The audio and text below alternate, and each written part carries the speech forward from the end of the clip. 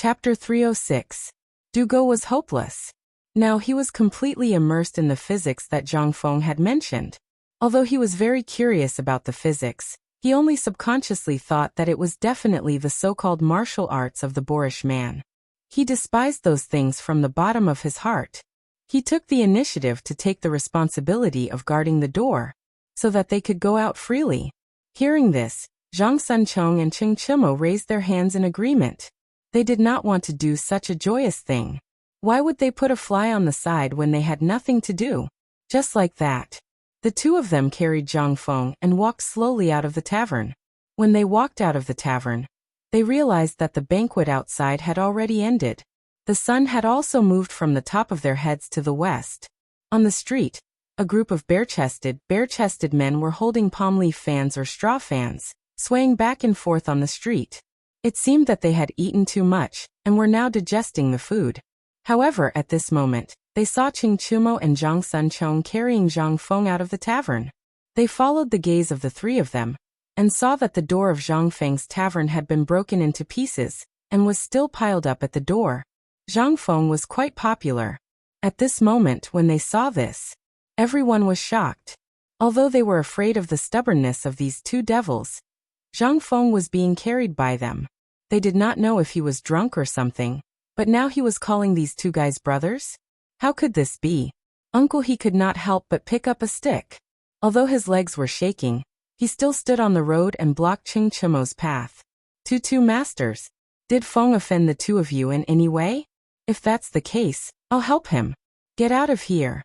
Cheng Chimo had a bad temper and was a stubborn child. At this moment, when he saw that a slave dared to block his path, he could not help but wave his hand in annoyance. They were waiting for Zhang Feng to treat them to a drink, and also wanted to see the so-called physics knowledge. Who would not be annoyed when they were suddenly blocked? But this time, Uncle, he did not retreat. Although the cold sweat on his face had wet his chest, he still did not retreat. At this moment, the dog took out a stone from nowhere and threw it at Cheng Chimo's big butt from behind. Cheng Chimo grimaced.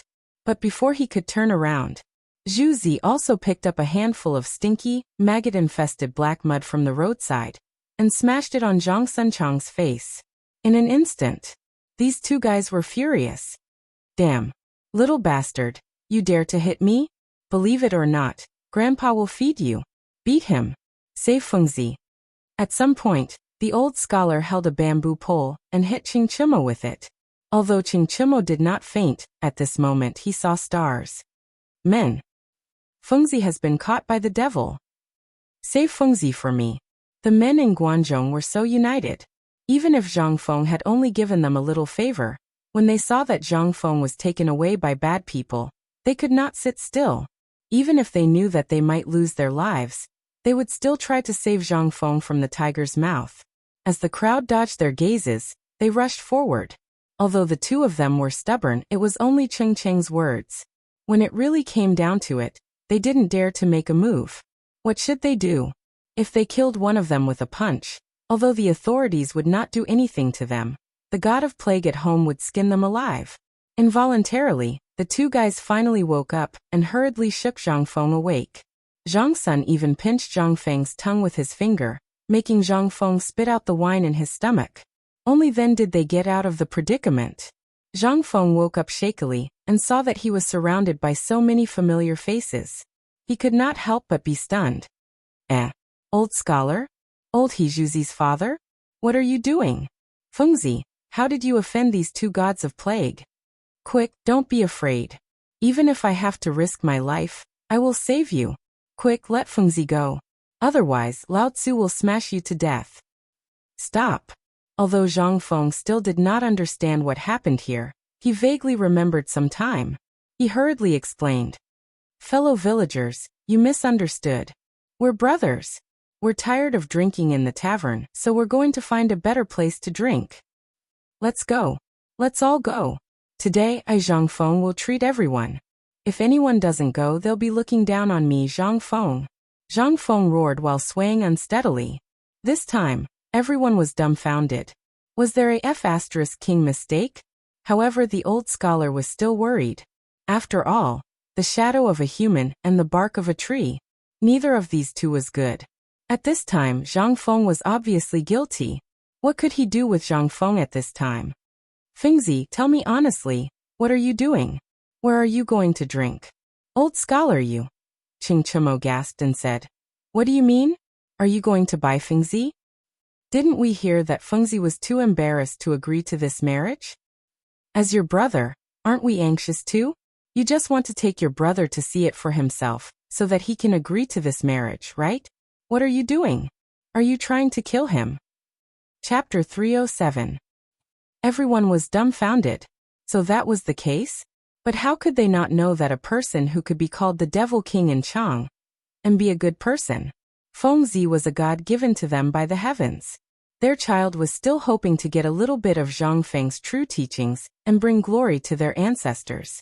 If these things led Fengzi astray, wouldn't that be terrible? No. If Fengzi doesn't agree, no one is allowed to take Fengzi away. The old elementary scholar was also going all out. He blocked everyone. Although no one said anything, they had already explained everything with their actions.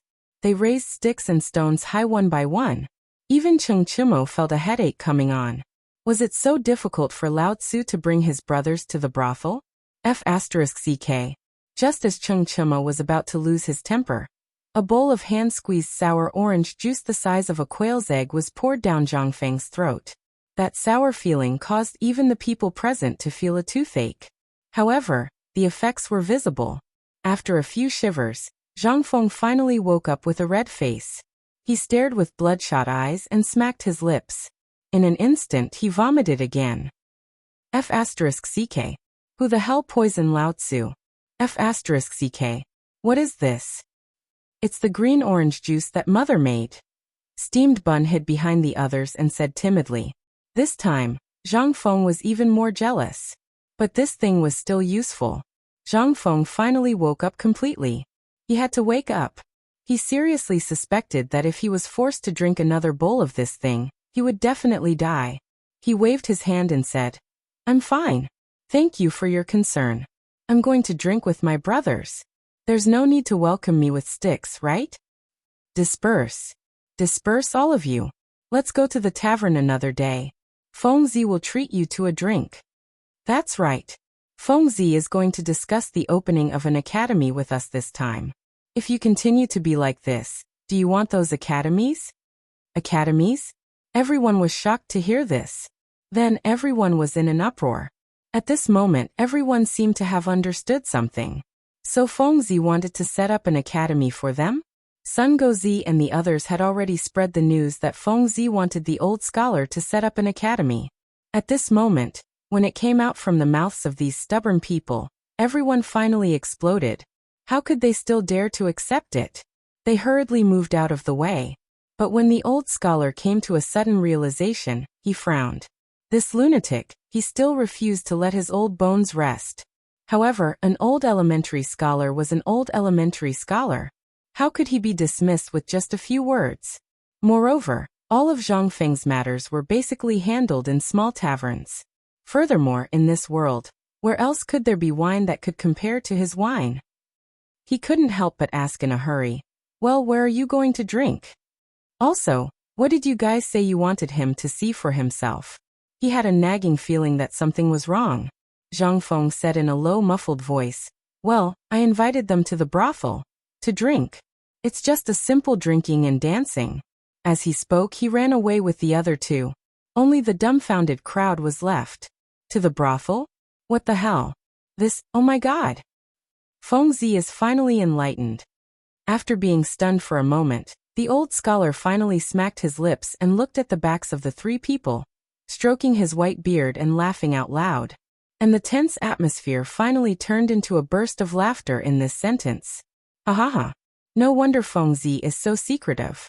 It turns out that he really wants to enlighten himself. Yes. Good. Good. This time, the marriage with the Zhang family is a success. Ha ha ha ha. Old scholar, you found a good matchmaker. Let's go. Let's go to Fengzi's tavern to drink. By the way, we'll help him look after the tavern and wait for him to come back. Ha ha. Chang'an was big. In fact, it was quite big. But in terms of small, It was also very small. And at this time, after Li Yuan's birthday banquet, when there were many people, it was as if he had grown wings. Although Zhang Feng said that he wanted to watch the singers sing, who would believe it? With stubbornness, how could he run away? Therefore, the matter of Zhang Feng going to drink wine with prostitutes became a popular topic for everyone to digest delicious food. Finally, Zhang Feng didn't want to be a monk anymore. He was finally enlightened. Among them, the most excited ones were none other than the old elementary scholar and the others. But when this matter was blown to Li Shimon's ears, Li Shimon was dumbfounded. Are you sure that Qing Chimo and Zhang Sun took Zhang Feng to drink wine with prostitutes? In the corner of the imperial garden, little Gizi called Li Shimon to the side, and deliberately turned his back to Li Yuan. This matter was seen by my subordinates with their own eyes. So it should be true. Hearing this, Li Shimon, he couldn't help but burst out laughing. Ha ha ha. This is really the second happy thing today. Li Shimon smacked his lips, pointed at Qing Yaojin and the others, and said, Wait, tell them and let them be happy. He actually went to the brothel too? Thinking about it, Li Shimon couldn't help laughing again, which made everyone a little confused. Chapter 308. Yanlai Restaurant. This was the top brothel in Chang'an. It was also set up by the government. The singers, prostitutes, and some women here were all carefully selected. Of course, some of them were slaves bought from merchants or Turks and other neighboring countries. And the women selected from all the brothels in the Tang dynasty were all sent here. Some of them were even women who had committed serious crimes and were forcibly taken in by the government as prostitutes. This was the heaven of every brothel woman's dream, and also the nightmare of every woman. But even so, all the prostitutes of the Tang dynasty, who had no one to rely on, would fight to get in. Those who could enter and leave this place would spend at least in the Bai dynasty that night. And that was only the qualification to enter the brothel. If it was something else, then it was not a problem to spend up to 100 taels of silver in one night. At this time, the brothel business was very quiet. The servants, as well as the gorgeously dressed women who welcomed customers at the entrance of the street, were all listlessly touching their bellies and squatting in the shade to digest their food. They naturally went to the banquet just now. But at this time, loud laughter came from the corner of the street not far away. Although this was not normal, how many people would come here at this time? So it did not attract the attention of the crowd. But when Cheng Chimo's voice fell into the ears of the brothel keeper was furious. She hurried out of the brothel and was instantly stunned. You're all dead. The benefactor is here. As long as you're not dead, get up. She cursed everyone with vulgarities and shouted at the brothel keeper. Girls, Master Chun and Master Sun are here. Get the hell out here. In an instant, the brothel was full of chatter. And the brothel keeper did not have time to wait. She waved her handkerchief, and a pair of squinted eyes and a smile like a chrysanthemum came to greet them. Yo. This morning, I heard the cries of magpies outside the window. I thought it was something big. It turns out that Master Chun and Master Sun are here. Haha, Mum. Your big business is here. Zhang Sunchong and Qing Chimo were obviously regulars here. He laughed heartily as he pulled out a banknote worth 10 taels from his bosom and stuffed it into the procuress's hand. In an instant, the madam who looked like a ghost laughed miserably. In any case, Zhang Feng vomited. He almost didn't want to go. However, with two mechanical arms holding him down, he did not even have the chance to break free. After seeing the banknotes, how could those women sit still? A vast expanse of them stuck to him. The two of them still had a conscience. He pointed at Zhang Feng and said, Today this is the main character. Madam, if you don't serve Lao Tzu well today, do you believe that I won't smash your brothel tonight? Others did not know Qing Chimo's identity, but the procuress did. Moreover, she had seen the crown prince in fear, and had come here countless times with these two guys. Even if she ate a bear's heart and a leopard's gall, she would not dare to offend Qing Chimo and the others. However, at this time he was with a stranger. Although he looked very handsome, this was very unfamiliar. Although she had doubts in her heart. But when she saw Zhang Sunchong and Qing Chimo so serious, she hurriedly waved her hand and shouted, Jingshu, where the hell are you? Get out here. Your Mr. Right is here. Hearing that, Cheng Chimo had an impulse to vomit blood. Zhang Sunchong also felt the same. This Jingshu was famous for her beauty in Chang'an City. But that woman was a chaste woman. Unless it was her Mr. Right, she would definitely give up her life. She was too beautiful, so no one dared to force her. Brother Zhangfeng, congratulations. Congratulations on your double happiness. Zhang Sunchong and Cheng Chimo each patted Zhang Feng's shoulder. In an instant, Zhang Feng's eyes rolled back and he almost fainted. He did not understand.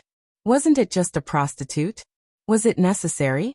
If you want it, I'll give it to you. I'm here to experience the brothels of the ancient times, not to do that kind of thing. But he did not dare to say it now. He could only be carried into the brothel by the two, surrounded by a group of women. In an exquisite and small attic on the third floor of the brothel, a woman with a thin face but incomparably beautiful, cold and elegant, was gently stroking a guqin. She was very beautiful. She was as beautiful as a snow lotus on an iceberg. She was once the daughter of a big shot in the previous dynasty. When she was only 10 years old, she was sold to the brothel. 9 years. Although she was born in such a brothel, her amazing knowledge and talent in poetry and song made her famous in the entire Chang'an City in an instant. She had heard the brothel keeper talk about the Mr. Right countless times. However, all of them disappointed her to the core. So, she never stepped out of the clean place that she risked her life to fight for here. Ding! She gently plucked the strings of the zither in her hand. A melodious zither sound instantly filled the air like a refreshing breeze. This caused Zhang Feng to suddenly stop in his tracks. He looked at the third floor of the brothel in astonishment, at that melodious zither sound. He asked in surprise, "This sound of the guqin?" Chapter 309. Guzheng. Especially an ancient Guzheng song. It was very particular. Zhang Feng didn't know much. After all, it was an elective class in university. He took the Guzheng course to show off. But before he could show off, he came here. At this moment, Zhang Feng was stunned when he heard this song. It was the song that made him famous by the school bell, 18 beats of the hujia. At this moment, wasn't it similar to the time when he heard this Guzheng song in his memory? It was just that things were still the same, but people were no longer the same. At this moment, everyone saw that Zhang Feng was so intoxicated by this song. Cheng Chimo and Zhang Sun were naturally very proud. Did you see that? My brother knows this song. Go and call Jingshu out. Who the hell is saying that none of Lao Tzu's brothers know this song? Without waiting for Cheng Chimo to finish showing off, Zhang Feng had already recited the meaning of this Guzheng song in his memory. The sky is boundless, the earth is boundless, the sorrow in my heart is also gone. Life is fleeting like a white steed, but I can't be happy when I'm in my prime. I want to complain to the heavens, the blue sky is not faded. I look up at the clouds in the sky. Who can pass on the 9 beats of nostalgia? Zhang Feng's voice wasn't loud, but every word was sonorous.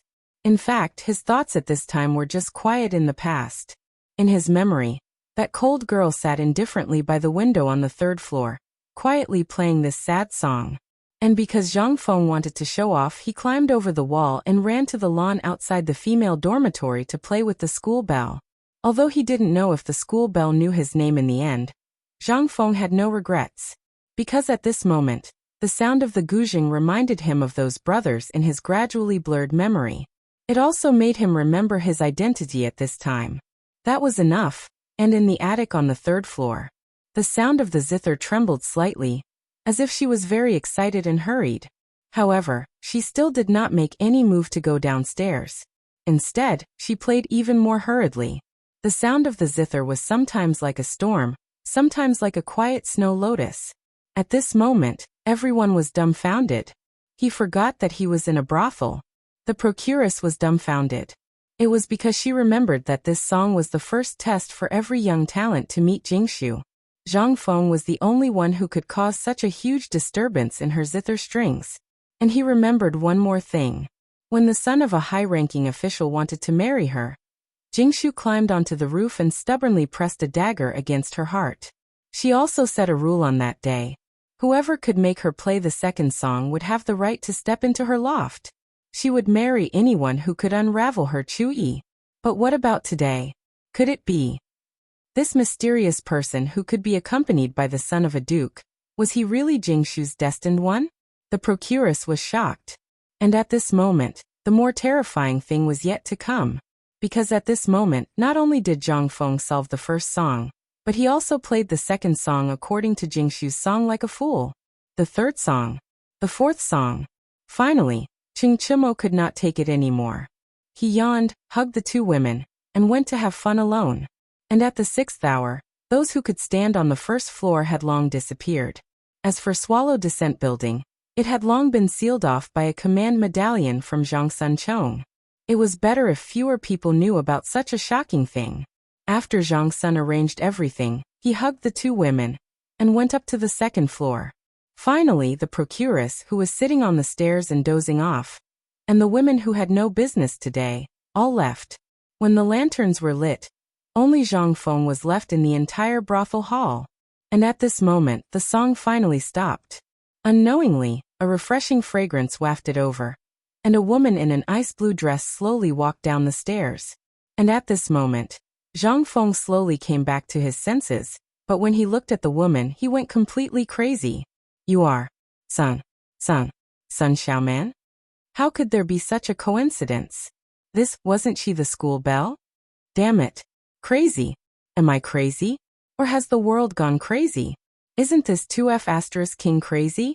Jingshu saw Zhang Feng so shocked, and a trace of disappointment flashed in her eyes, but she still went forward and bowed to Zhang Feng.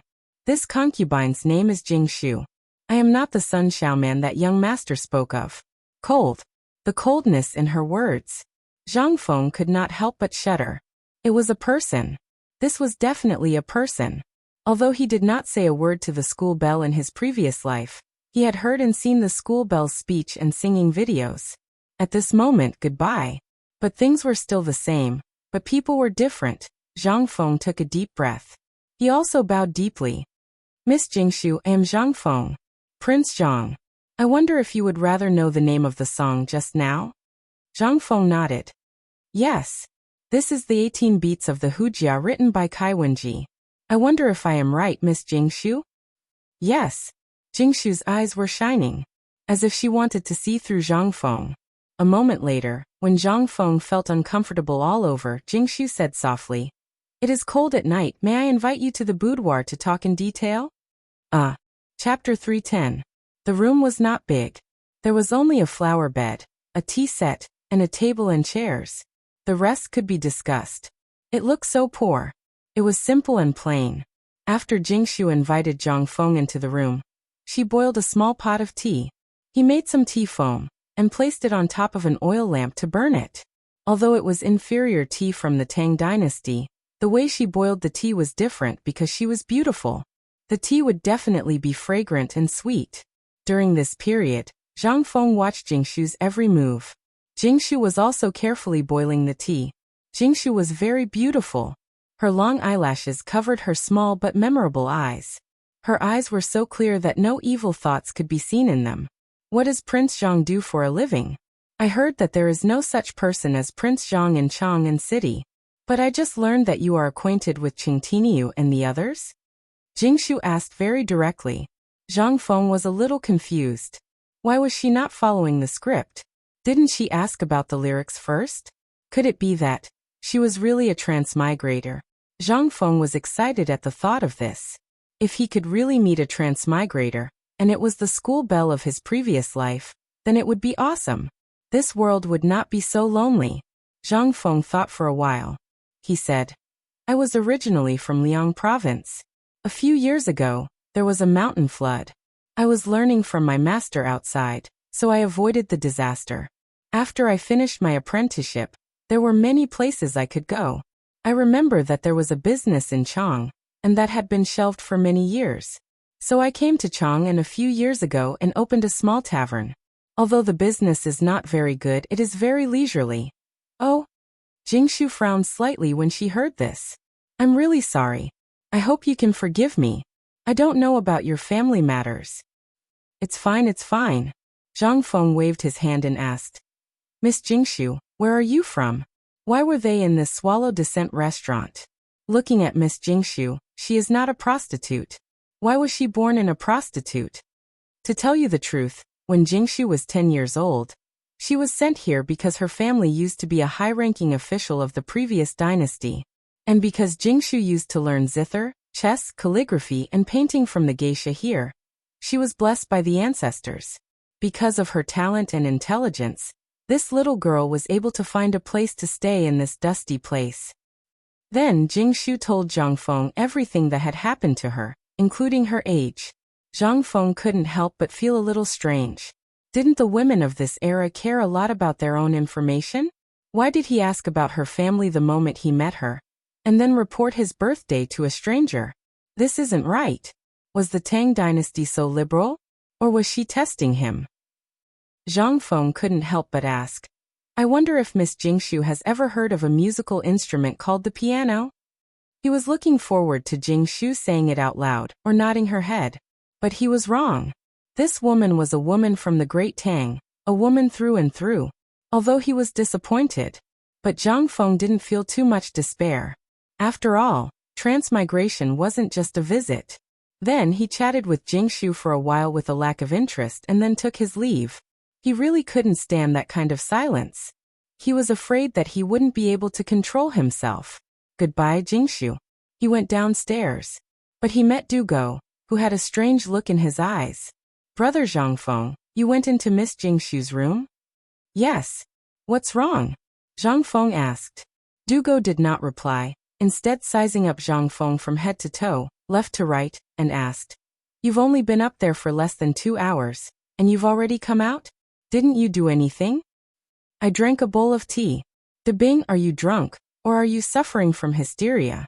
Why are you talking so weirdly today? I'm weird. Dugo exploded. Do you know what it means to be able to enter Miss Jingshu's room? Do you know how many people in the Tang dynasty have designs on Miss Jingshu? Do you know? Without waiting for this angry lemon spirit to finish, Zhang Feng interrupted him and asked, Can we talk properly? What ability does Miss Jingshu have? You don't know? This time, it was Dugo's turn to be confused. Zhang Feng spread his hands honestly. Dugo almost spat out a mouthful of blood. He pulled Zhang Feng to sit on a stool on the first floor and said, Brother, you're awesome. Do you know that Jingshu is the most important woman in the hearts of all the stubborn men in Chang and city? All the stubborn men fought once for Jingshu, but in the end, for some reason, all of them signed a silent agreement. That is, only someone who can really use his own talent to break Jingshu's zither song is qualified to marry her. Zhang Feng was stunned. Are these King stubborn idiots? Isn't it just a song? What's so difficult about it? Difficult? Dugo really wanted to hammer Zhang Feng to death. He stared at Zhang Feng with bloodshot eyes and said, Do you know that Miss Jingshu's song is the only copy? Rumor has it that it was passed down to her by an old palace made after she accepted Jingshu as her disciple. Even if the princess wanted to learn, she wouldn't pass it down. How difficult do you think this song is? Zhang Feng was speechless. On the other hand, Dugo's face was like a dog's. He said word by word. Do you know that once someone breaks Jingshu's song, it means that Miss Jingshu is going to marry him? No matter who he is, no matter who he is, no matter how old he is. Zhang Feng spat a mouthful of old blood on Dugo's face. What did you say? Chapter 311. Zhang Feng was dumbfounded. What kind of *T logic was this? Wasn't it just the 18 beats of the hujia? Did she want to marry someone just to break this tune?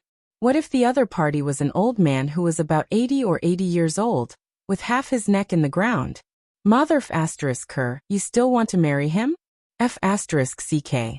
What the F*ck? What kind of F*king rule was this? Not only that, Zhang Feng thought of a horrible thing. Was it the rule that Dugo had mentioned before? The one that all the stubborn people in Chang and had to obey? Had he unintentionally broken it? Zhang Feng felt a little dizzy. He could not help but think of the real stubborn people in Chang and city.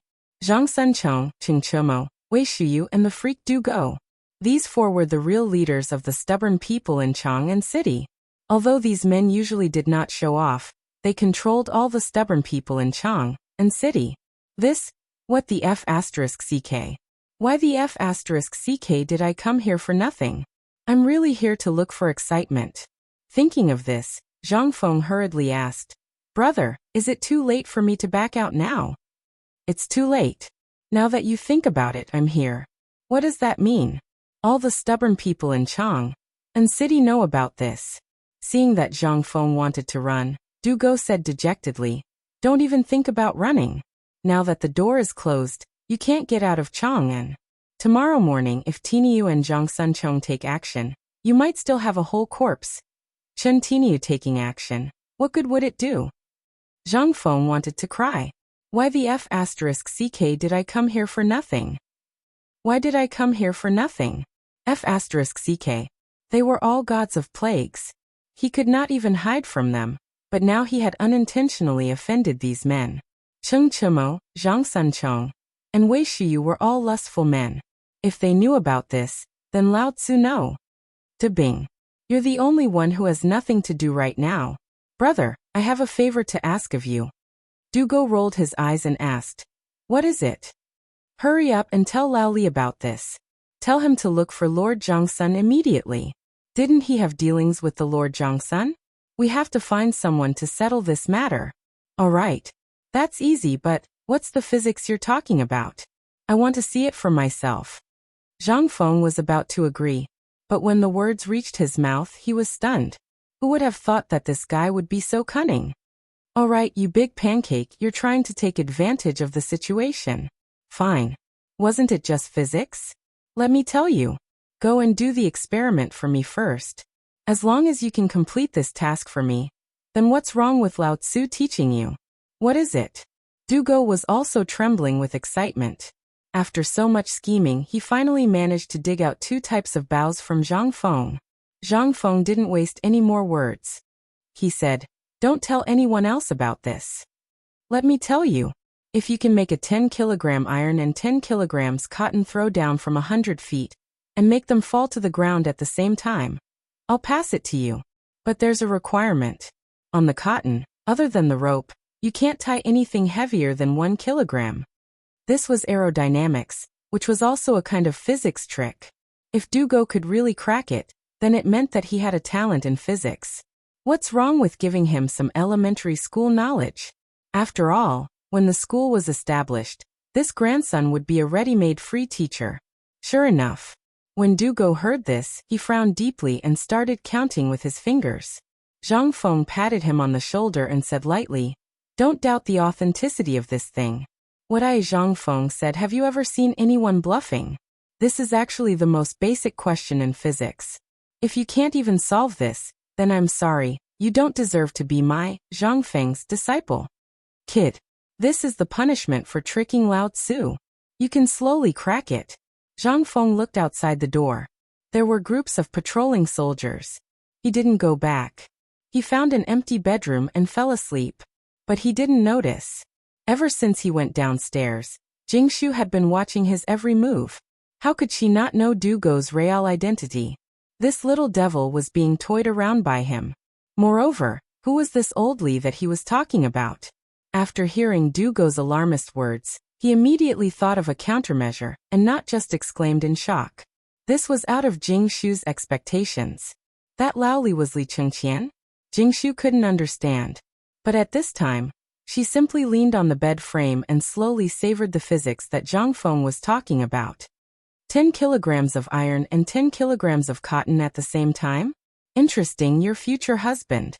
What kind of person are you to this song? Then what is this so-called piano? When can you come and marry me? When can I wear the wedding dress? Involuntarily, Jingshu's face showed a touch of sadness again. The cold moonlight shone through the attic window and onto Jingshu. The reflection fell on the first floor, where Zhang Feng was standing just now. And Du Go, like a wooden statue, stood on the first floor of the brothel. But everything that happened here had already awakened Li Shimin, who had fallen asleep long ago. Chapter 312. After a busy day, not only did he solve the estrangement between him and Father Emperor, but he also dealt with Tubo's matter. Today could be considered as a double blessing. Therefore Li Shimin and Li Yuan had a heart-to-heart talk. After telling each other about their relationship as father and son, he was very happy. He and Empress Zhongsun went to bed. However, at 2:45 in the morning, the small yellow door hurriedly whispered something in the ear of the guard at the door. Then, the guard at the door of the bedroom hurriedly brought the small yellow door's report and passed it on to the small eunuch in charge of the inner palace. Only then did the small eunuch wake up Li Shimin, trembling with fear. "Your Majesty, just now, the spy outside the palace reported a secret letter. It's about Qing Chumo and the others." Not a moment later, a word faintly sounded from the dragon bed that the small eunuch did not dare to raise his head. "Speak. Rumor has it that Qing Chumo and Zhang Sun brought a mysterious man into Yen Lai Lu. The mysterious man matched Miss Jingshu's zither music. Currently, he has already entered Miss Jingshu's boudoir." "Oh, ha ha ha. This is another good thing that Zhen heard today." "That's right. Pass Zhen's decree. Let Wei Shiyu send a message to all the stubborn people in Chang and city. Whoever dares to have designs on Miss Jingshu, or whoever dares to inquire about the mysterious man, no matter who it is, kill." When the small eunuch heard this, his whole body trembled with disgust. He hurriedly pushed out in fear. However, at this moment Li Shimin spoke again. "Tell this good news to their father. The fun has just begun." Ha ha ha. The small eunuch had already retreated. However, at this moment, Li Shimin was no longer sleepy. Empress Zhang Sun asked suspiciously, "Second brother, is that official prostitute your idea?" Li Shimin thought for a moment, then held Zhang Suan's unsullied waist and said, "We didn't think of anything before, but last time, when we found out that he actually rejected that marriage, we thought, what happened to brother Zhang Feng? Could it be that there is some hidden danger? Therefore, I was wondering if I could find him a concubine, even a servant girl would be fine. After all, brother Zhang Feng is alone and his life is poor. He doesn't even have someone to wash his clothes or cook his meals. I feel guilty in my heart. That's why I asked Wei Shiyu about it. I didn't expect that I would really get the answer.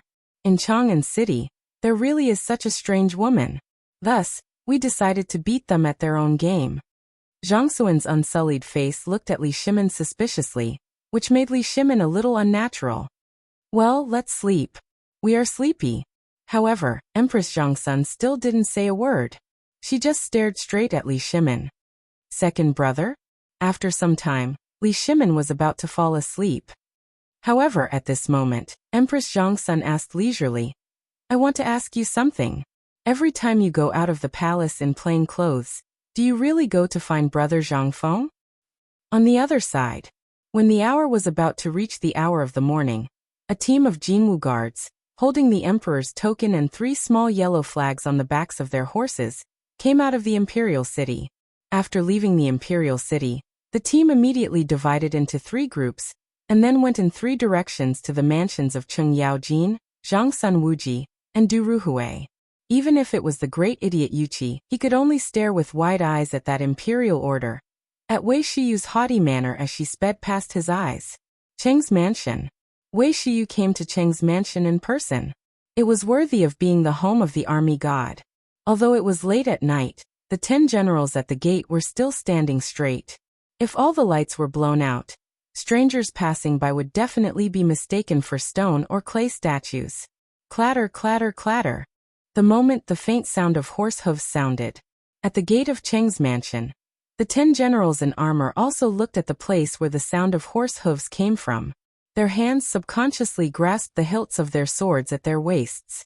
This was instinct. This was the instinct of soldiers. And it was in the middle of the night. Those who could come here were either from the palace or enemies. "Who are you?" At this moment, a man with a body like an iron tower took a step forward. In an instant, the 10 servants formed a simple battle formation. The guard shouted angrily. His voice was like a thunderclap, and the sound of horse hooves that were rapidly approaching became a little chaotic. However, at this moment, in the sound of horse hooves in the distance, Wei Shiyu shouted anxiously, "Uncle Ning, don't shoot. I'm Shiyu. I'm Wei Shiyu." Hearing this, the guards at the gate of Cheng's mansion breathed a deep sigh of relief. And at this moment, in the shadow of the gate of Cheng's mansion, a man also in armor jumped to the front of the crowd with a straw in his mouth. He was the Uncle Ning that Wei Shiyu mentioned. He was also the leader of the guards this time. His sword-like eyes looked at the people who were galloping from not far away. He shouted, "It's the middle of the night. Why did you come out instead of staying in the palace?" While speaking, Wei Shiyu and others also appeared at the gate of Cheng's mansion. She held up a token and said, "I'm here to find Uncle Cheng by the Emperor's order."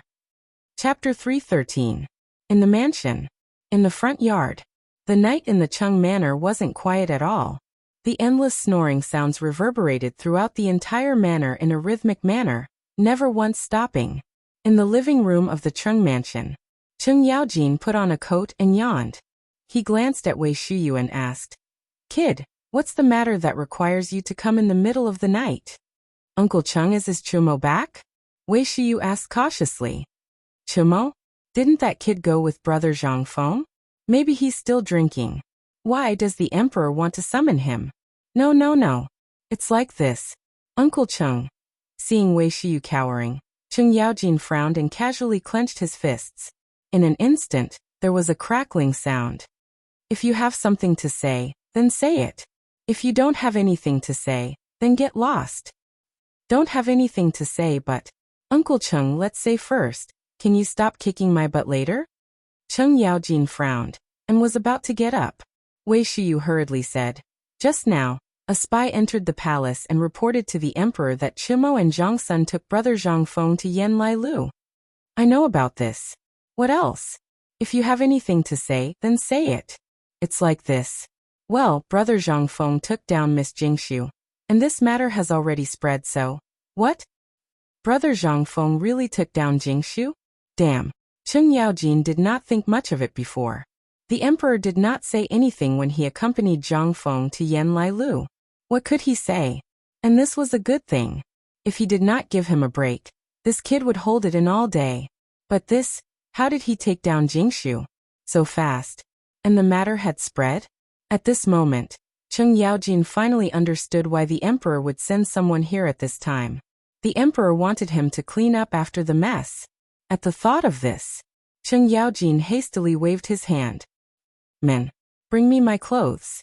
While they were talking, Cheng Yaojin stood up and said, "You said that there is still Zhang Sun Chong. Did anyone go to Zhang Sun Mansion? And what's going on with Du Go? Wasn't he looking after the store? Was he the one who reported this?" "I don't know. But I heard from the grapevine that Zhang Feng gave Du Go some kind of mathematics syllabus.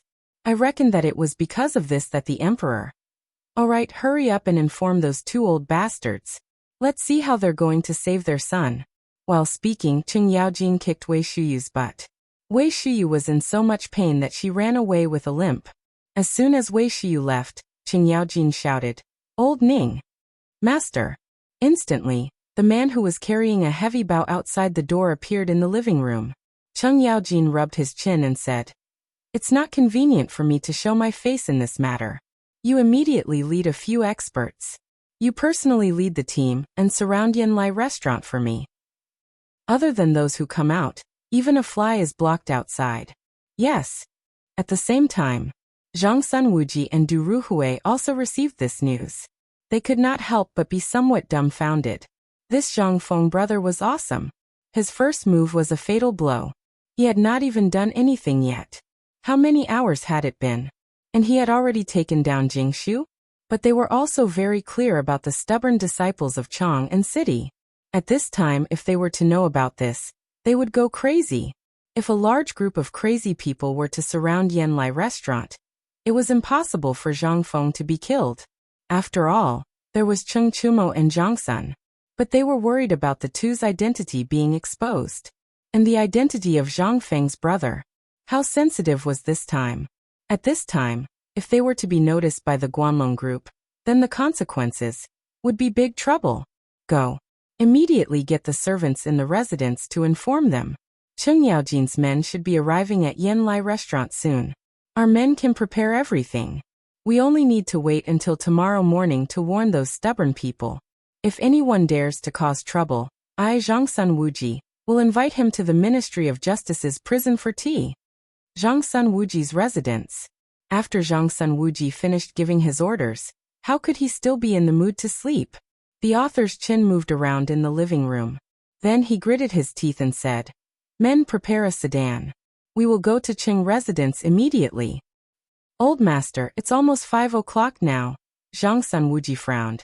That person hurriedly accepted the order and left. What did it mean for the emperor to let the Jinwu guards pass this matter to him in the middle of the night? It was enough to show that the emperor wanted them to clean up his mess. When Zhang Sunwuji hurriedly left the residence, there was also a sedan at the entrance of the Du residence. Under the escort of a group of guards, it hurried towards Cheng Yaojin's residence in the night. Although the outside was bustling with noise, Zhang Feng was sleeping very soundly in Yanlai restaurant. He was even muttering a name in his sleep. On the other hand, Jingshu couldn't sleep in the attic. She could already hear the rustling sounds outside the window, as well as the faint sounds of weapons clashing. She knew that as long as the sun rose, she would be able to get married. But the premise was, could Prince Zhang really stop those crazy scholars? Chapter 314. Early morning. The sky was not yet bright, but Zhang Feng was already woken up by someone. Brother? Brother Zhang Feng, wake up. Fengzi, wake up soon. What's the matter? What time is it? Let me sleep again, sleep. Zhang Feng turned over and fell into a deep sleep once again. But Du Go was anxious. Early in the morning, he was awoken by the need to pee.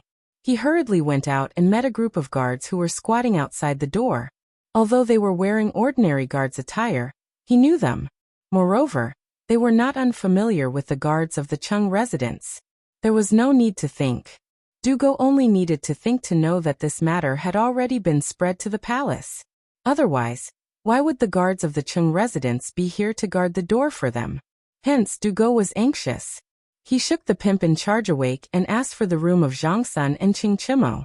He kicked each of them and added the words, "Your father is here." Instantly, the two huge fists stopped right in front of his face.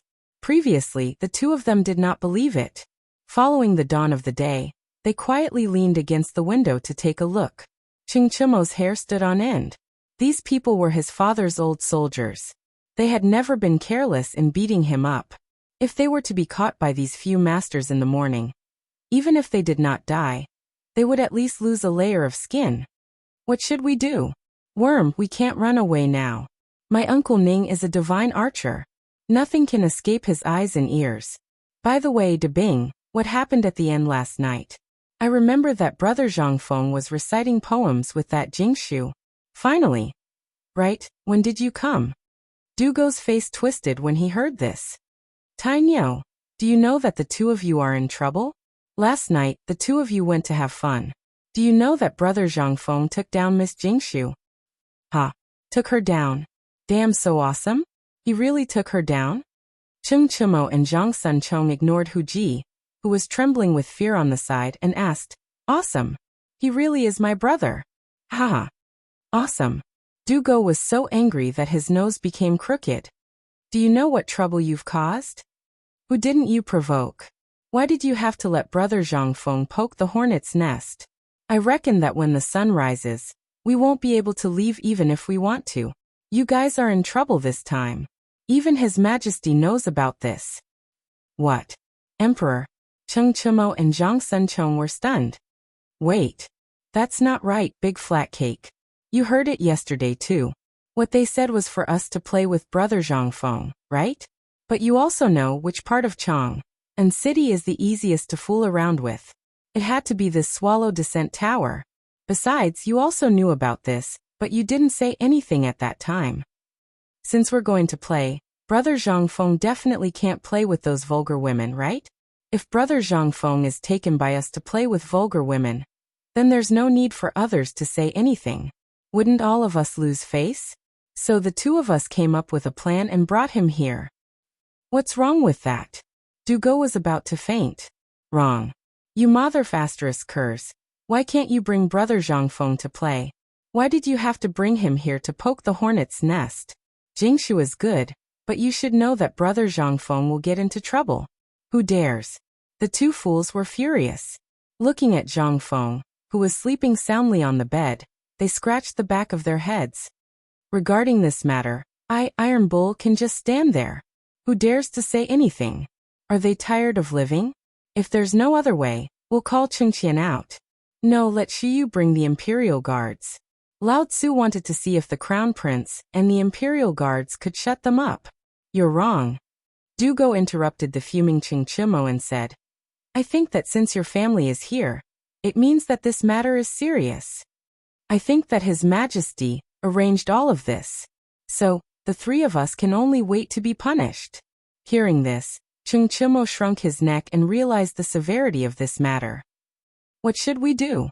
Worm de Bing, this matter was decided by the three of us. You have to think of a way. Chingchimo knew how powerful his Uncle Ning was.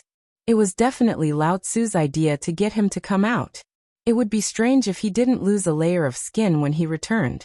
Zhang Sun was also anxious. At this time, Chingchimo's father knew, but what about his father? They could turn a blind eye to his frivolous behavior, but would he be able to get through today? Even His Majesty knew. Then who was it?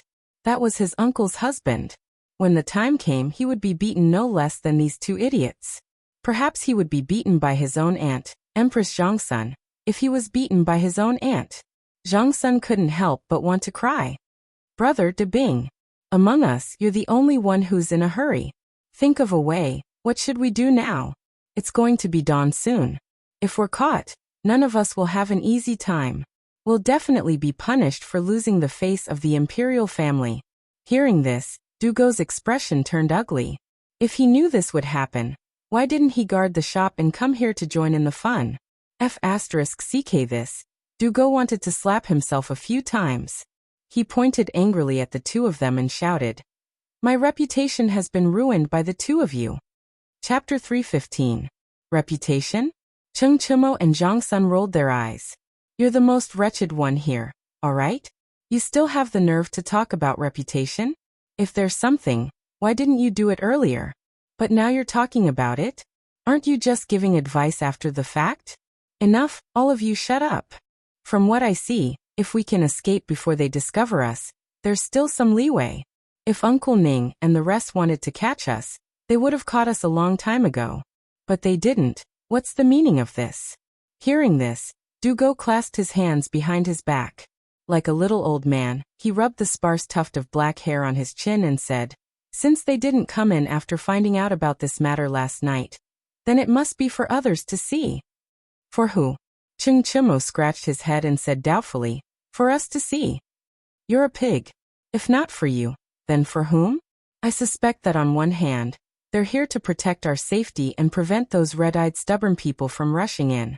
On the other hand, they want us to think of a way to escape after seeing them. If we can't escape, then someone will come in and stuff us into gunny sacks and secretly transport us out. Speaking up to this point, Dugo continued, If we end up in a gunny sack, I suspect that the place we end up at won't be Zhang Feng's little tavern. Brother Zhang Feng will definitely be sent back, but for us, I'm guessing we'll end up in prison. Have you thought about it? If we're stopped here, then those officials will definitely impeach us in the morning court. Chingchimo and Zhang Sun heard this and their expressions changed. Damn de Bing, we're good brothers. Think of a way. If I'm caught by my father, then I'll definitely be skinned alive. Zhang Sun said with a sobbing tone. Damn it, if he had known earlier, he wouldn't have brought Zhang Feng and his brother here. He originally wanted to show off in front of this group of stubborn people how his good brother had plucked the flower in their hearts. Great now.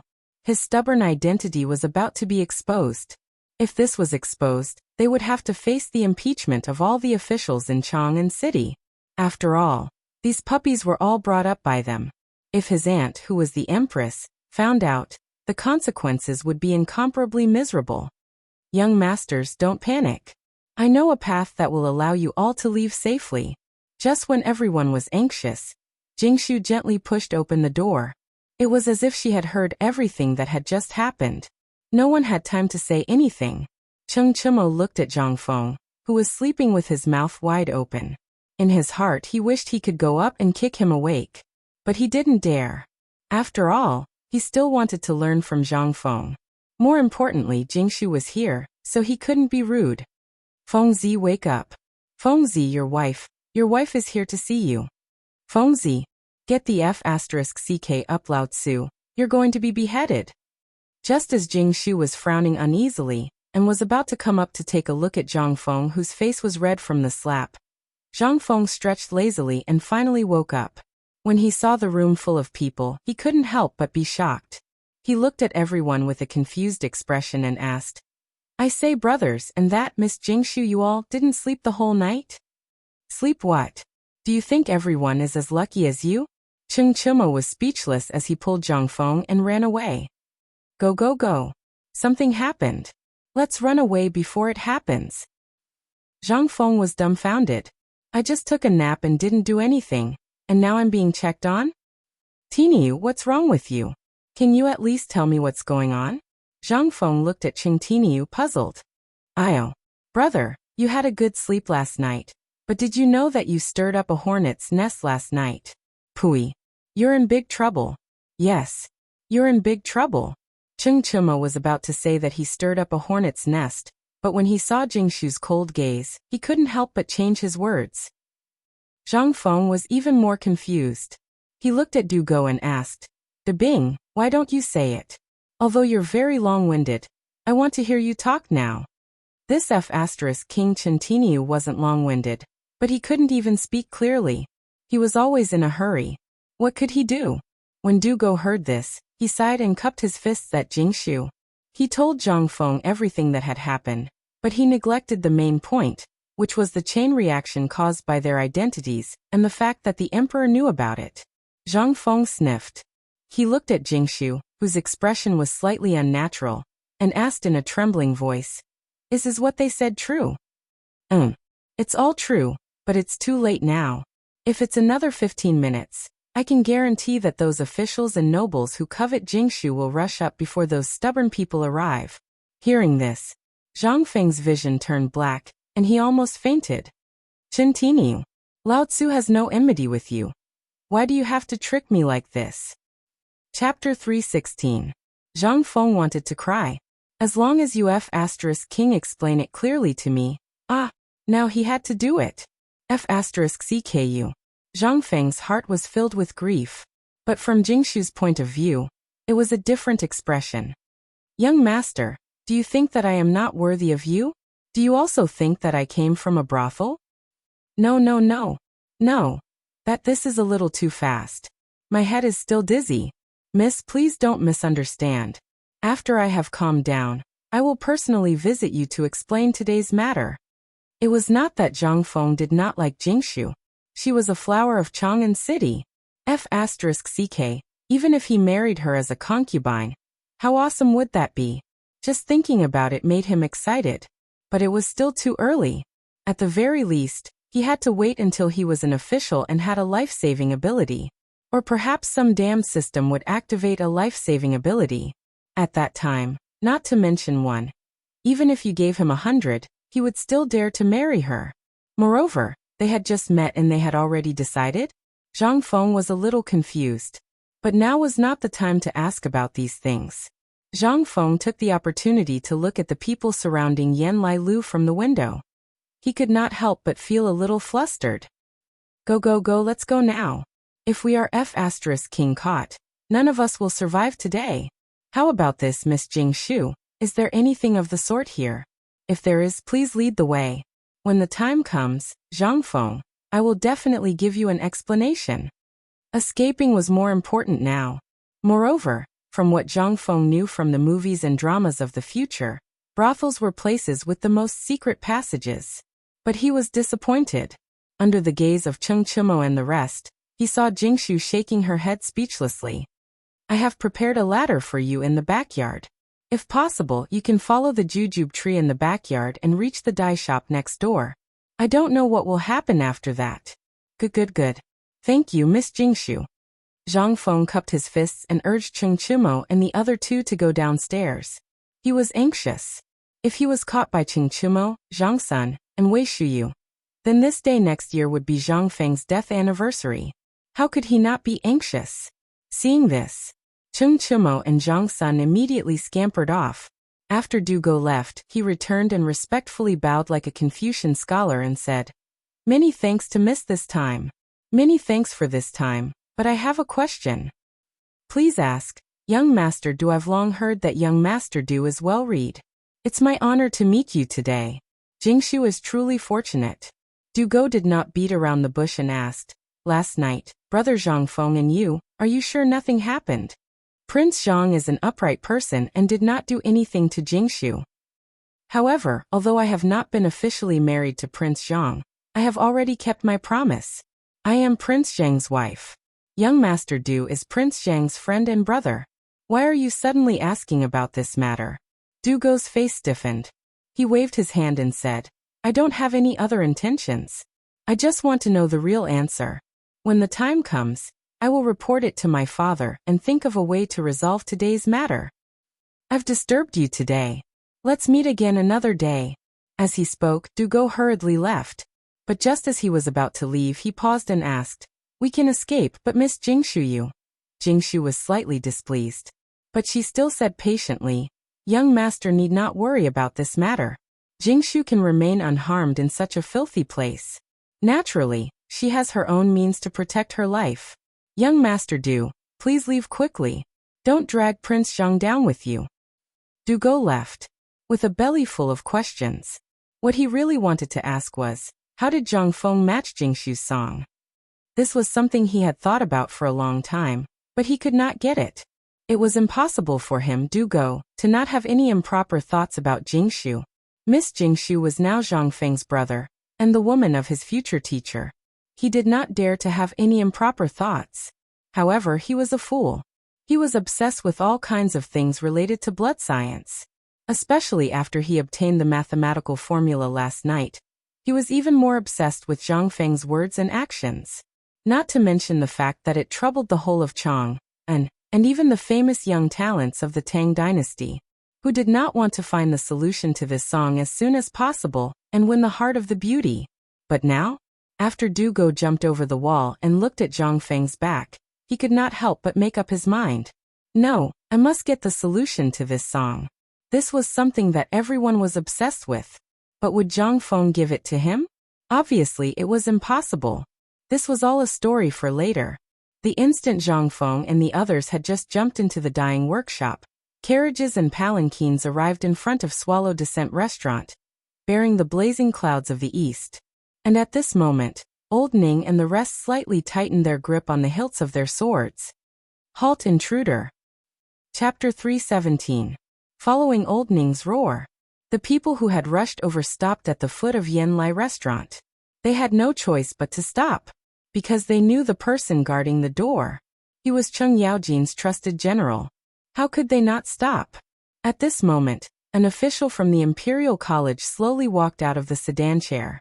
He looked around and cupped his fists. General, why are you guarding here? But who was Old Ning? He did not even look at him. He continued to look at the crowd with cold eyes. As more and more people came, all kinds of rumors spread among the crowd. F***ck, look at these people. They are the Cheng family's guards. What are they doing? Could it be that Cheng Yaojin is spending the night here? But there is no need to make such a big scene, right? You don't know about this, right? I heard from the grapevine that last night, Demon King Chen brought his underlings to harm Miss Wanru. What? How is this possible? They really don't want to live anymore. F***ck, the Demon King is on an expedition. When have you ever seen him try to reason with you in a serious manner? Didn't he use force every time? Could it be that these people are here to capture Demon King Chen? I'm not sure about that. As the crowd's discussion and the number of people slowly increased, the scholars from Chang and city who claimed to be scholars also came angrily. But when they saw the situation, they were terrified. But they still did not want to leave. They hid in the crowd and shot back. From what I see, this great Demon King Chen is no great Demon King Chen. He is clearly the great Demon King Cheng Yaojin. Yes. Didn't you hear it a few days ago? Cheng Yaojin lied that he was catching rebels outside the city, but he is actually taking the opportunity to eliminate dissidents. His motive is terrible. Tell me, who is Miss Wanru? She is someone that even the emperor and the crown prince respect. Even the emperor does not dare to use force. I heard that the crown prince was rejected when he came to see her. I think this Cheng Yaojin must have used force. Sigh. Oh, my poor little girl. In the crowd, As these voices continued to increase, it instantly made everyone have an impulse to rush into Swallow Descent Tower and see what had happened to Miss Wanwan. General Ning. Could it be that it was really as they said, that General Chung was having fun inside? If it's like that, then so long as you say the word, I'll leave right away and never come looking for Miss Bai, and again. But if the rumors are true and you're here to capture Demon King Chen, why haven't you made your move yet? Yeah. The Chung residence is obviously shielding him. What cover-up? The Demon King is clearly Qing Yaojin himself. Let us in if you dare. Old Ning looked at the crowd indifferently. Seeing that the crowd was on the verge of stepping forward, Zhang Xian calmly waved his hand. In an instant, all the guards of the Chung mansion drew their mo swords from their waists. If anyone dares to take another step forward, this general will kill without mercy. Everyone was shocked. These ambiguous words made everyone even more excited to the point that their eyes turned red. Those scholars relied on the fact that they were Confucian scholars and crazily squeezed forward. Ta-ta-ta. And at this moment, the sound of hurried horse hooves could be heard. Everyone was shocked to see a troop of Ministry of Justice soldiers hurrying over. Everyone was terrified. Qing Mansion. Zhang Xuan's Ministry of Justice had sent people over. What had happened to Swallow Descent Tower? Could it be that something had really happened? Under everyone's shocked gazes, one of the generals of Zhang Xuan's mansion whispered something into Old Ning's ear. Old Ning looked at that person in astonishment. That person nodded his head firmly. Under everyone's baffled gazes, Old Ning waved his hand. Retreat. He didn't say anything. He didn't explain anything. He hurriedly left under everyone's bewilderment. What's going on? Is he having a stroke? He blocked Swallow Descent Tower's door, and then left inexplicably? There's something fishy. Go, go, go. Let's go in and see how Miss Bai is doing. Let's go. Why would anyone care about such an inexplicable action? It was better to see what had happened to Miss Wanru first. After all the officials, merchants, and young talents had rushed into Swallow Descent Tower's main hall, the procuress could be considered a tactful person. She placed her hands on her waist and blocked the staircase leading to Wanru's loft. What are you doing? What are you doing? You want to rebel? This is Swallow Descent Tower, the place of the imperial family. If you want to do anything, think twice. The procuress's words instantly extinguished the flames in everyone's hearts. Madam, did we find out last night that someone had humiliated Miss Wanru's virginity? Let's see who is so daring to do such a thing in front of the emperor. The procuress's eyes revealed a trace of undisguised disdain. Looking at everyone, she pointed at them and said, Just you? You think you're worthy? You think you've drunk a few drops of ink? Do you really think you're a dish? Wanru's rules, the rules of our store, are recognized by the imperial family. Do you want to see Wanru? Sure, follow the rules first. Don't King think that because you're rich and you're officials, I can't do anything to you. Remember, I'm working for His Majesty. The procuress's words instantly caused everyone's faces to turn red. However, everyone stubbornly refused to leave. It was as if they wouldn't leave if Wanru didn't appear. This made the procuress somewhat at a loss as to what to do. Chase them away? I don't dare. Don't chase them away, it's annoying. And at this moment, Wanru gently pushed open the screen on the third floor's loft. Her indifferent voice instantly shattered everyone's hearts. Thank you for your company and love all these years. This little girl thanks everyone here. Just last night, Wanru's vow came true. A young master, an unmarried young master, broke Wanru's zither music. Therefore, Wanru will marry him in a few days. I'll have to trouble everyone to not disgrace this concubine's reputation. Chapter 318. When Feng Luo's voice died down, everyone could hear the shattering sound in their hearts. Everyone was stunned. They could only imagine that they would have a lucky encounter in their dreams one day to solve Miss Feng Luo's song. But, why was it last night? Why was it last night? Who saw it? Who could prove it? Everyone wanted to find that bastard, but they did not dare to make a scene here. This was a place set up by the imperial family. If they dared to make a scene here, they would have to think twice. After all, the Ministry of Justice and the Chung Mansion had already met them.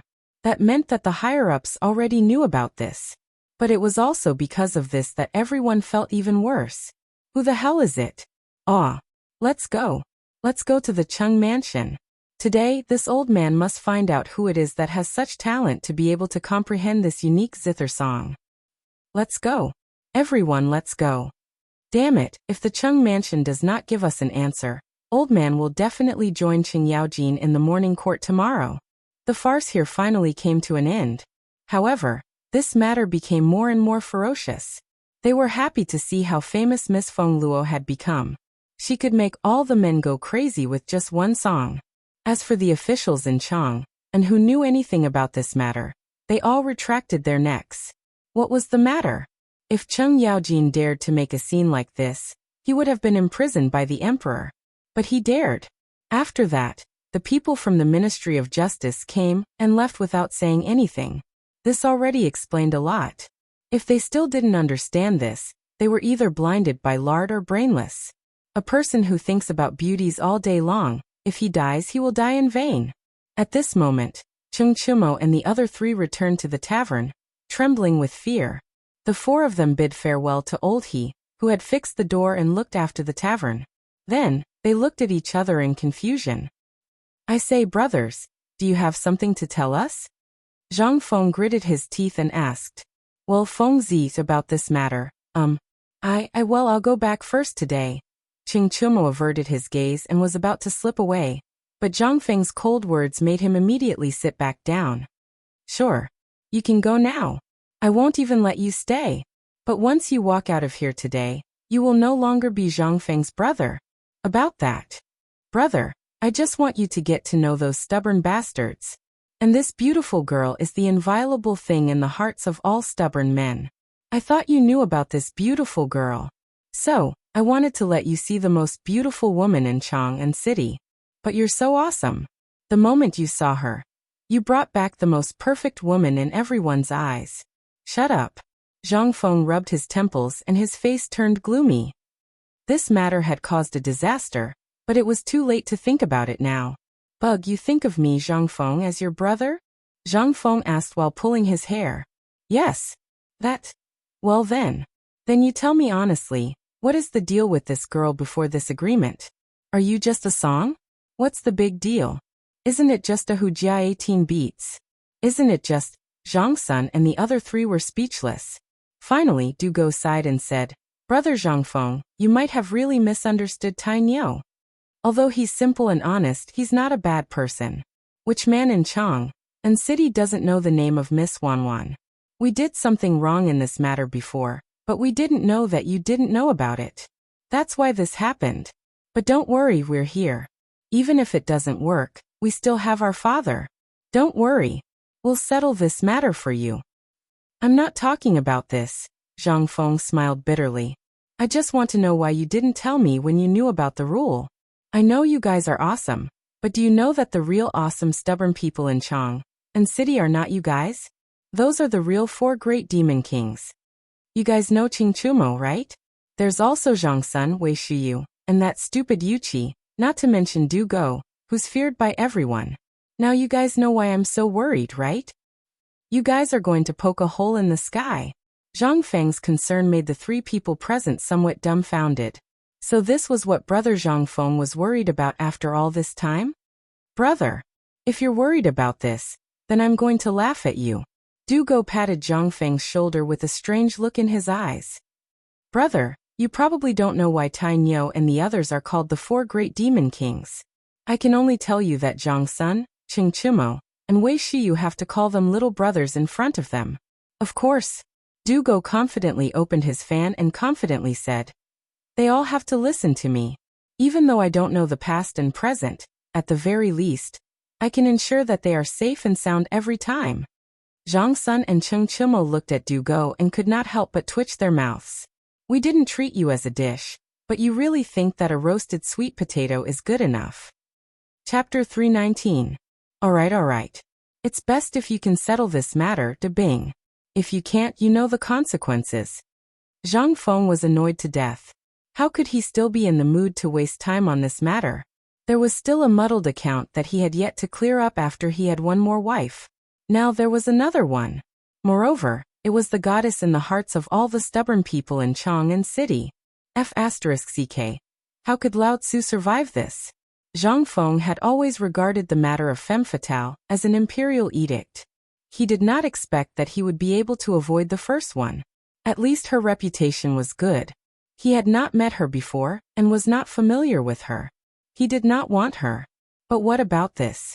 He had already met her and even entered her room. Basically, Zhang Feng could guarantee that this matter was spreading everywhere in Chang'an City. Just thinking about it gave him a headache. Alright Fengzi, I'm starving. Hurry up and get something good to fill your stomach. Don't worry about this matter. Brother, I will definitely settle this matter properly for you, okay? Ching Chimo rubbed his belly and shouted. It would have been better if he did not say that. Once he said that, Zhang Feng also felt unbearable hunger in his stomach. What do you want to eat? Prepare something good. It's best if it's tiger penis. Oh right, do you still have the tiger kidney? If you have it, hurry up. I'm tired from last night. Zhang Feng rolled his eyes. Looking at the three people who were crying piteously for food, he went into the kitchen speechlessly. Actually, he wanted to find a chance to avoid this guy and think about how to settle this matter. After all, if this matter continued, he would have to deal with it. He did not want to wait for the system to be activated and go to the imperial court before falling into a romantic calamity. He absent-mindedly fiddled with a large pot of stew, but before he could carry it out, the idiot couldn't wait any longer. He went into the kitchen, and each of them had a large pot of stew. Then, he took a lamb's hind leg from the pot of stew and happily went out the door. They did not sit. They squatted at the entrance of the shop, each holding a head of garlic. They ate while looking outside the shop, as if they were trying to find out what was going on. However, there were very few people in Tonghui Square, and the news was also very limited. Until one person appeared, the eyes of the masters could not help but light up. The person who came was the old Xiaozai who had come to demand an explanation. The old elementary scholar had no children. Although he was well-read, for some reason, he had a very high self-esteem. Even when his family's fortunes fell, he was still unwilling to let go of his pride. Apart from the appearance of Zhang Feng, although Zhang Feng did not mention his background, where was Chang'an? That's a place filled with talented people. Although Zhang Feng had only mentioned a vague place name, everyone found a family that matched Zhang Feng's identity. That was why Zhang Feng's family was washed away by the flood, leaving behind only a single seedling. But this was not the main point. The main point was Zhang Feng's strange character, as well as his personality that did not fit in with this world. He was simple, lazy, and had the skills that everyone dreamed of. Therefore, although the old elementary scholar did not say anything, everyone could see that the old elementary scholar really wanted what was good for Zhang Feng. At this time, it was also the same. Last night, Zhang Feng did not return home, and the old elementary scholar did not sleep at all.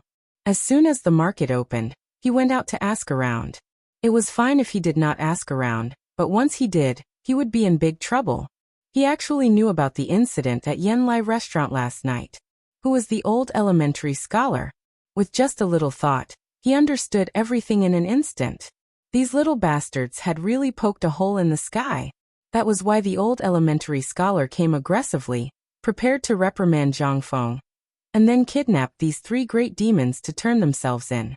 He even felt like he was going to sacrifice his life for a righteous cause today. When he saw the four of them squatting down and eating stewed vegetables as if nothing had happened, the old elementary scholar was furious. You bunch of trash. Come in for old man. Who were Ching Chumo and the others? They were the sons of the Duke. But they also knew the ways of the world, and knew about the relationship between Zhang Feng and this old man. Therefore, they could only smile awkwardly and follow the old elementary scholar into the small restaurant. Fengzi, let me ask you, what do you plan to do about the incident at Yanlai restaurant last night? The moment they entered, the old elementary scholar asked with a serious expression. This, Zhang Feng scratched his head, not knowing what to say. He could not help but use his elbow to poke Dugo. Dugo put down his bowl and chopsticks, wiped his mouth and said, Old elementary scholar, you don't have to worry about this matter. Our father also knows about it, So I think that since this matter has not been made public, it means that this matter has been suppressed. You don't have to worry about it. Are you still worried about Fengzi? Then what? Old elementary scholar, you just have to worry about it.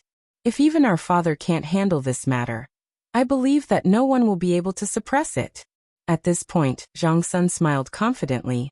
You also saw that this matter has not been made public, so what does that mean? Wasn't that just being suppressed? Moreover, Fengzi used his own ability to break Miss Wanwan's zither music and won the beauty's heart. If anyone dares to cause trouble, as long as brother Zhang Feng shows a little bit of talent, everyone will shut up. At this point, Zhang Sun said with a straight face, Old elementary scholar, are you doubting Fengzi's talent? Chapter 320. After being tricked by Zhang Sun, the old elementary scholar was indeed fooled. Thinking about it carefully, it was indeed so. But how could the old elementary scholar be at ease? Sighing, he pointed at Zhang Feng's forehead and said, Oh, this is all your fault. When you're free, hurry up and prepare a better gift. I'll send it to the Zhang mansion later. Don't you know that gossip is a fearful thing? As he spoke, the old elementary scholar looked around the tavern. Carrying 2 jars of wine, he hurriedly left. All right, you guys hurry up and deal with this mess. I'll send 2 jars of wine to your father-in-law and clear up the misunderstanding while I'm at it. Under Zhang Feng's stunned gaze, the old elementary scholar actually pulled a few hemp ropes from the wall and tied the 2 jars of wine together. Then he hung it around his neck. Pulling an oiled paper bag from the counter of the tavern, he poured the plate of braised meat that Zhang Feng had not eaten into the oiled paper bag and hurriedly left. Fengzi, I suspect that the old elementary scholar is stuffing his own pockets, Dugo said as he slurped the noodles. Zhang Feng curled his lips. He did not take it to heart.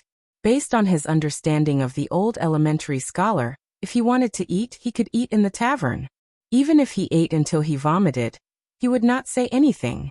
But when he thought of the Zhang mansion, Zhang Feng's head began to hurt again. Brothers, aren't you all capable? I'll give you a chance. If anyone manages to complete this task, I'll teach them everything I've learned as soon as possible. What? Really? Really? Hearing this, the eyes of the 3 men instantly turned red.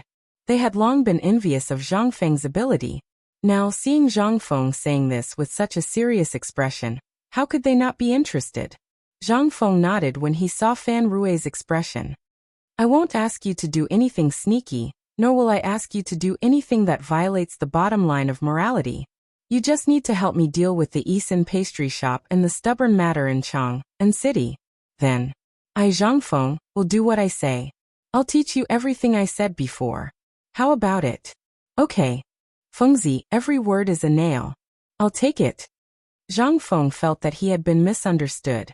He quickly added, I'm afraid you guys didn't understand what I meant.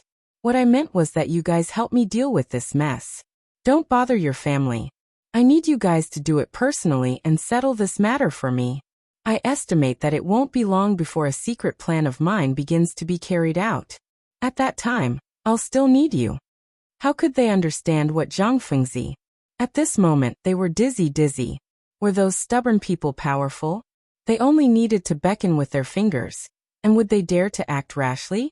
They must have been beaten up too little. Besides, wasn't the Zhang family just a Zhang family? Since she was his brother's wife, he naturally had to treat her seriously. When the time came, he only needed to pick out some decent betrothal gifts from the mansion and settle this marriage with dignity. Then, wouldn't the Zhang clan's clan head be grinning from ear to ear? However, they really didn't understand Zhang Feng's meaning. Zhang Feng wanted them to cancel the marriage. None of this was important. What was important was that now, a person had slapped open the door of the pub with such force that old he, who had worked overtime to fix the door last night, had wasted his efforts. Who is it?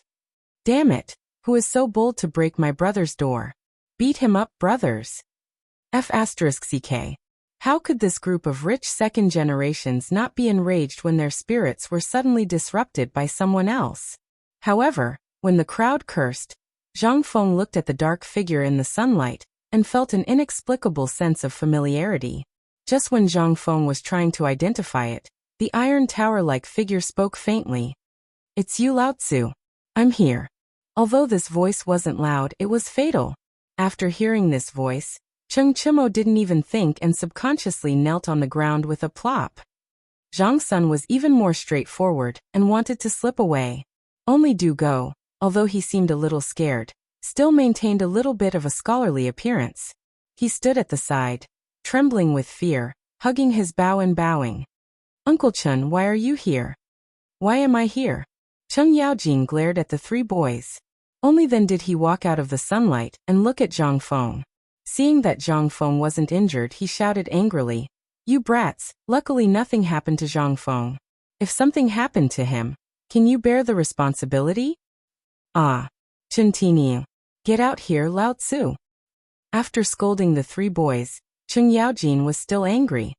He pointed at Chung Chimo, who was kneeling on the ground and trembling, and picked up a wooden stool from the ground, and was about to throw it at him.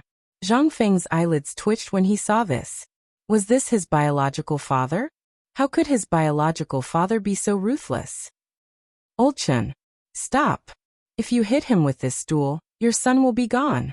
Zhang Feng couldn't sit still anymore. He blocked the infuriated Chung Yaojin and said. Seeing this, Chung Yaojin angrily threw the stool in his hand to the ground. Under Zhang Feng's distressed gaze, Chung Yaojin sat on the stool in the next moment. He grabbed a lamb leg on the table and started chewing. Chapter 321. Chung Yaojin didn't say a word. He didn't throw a tantrum at Zhang Feng. This made Zhang Feng a little embarrassed. However, Zhang Feng was also angry. What does this have to do with me? You're throwing a tantrum the moment you arrive. Are you trying to show me? If it weren't for your son, would IF * King be like this? Vulgar. Really vulgar. If Laoli were here, would he be like this? Zhang Feng looked at Chung Yaojin, who was eating the lamb leg and drinking from someone's wine bowl, and cursed in his heart. But now, Zhang Feng could only curse in his heart. After all, this matter must be settled by old Chen. Otherwise, would he be the first to come? Now Zhang Sun and the others were in trouble. Although Chung Yaojin didn't beat them or scold them, this wasn't Chung Yaojin's style. Moreover, there was no need to think about it. His bodyguards had already been dispatched. What kind of rumors would it spread? Last time, because Chung Yaojin went out of the city to settle that matter, he caused a lot of trouble. What about now? It was obvious. That was the most terrifying thing. As long as Chung Yaojin was angry, everyone would be able to fool him with a laugh. But now, a tiger that wasn't angry was the most terrifying.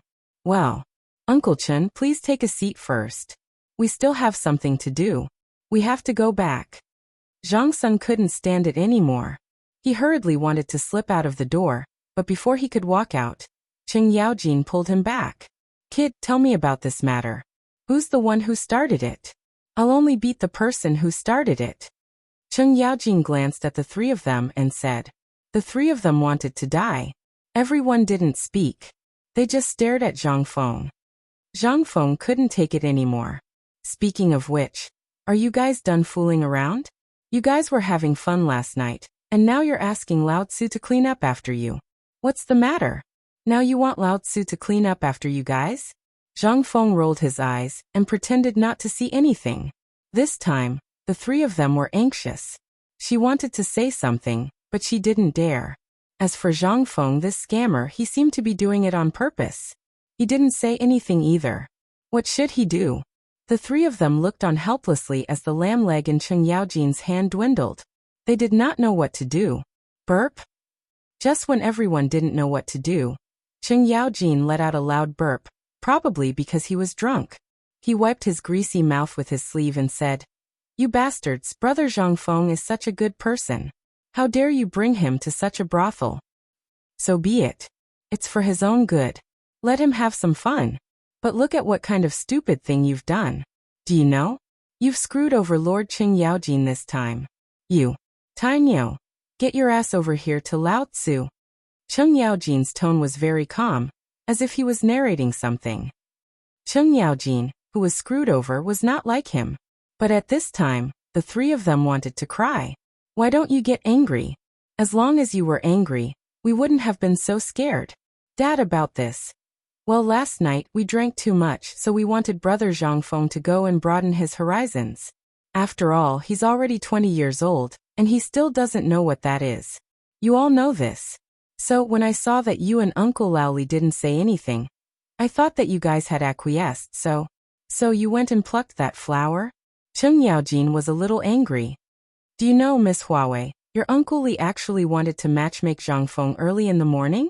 But do you know why he gave up in the end? Because Huawei's body is full of thorns. Have you ever seen anyone in Chang, and who dares to touch Huawei's flower lady? You're really a F*** king scammer. Cheng Yaojin was finally angry.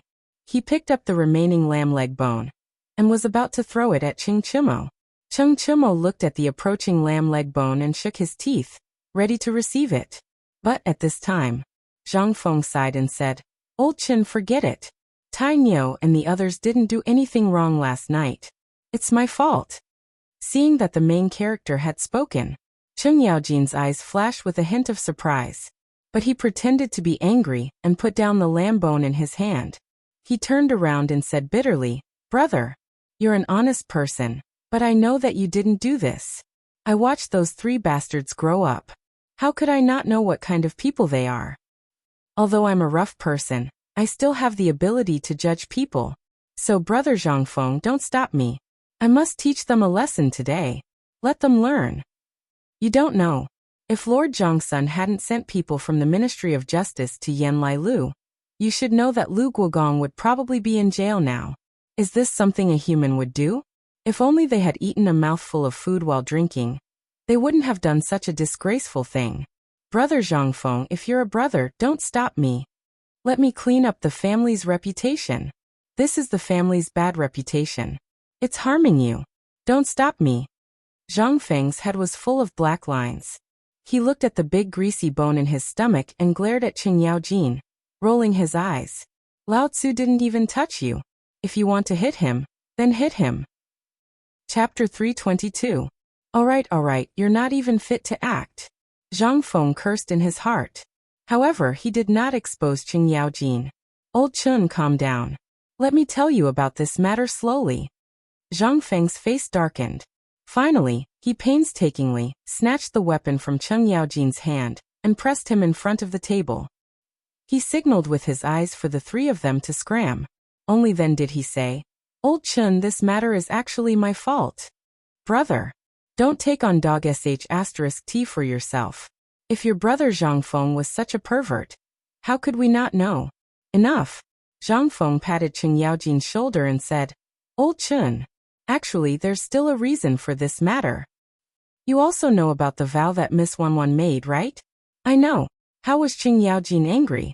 Seeing that Zhang Feng took the initiative to speak, he quickly sat up straight, and even stopped drinking. Zhang Feng pursed his lips.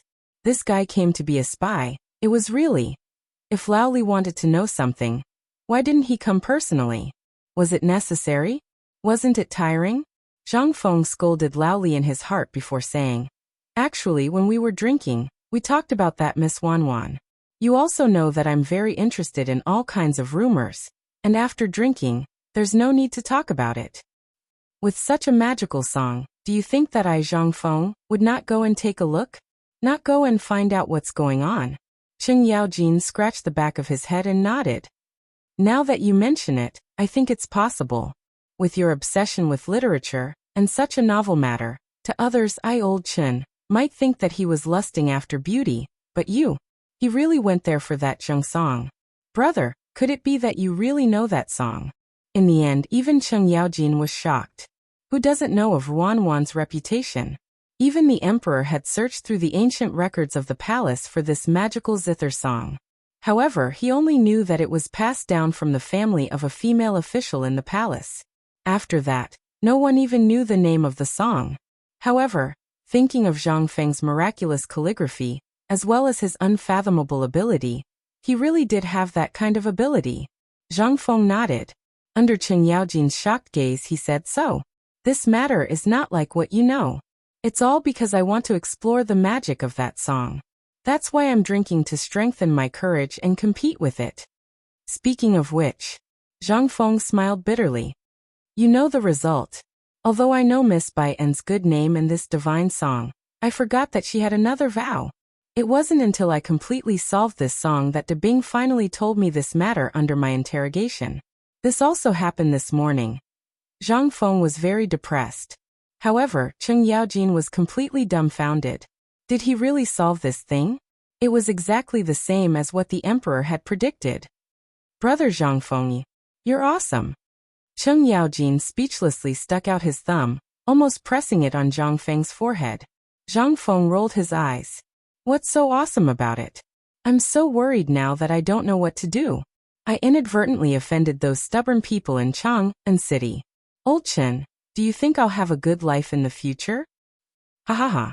Hearing this, Cheng Yaojin held his stomach and laughed loudly. After laughing for a long time, he asked, Brother, do you know who those stubborn people are? I don't know. Zhang Feng glared at Cheng Yaojin gloomily. I say, Old Chen, you're really something. Can't you see that my hair has turned white? This matter will happen sooner or later.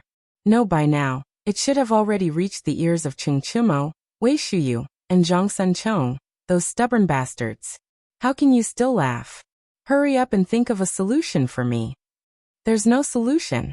Cheng Yaojin laughed until he was out of breath. But I only know one thing. You can rest assured about this matter. Cheng Yaojin smiled and said, But I only know one thing. Laoli has already settled this matter for you. Isn't it just a bunch of stubborn people? The Minister of Justice, Zhang Sunwuji, is in the same boat as us. He has already settled this matter for us. When Zhang Feng heard this, he was dumbfounded and asked, Are you sure about this? I Old Chen guarantee it. Hearing this, Zhang Feng heaved a deep sigh of relief. At the same time, he was speechless. So you've been acting since you came in? You already knew that this matter would be solved, right? Zhang Feng finally knew that this guy had been acting from the beginning. Cheng Yaojin saw that he seemed to have been exposed, but he didn't care. He drank his wine and said with a smile, We're very curious. You said that song. Did you really solve it? Then what exactly was this song? Why didn't any of the scholars and poets of the Tang dynasty know about it? It would be strange if they knew. Zhang Feng shrugged and asked, Do you know about the Hujia 18 beats? Cheng Yaojin took a sip of wine. No. Chapter 323. Zhang Feng was speechless. Fine, you definitely don't know this, but you should at least ask what it is. Zhang Feng roared. Alright then, brother Zhang Feng, what is this song about?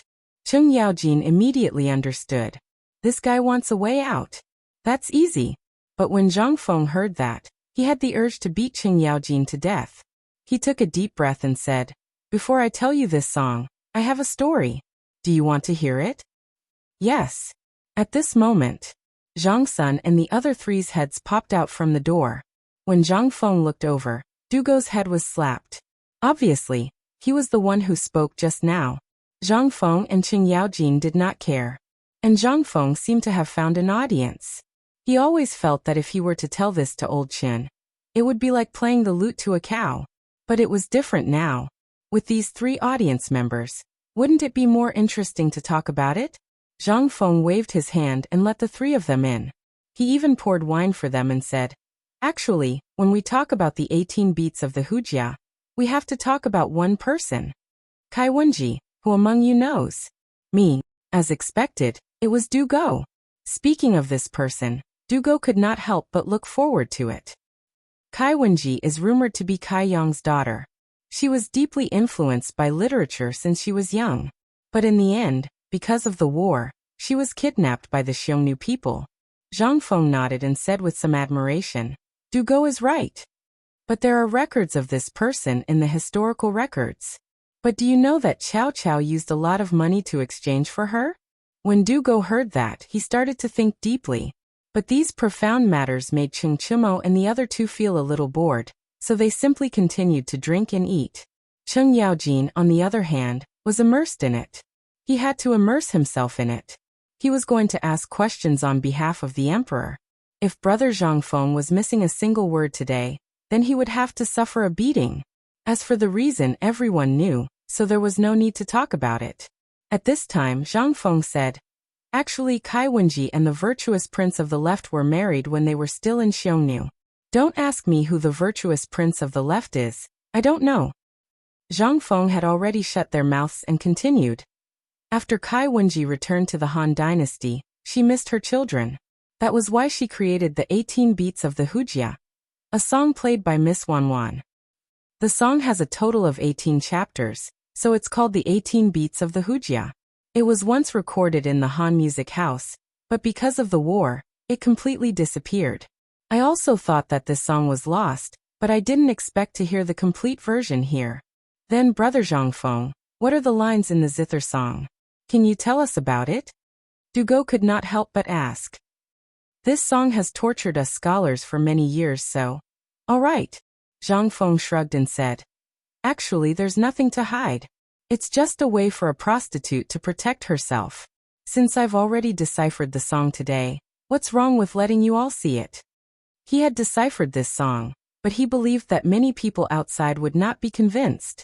In that case, he might as well use the mouths of these three to publicize this song. It could also be a way to solve the current predicament. De Bing, quickly copy it for old man. Cheng Yaojin waved his hand and said firmly. While Cheng Yaojin was speaking, Zhang Feng pondered for a while before slowly saying, the first beat, which is also the first chapter, goes like this. When I was born, I was still unaccomplished. After I was born, the Han dynasty declined. The heavens are heartless, and the earth is heartless, causing me to meet this time. The path of war is perilous, and the people and soldiers are exiled, and we mourn. Smoke and dust cover the wilderness, and the Hujia flourish, and the will is obedient, and the righteousness is wrong.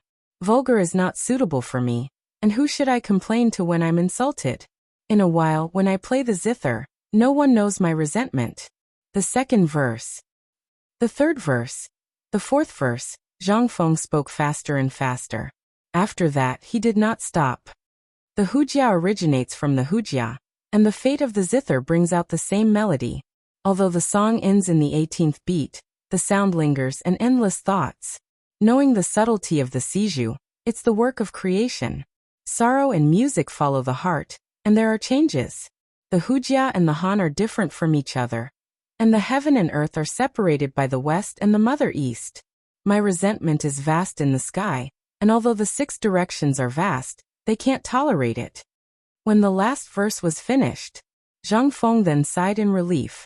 Looking at Cheng Yaojin, he asked with a smile that was not a smile. Old Chen, I dare to bet that you can treat this song as a family heirloom. It will definitely be famous in the future. Hee, that's good. But you also know that this time, the mess you made is not small. This thing, I must first deal with the matter of the higher-ups. For these things, I'm a rough person who doesn't understand, so I won't fight with them. Although Cheng Yaojin knew the importance of this thing, after all, he was deeply shocked by Zhang Feng's reading. But such a good thing. He dares to hide it? I'm afraid he doesn't want to live anymore. Such a good thing, he can only wait for the emperor to reward him. Chapter 324. Dugo carefully sorted out this item before neatly copying it into 18 copies. He looked at the 18 pages of paper. He was dumbfounded. Was this the thing that made all the young talents in the Tang dynasty go crazy for? He did not feel the joy of knowing the answer. Instead, he felt a kind of pressure. He did not dare to imagine that if this thing were to spread, it would definitely set off a frenzy of Zheng music in the Tang dynasty. Moreover, it was something that all the scholars would fight for and treat as a treasure. After all, he had heard the song before. However, when he recalled the song in his mind, coupled with the words, the gentle and sorrowful feeling in it, if it was a woman, then, if any man got it, there would definitely be women who would go crazy for it. Oh right, Fengzi. Cheng Yaojin neatly folded these things, including the manuscript, and put them in his arms. Then he asked, I heard from Lao Li that you're going to set up an academy. Academy? Brother Zhang Feng is going to set up an academy. When did this happen? Cheng Chimo and the other two were shocked. Cheng Yaojin glared at them. The three of them shrunk their necks, and could only obediently sit in the corner without moving. Zhang Feng did not hide it from them. Yes. Lao Li came and told me about this before. That's good. Cheng Yaojin nodded. I heard from Lao Li that he has settled the Imperial College. As for the document, Li Gan will personally bring it to you tomorrow morning. Oh right, as for the teacher isn't there a ready-made one? Zhang Feng pointed at Du Go. Du Go and the others' heads twitched. What did this mean? I'm going to be a teacher? No. I'm going to study mathematics. However, suddenly, Du Go and Zhang Sun felt like they had been cheated. Brother Zhang Feng was digging a hole for them just now. But after thinking about it, they felt relieved. Zhang Feng was so lazy that he wouldn't have too many students. Other than them, there were only the princes and princesses, and their brothers and sisters. That made them feel relieved. When the time came, they would learn from Zhang Feng first. When the time came, just as Zhang Sun and the other two were feeling secretly happy, they could not help but laugh out loud. Cheng Yaojin was so angry that he threw an empty wine jar at them. The three instantly shut their mouths out of fear. At this moment, Cheng Yaojin finally asked the most important question, which was also the main purpose of his visit. Brother Zhang Feng, the house is right next to yours. We have bought it. The title deed is here. As he spoke, Cheng Yaojin took out 2 official title deeds and a key. He then said, I believe that in a few days, someone will come and rearrange the house according to your requirements. I went in to take a look. It's a house left behind by a rich family. It's not bad. It's just that the Turk spies dug a big hole in the ground. However, this does not seem to be a bad thing for you. Now only the most crucial step is left. How are you going to teach? This was what Li Shimin wanted to know the most. If he wanted to be different from the Imperial College and see results in the shortest time possible, a normal teaching method would not work. If it was possible, Li Shimin would go against the opinion of the masses and do it. That was why he was worried and asked Cheng Yaojin to use this matter to ask. At the same time, he also wanted to know what Zhang Feng was planning. Hearing this, Zhang Feng nodded. The house is just like that. You just need to find the craftsman for me. As for the rest, I will arrange it. But the teaching method, Zhang Feng did not even think about it before. And he did not have time to think about it. Now that Cheng Yaojin mentioned it, he remembered this matter. The teaching method. Zhang Feng thought for a moment, and came up with a plan. At the beginning, there can't be too many people. The people can only be from your houses. As for the future, we will talk about it later. The numbers have been decided. So Old Chun, tell me, how many children do you have in total when all your families are added together? I will calculate what teaching method is suitable. In terms of children, we have 4 boys who are of suitable age. Let's not talk about the others for now. Lao Li's house also has 4. If we add them up, we have about 50 to 60 children. 50 to 60 children? Zhang Feng was stunned. This was just a few families, and there were so many children? Zhang Feng was speechless. People in this era were really good at giving birth. But thinking about it, it was not so strange. This was a student from the first class. Was this how primary school students were taught? Zhang Feng carefully recalled the teaching method of primary school students in his previous life, and then said, let me say first, my teaching method is different from anyone's teaching method now. First, I will not let the students memorize things by rote. Second, I will only teach everything once. As for how much they can learn, it depends on the individual. Every day at the beginning of the class, they will recite ancient poems and famous sentences. At the end of the class, there will be a 2-hour break.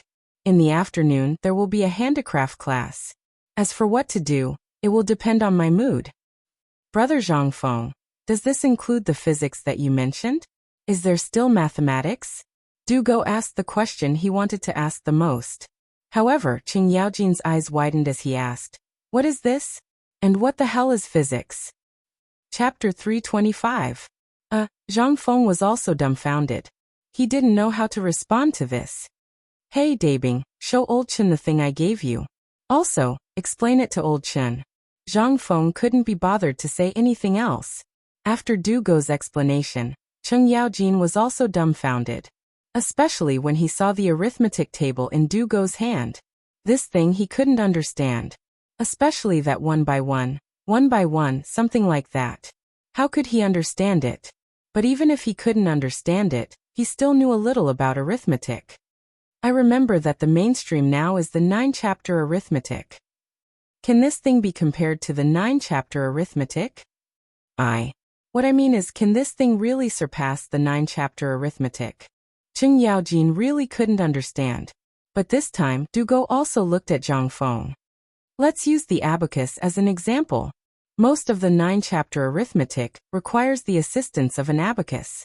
It's very tedious to calculate. But if you use this kind of multiplication and division, Zhang Feng, can't guarantee that everyone can become a mathematical genius. But in the field of accounting and arithmetic, you'll definitely go further than others. Moreover, the 9-9 multiplication and 9-9 division were originally derived from the combination of the ultimate yin and yang of heaven and earth. This simplifies the basics of the 9-chapter arithmetic, according to the records in Zhang Feng's mind. Rather than saying it to Cheng Yaojin, it was better to say it to the 3 people who were staring at him with their eyes as big as copper coins.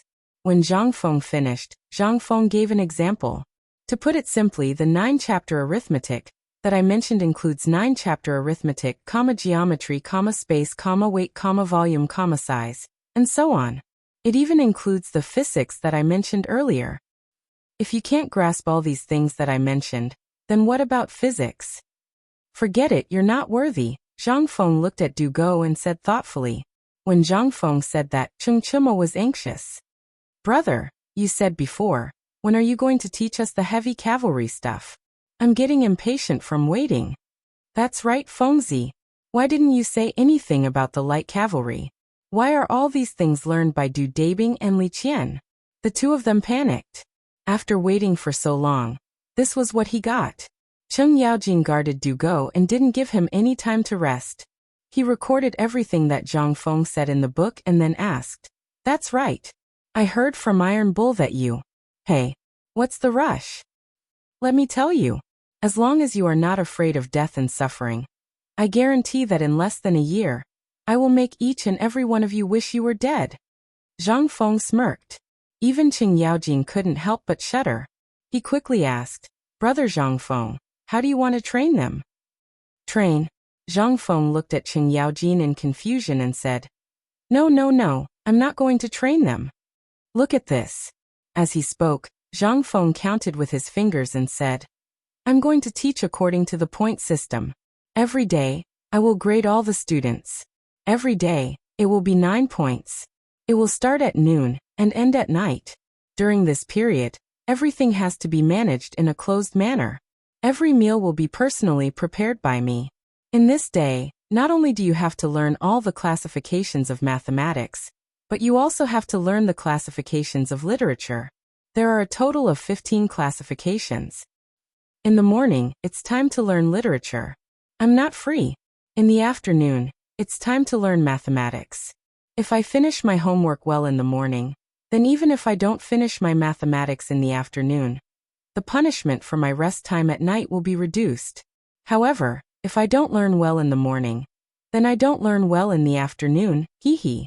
Then I'll wish you good luck." Zhang Feng's plan sounded quite interesting at first, but as he listened, Cheng Yaojin felt that something was wrong. There seemed to be a hint of a conspiracy in this. "Brother, are you planning to train them in martial arts at night? And actual combat training? You're smart, old Chun. I suggest you give it a try. It's very cool." Get lost. Cheng Yaojin's head exploded with a buzz. Damn it. This scammer was rotten from the very beginning. He was rotten to the core. Starting at noon and ending at night, he had to do those things for a whole day? Then at night he had to do physical training? Finally, he understood that what he had asked him to say was not training. Could it be that he had not thought about this at all? After he had reminded him, he had only thought of this and added it at the last minute? Cheng Yaojin had the illusion that he had been thrown into the Ministry of Justice's prison. At this moment, this bastard had a look of despair on his face, as if he had nothing left to live for. However, Zhang Feng did not care about this and continued, "Actually, I had forgotten about this at the beginning. But today, since you have such a strong request, I naturally have no problem with it. Isn't it just military training? I'm not going to prank you. Considering your strength, I've only increased the difficulty by 10 times." When the 3 of them heard this, they rolled their eyes and could not help but spit out a mouthful of blood. Chapter 326. Even Qing Yaojin felt a sense of exhilaration when he heard that.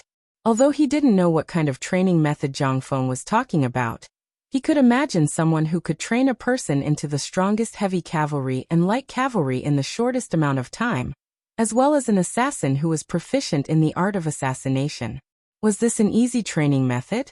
Looking at the two guys who were lying on the ground pretending to be dead, Qing Yaojin knew that this guy would definitely do something bad. However, he still asked, "Brother Zhang Feng, what exactly is your training method?" Let me think. Zhang Feng did not pay attention to the two who were lying on the ground eavesdropping. He seriously recalled the scenes of Special Forces training that he had seen on TV. After a while he said, "Well, this training is not complicated. It's just physical fitness, endurance, and endurance. Usually, I won't do anything. After all, this is Chang'an City. We have to keep a low profile and not attract the attention of the authorities. So it's just running a few laps around the courtyard, then climbing over a few courtyard walls, and holding water in the water for a while. It's just that you have to tie a gunny sack on your body. It's that simple." Really? Dugo could not stand it anymore. Looking at Zhang Feng's sinister smile, he asked, "Really? I, Zhang Feng, have always been a man of my word. What's wrong, big flat cake? Are you doubting me?" No. How could Dugo dare to doubt him? He only felt a deep sense of fear and excitement. These two feelings were very strange. One was an urgent desire to go. After all, the literature mentioned before, and the magical arithmetic were all things that attracted him. However, there was another feeling. That was a sense of fear that came from the depths of his soul. This feeling was very strange. It was as if there was a demon in front of him, baring its fangs and brandishing its claws, waiting for him, but he could not stop himself from wanting to get closer. At this moment, Dugo was feeling that. From Zhang Feng's expression, he knew that this training was definitely not going to be easy. However, he didn't know if this included him. However, the moment this thought was born, Zhang Feng extinguished his dream. Of course, this military training, yes. This was military training, and everyone had to participate. If anyone dares to not participate, then it is equivalent to automatically withdrawing from my academy. No matter who comes to speak or plead for mercy in the future, they are not allowed to take a step into the academy, not even if the emperor pleads for mercy.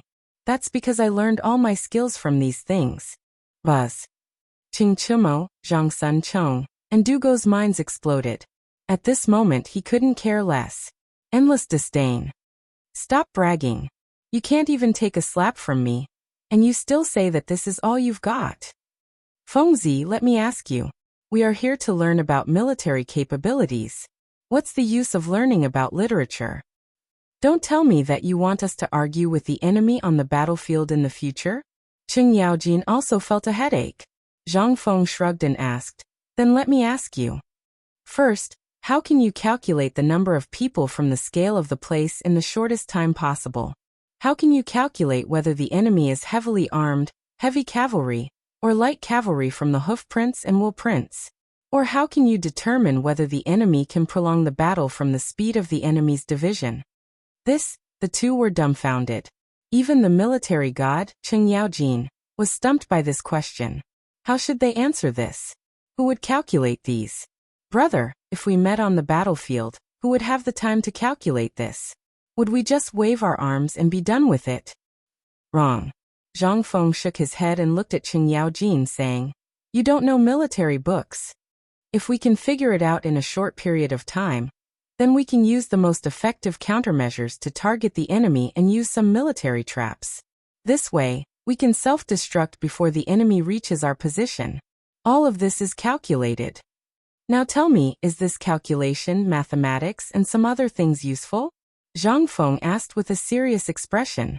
This time, Qing Yaojin was speechless. What could he say? What kind of tactics were these? Previously, they would just send out the same type of troops as the other side sent out. Or if the other side sent out cavalry, they would follow the military strategy and send out a rain of arrows. Then they would form a light cavalry battle formation and a heavy cavalry battle formation. That would be the end of it. What tactics were there? However, To be able to inflict so much damage to the enemy before they even reached their position, Cheng Yaojin felt that it was impossible. However, if it was someone else who said this, Cheng Yaojin would either kick him or drag him to the battlefield for a day trip. But who was this? This was Zhang Feng's words. Cheng Yaojin couldn't help but think of something Zhang Feng said before. He hurriedly lowered his voice and pressed Zhang Feng's shoulder, asking word by word, "Brother Zhang Feng, are you talking about the strange scripture that you mentioned before?" Chapter 327. At this moment, the atmosphere became a little heavy. It was not for anything else but that extraordinary scripture. Once they learned that Zhang Feng was teaching them the extraordinary scripture, then, how many of Cheng Yaojin and the others would dare to learn it? Even if Zhang Feng dared to teach it, they would not dare to learn it without the emperor's permission. Zhang Feng thought for a moment. Extraordinary scripture, this thing. During this period of time, he had searched for something in his memory. Wasn't this thing a map of the human body's acupuncture points? However, Zhang Feng thought about it carefully. If this thing was so simple, why did these people go crazy when they heard about the extraordinary scripture? Could it be that this thing really had an extraordinary scripture? Could it be the thing that helped Li Chunfeng and Yuan Tiangang to develop the back-push diagram? Ituluoshu? Or the mountain and sea scripture? Zhang Feng did not understand. He could not help but cry in his heart. Lao Tzu did not want to lie. He did not expect that he unintentionally pretended to be cool and said something awesome. Damn, it was just a lie. How many more lies would it take to fill the hole?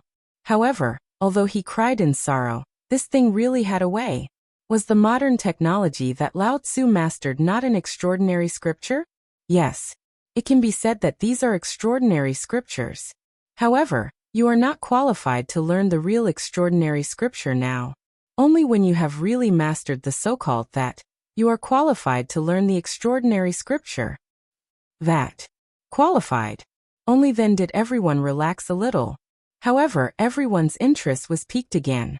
Cheng Yaojin was obviously the most qualified among them. Now he was the one who went to ask about this. He put his arm around Zhang Feng's neck and poured him a bowl of wine. He asked with a smile, "Brother Zhang Feng, tell me, how far away is the extraordinary scripture from now?" What I mean is, to what extent do they have to learn before they are qualified to learn the extraordinary scripture? At least, a conservative estimate is about 3 years. Zhang Feng said. First of all, the language textbooks that I have set, which are the literature courses, cannot be left out. There is also mathematics. You have to learn at least the elementary level of physics before you can come into contact with the threshold of that mysterious scripture. I call this stuff chemistry. Chemistry? The 4 of them were completely confused by this strange name. Each one was more novel than the last. First, it was mathematics, which everyone could at least understand. But now there was chemistry? What was this? However, Zhang Feng did not explain. Instead, he continued. It's still too early for chemistry. There's no point in thinking too much about it. So don't King try to trick me. Even if you do, not only will it not bring you any benefits, but it will also bring you endless harm. So put away your petty thoughts. I will teach you what I need to teach. Shouldn't you at least leave me, Zhang Feng, some family heirloom? The last sentence was the most important thing to everyone. Cheng Yaojin only glanced at him. Just based on the stuff that your grandson knows. If you had really done it properly, you would have been King famous in Chang. And, one word. You are King lazy. You are so lazy that there is no end to it. However, after talking for a long time, Cheng Chumo still did not hear what he wanted to hear. As for the mysterious scripture, it had nothing to do with him. He did not want to learn it. He only wanted to learn about the heavy cavalry. Well, Fengzi, tell me. You have so many types of mathematics. How are you going to divide them into training? You can't possibly teach everyone according to what you just said, right? You know what? Although I don't know what you're talking about, I can tell from your expression that the things you're talking about are King deceptive things. Being exposed, Zhang Feng could not take it anymore. Iron Bull, what are you talking about? Do you know that you are interrupting my path? Do you know that the things I created are the skills that I taught Zhuge Kongming? Just tell me, do you want to learn it or not? Yes. When Cheng Chimo heard that it was Zhuge Kongming's name, how would he dare to say no? He was the god of war of the generation. However, I still want to know what the heavy cavalry you are talking about is. Zhang Feng rubbed his forehead and searched his memory again for the training videos of the special forces, especially the soldier's assault, and the novels that he had read before. He thought of something. Then he said, "Actually, I have thought of this for a long time. Didn't I say last time that you will be the most handsome one among the millions of soldiers? Heavy cavalry." Cheng Chimo coughed and his face turned red. The most handsome one. Even Cheng Yaojin was interested. Heavy cavalry pays attention to weight. With extremely high defense, mobility, and fully armed armor, they will attack the enemy's battle formation. First of all, physical fitness. Let me ask you, if your physical fitness is not up to par, how long can you wear 50 kilograms of heavy armor? Cheng Chimo thought for a while and said, "About 2 hours. I estimate that within 2 hours on the battlefield, I should be able to carry 50 kilograms of heavy armor, and wear 100 kilograms of heavy armor at most. And I heard that General Cheng Yaojin and General Yuqi of the Tang dynasty are fierce generals who can carry 50 kilograms of heavy armor." Zhang Feng was speechless when he heard that. 50 kilograms of heavy armor for 2 hours? Zhang Feng did not know that Cheng Chimo was flattering his father, but Zhang Feng was still very impressed. Wouldn't you be crushed to death if you wore 50 kilograms of heavy armor? That was really awesome. Zhang Feng gave him a thumbs up and said speechlessly, "Awesome." I, Zhang Feng, can only say that this stupid method is awesome. Cheng Yaojin's face turned green. "Brother, this Cheng Yaojin is the person I admire the most, can you?" Fine. Zhang Feng was almost suffocated. He hurriedly begged for mercy. Only then did he crawl out from the crook of Cheng Yaojin's arm. As if he had just survived a calamity, he said, "Heavy cavalry, it's not about how thick the armor is, or how much weight is needed to carry. On the contrary, heavy cavalry does not need such heavy armor at all. Only the simplest Mingguang armor of the Tang dynasty is enough." Chapter 328. Heavy cavalry doesn't need heavy armor?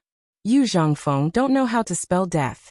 If this is on the battlefield, I'm afraid that after a round of charge, the heavy cavalry will only be left with batches of horses. However, Zhang Feng continued, "I know you have concerns in your hearts, but I'll tell you the purpose of the heavy cavalry, and you'll understand. First of all, the heavy cavalry. I think you all understand, so I won't talk about it for the time being. Then I'll talk about my teaching philosophy." Zhang Feng was terrified. Under Cheng Yaojin's raised hand, he hurriedly stopped talking about the heavy cavalry. People in this era could still distinguish these types of soldiers. First of all, they don't need heavy armor. On the contrary, they can carry more heavy equipment, such as strong crossbows, Turkic javelins, and so on. These are all acceptable. Think about it, if they are all dressed like iron balls, then are they going to war? Or are they resistant to beatings? Hearing this, Cheng Yaojin nodded as if he understood. You're right. In our army, the heavy cavalry is basically responsible for the impact of the enemy's formation, but the archers are generally very precious.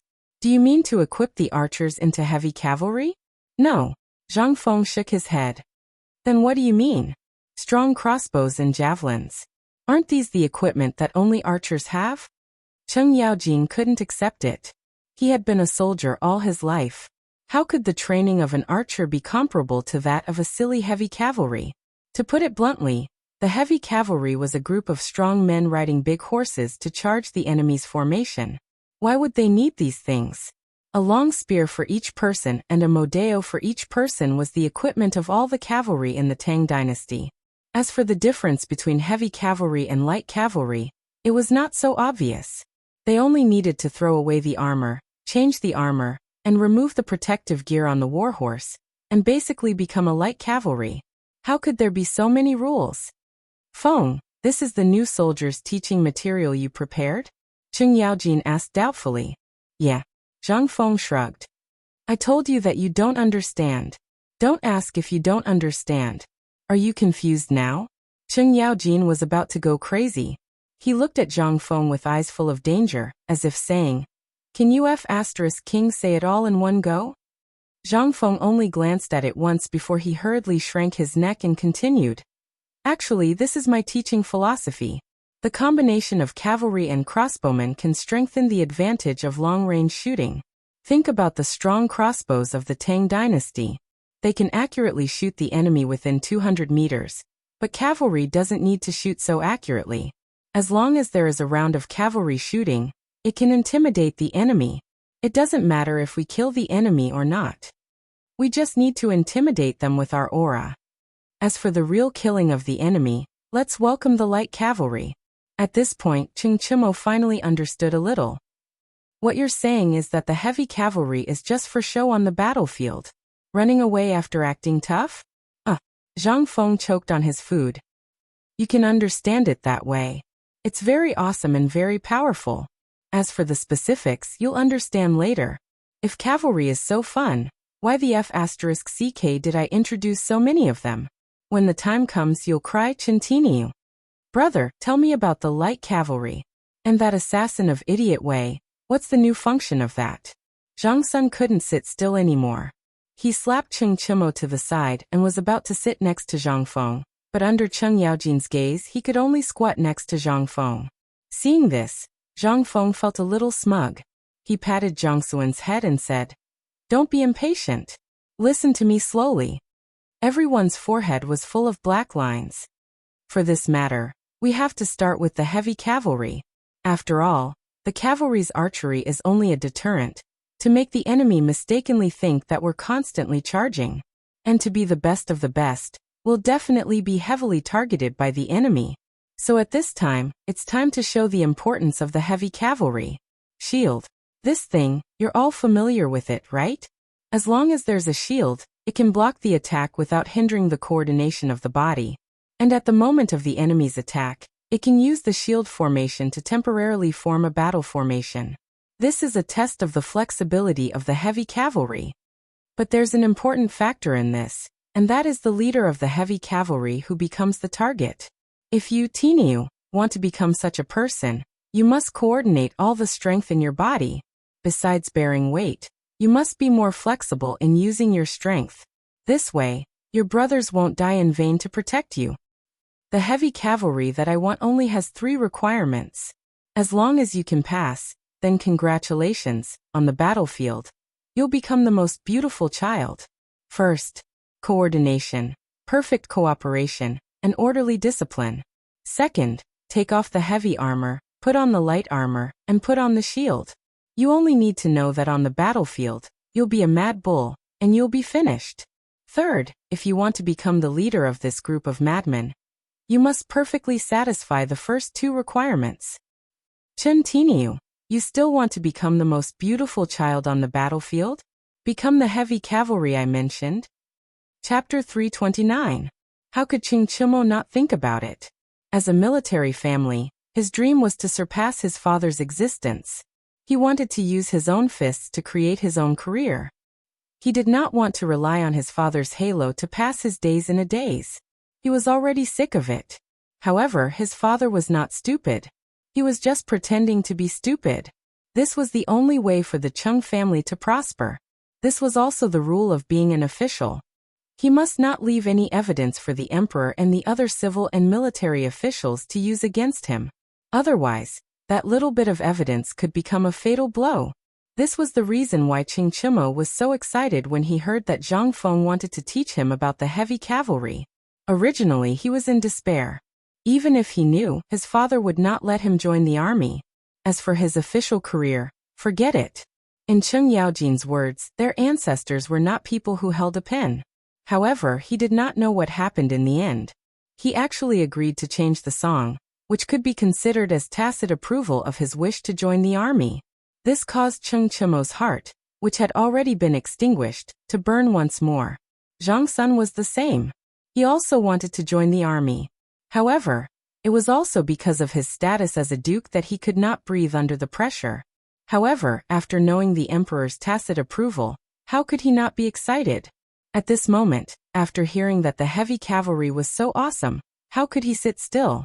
He asked impatiently, "Brother, you are the savior of my insect. Tell me, what is this light cavalry? How is it different from the current light cavalry? Zhang Feng thought for a moment and said, there is really no difference. What? Zhang Sun exploded. Qing Chimo smiled. Zhang Sun saw that Zhang Feng was deep in thought. He took the opportunity to pick up a wine jar from the ground and smashed it on Qing Chimo's head. This time, Qing Chimo finally quieted down. Brother, think about it carefully. If you really teach me this skill, even if I have to climb a mountain of swords or swim in a sea of fire, I will repay you. Fengzi. Just say it. You see, Qing Tai, you are already so awesome. You can't.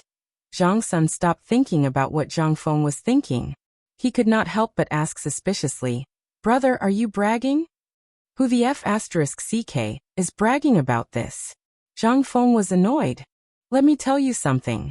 If it's the light cavalry, then there is a way to differentiate it. But since you are so anxious, I think of something. Light cavalry should be light and easy to catch the enemy off guard. Zhang Feng had only combined the war horses of this era.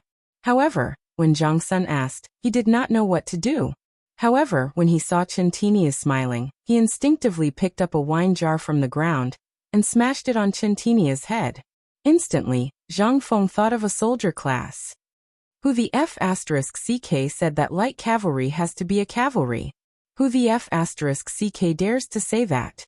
I really want to chop him up. Special forces. This profession was very suitable for this guy. There was no choice. This guy was too active and agile. Such a person was suitable for fishing in troubled waters. Cough cough. It was not fishing in troubled waters.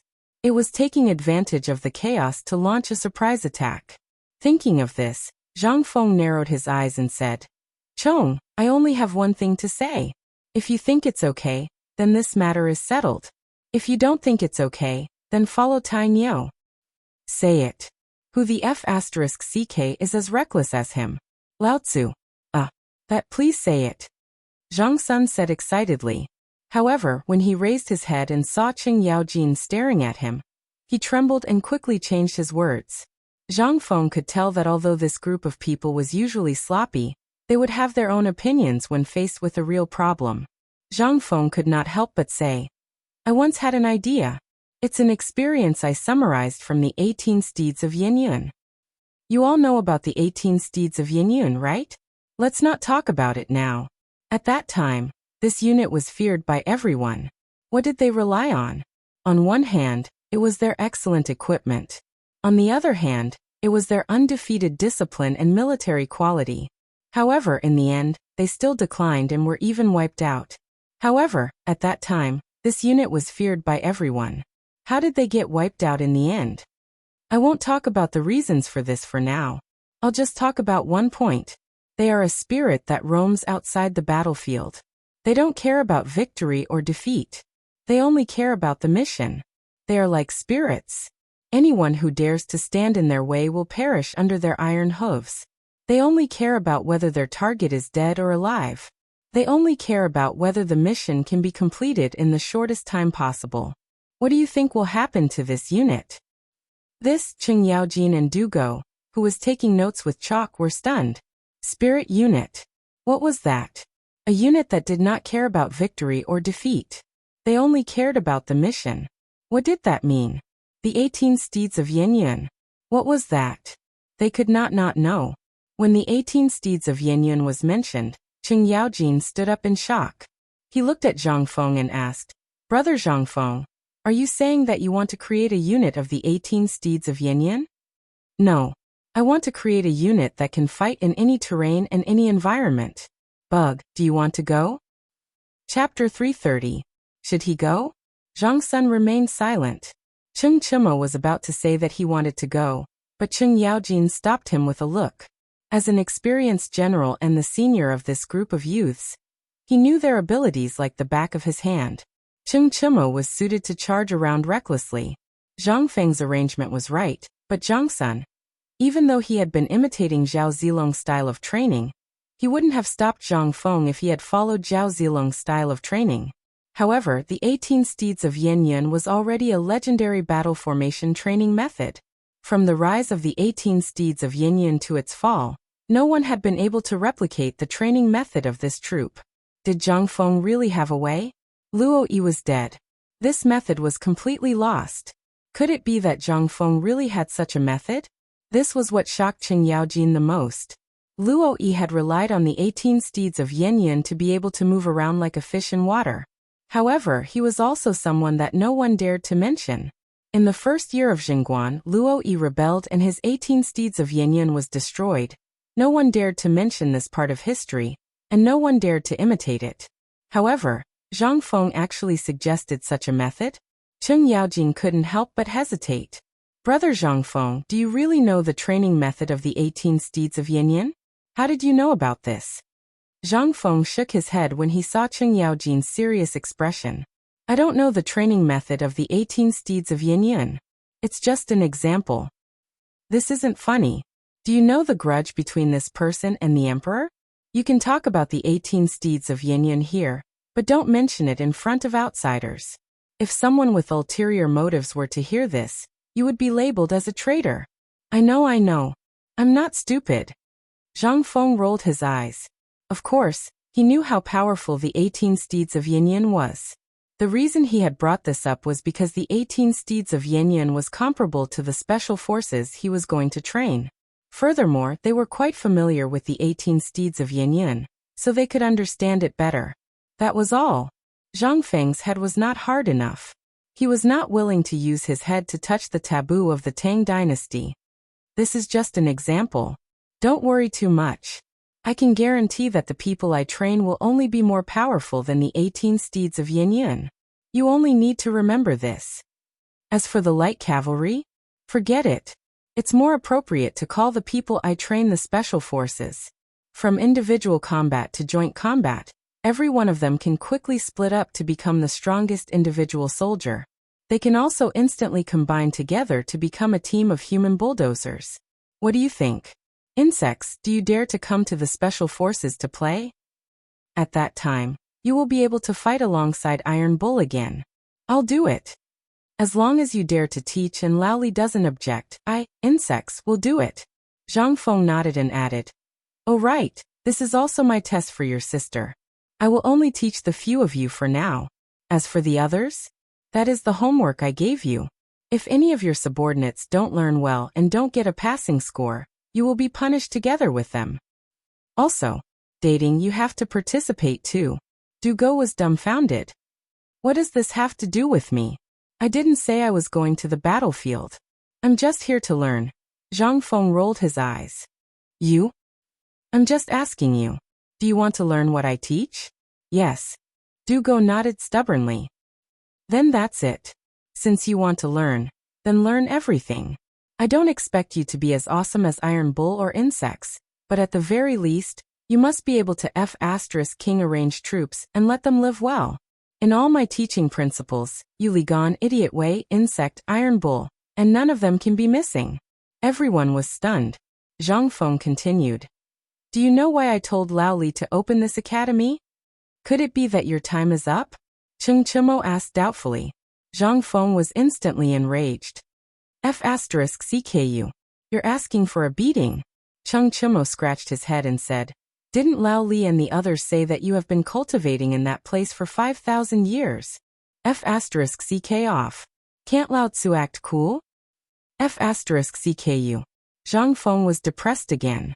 He slammed the table angrily and said, I'm doing this for your own good. Think about it. When the time comes, you will be able to enter the imperial court with me as officials. If you do well, I will also be proud, right? Most importantly, you are now entering the imperial court for merchants. If you don't have some skills, do you think you can establish yourself in the imperial court? Do you think you can be like me? I'm giving you a chance. Are you stupid? Most importantly, Li Gan has learned a lot, and his knowledge is too broad. So on the battlefield, I am assured that he will be the commander. De Bing will be the strategist.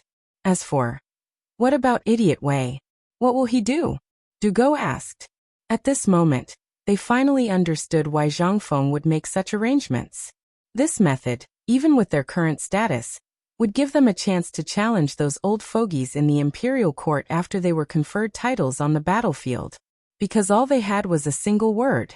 Everything. 2 words. A wide range of knowledge. From mathematics, to economics, to war planning, and so on, they were in charge of everything. However, there seemed to be one person missing. Idiot Wei. Chapter 331.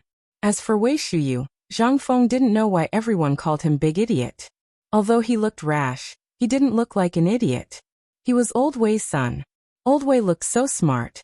Could it be that this was the gene saying that when things reach an extreme, they will move in the opposite direction? Zhang Feng couldn't make sense of it. However, after interacting with this group of people for so long, he more or less understood the situation. Big Idiot Wei was really suited for the path of assassination. Lao Li actually dared to let him be his personal bodyguard.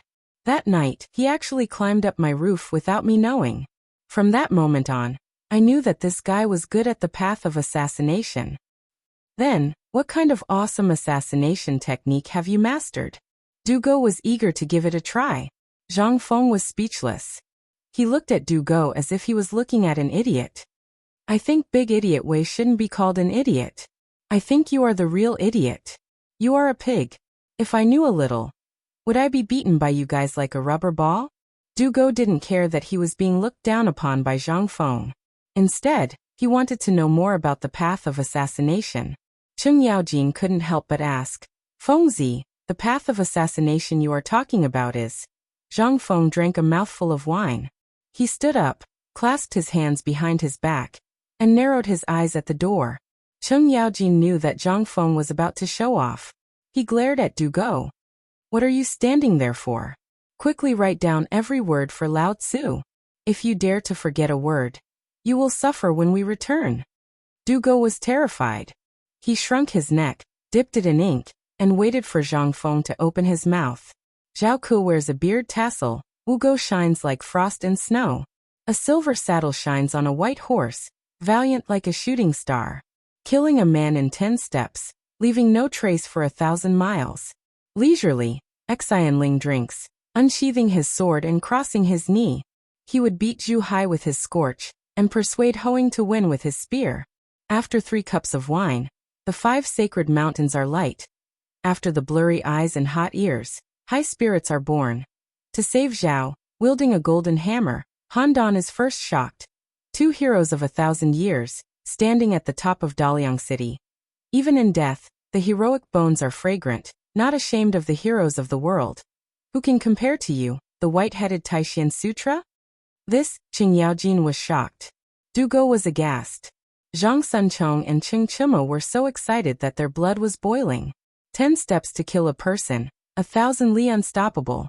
This is a damn chivalrous hero. F***CK. This. Why was it Big Idiot Wei? Why wasn't it Lao Tzu? Lao Tzu also wanted to settle his grudges so quickly. Everyone roared in their hearts. Zhang Feng's poem reflected a kind of artistic conception. No matter who it was, they would be deeply attracted by the artistic conception within the poem, repaying kindness and enmity as one pleases. This is the true path of a real man. Brother Zhang Feng, what is the name of this poem? Du Go was a little choked up. Previously, he was indeed very resistant and despised the vulgarity of the soldiers. However, when this poem was recited, it instantly reminded him of the poem recited by Zhang Feng and Zhang Feng's line. If there's nothing else, let's go out for a walk. At this moment he finally understood. This poem, let's call it Chivalrous Journey. Zhang Feng's voice was incomparably bleak.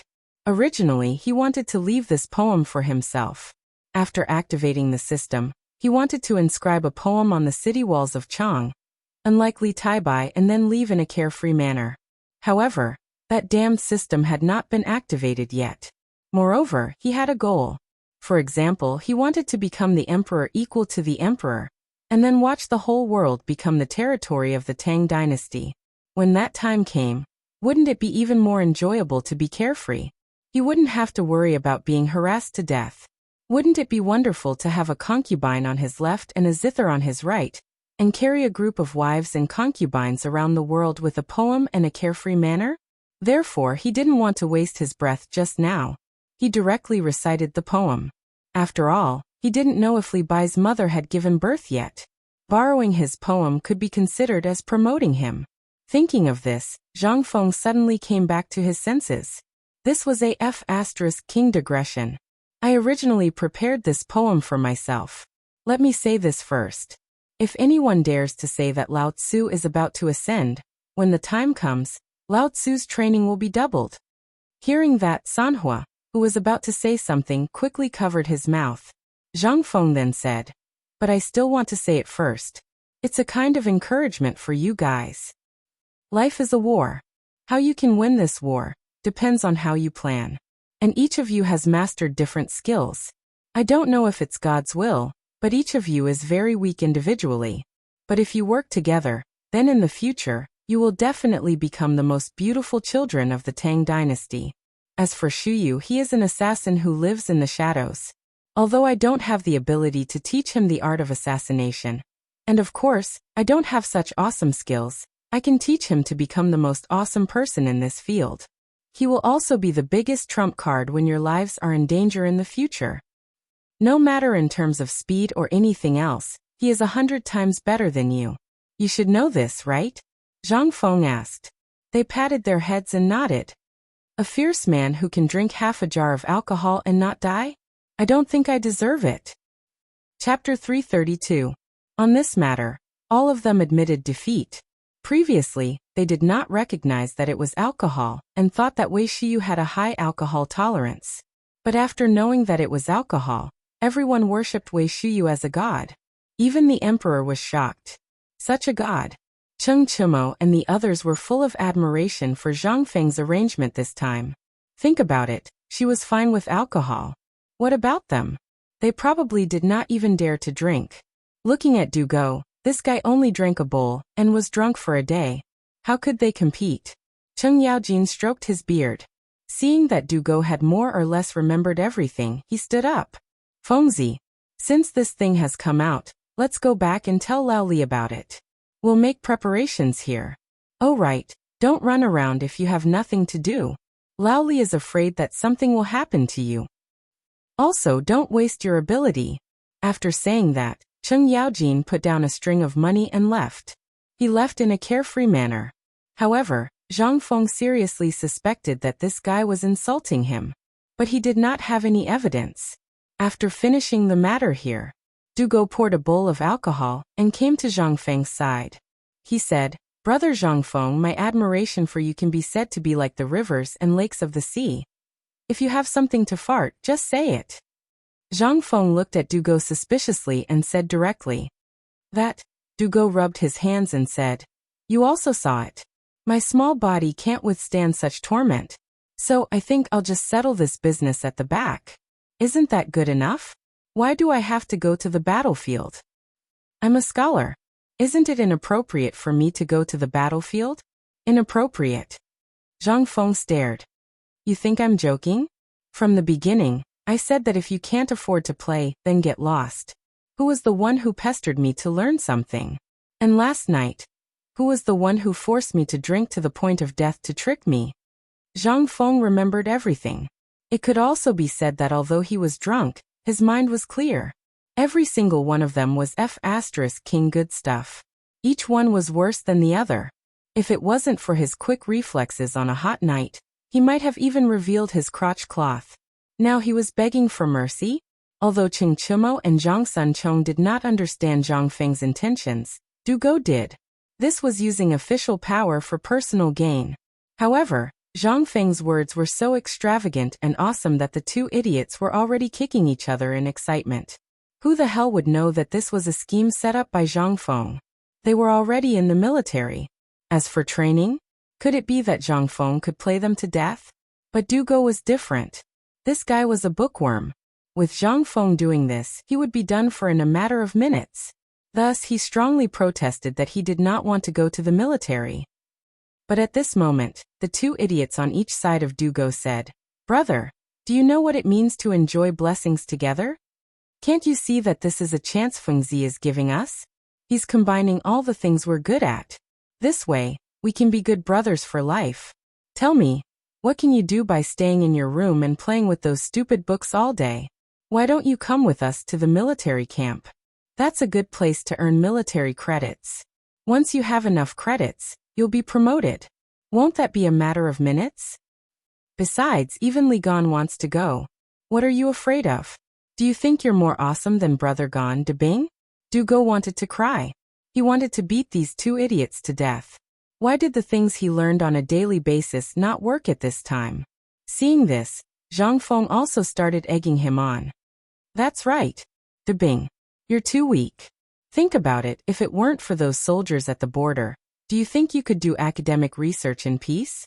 Let me tell you another poem. Smoke rises in the desert. The sun sets in the Yellow River. Can you see such a scene in Chang'an? Think about all the poems I mentioned before. Think about it, that scene. Taste it. Taste it carefully. Do you want to be a coward who's been protected since young and hide in your books? Or do you want to personally witness the rise of the Tang dynasty? Taste it. Taste it carefully. Well, Tai Niu Chung, let's go. Let's go find a carpenter, and let this idiot think about it. At the same time, watch the door. All of a sudden, Zhang Feng had completely fooled Du Go. At this moment he was stunned. In the end he was like a wooden sculpture, stunned. Zhang Feng happily pulled Qing Chimo and Zhang Sun out of the door.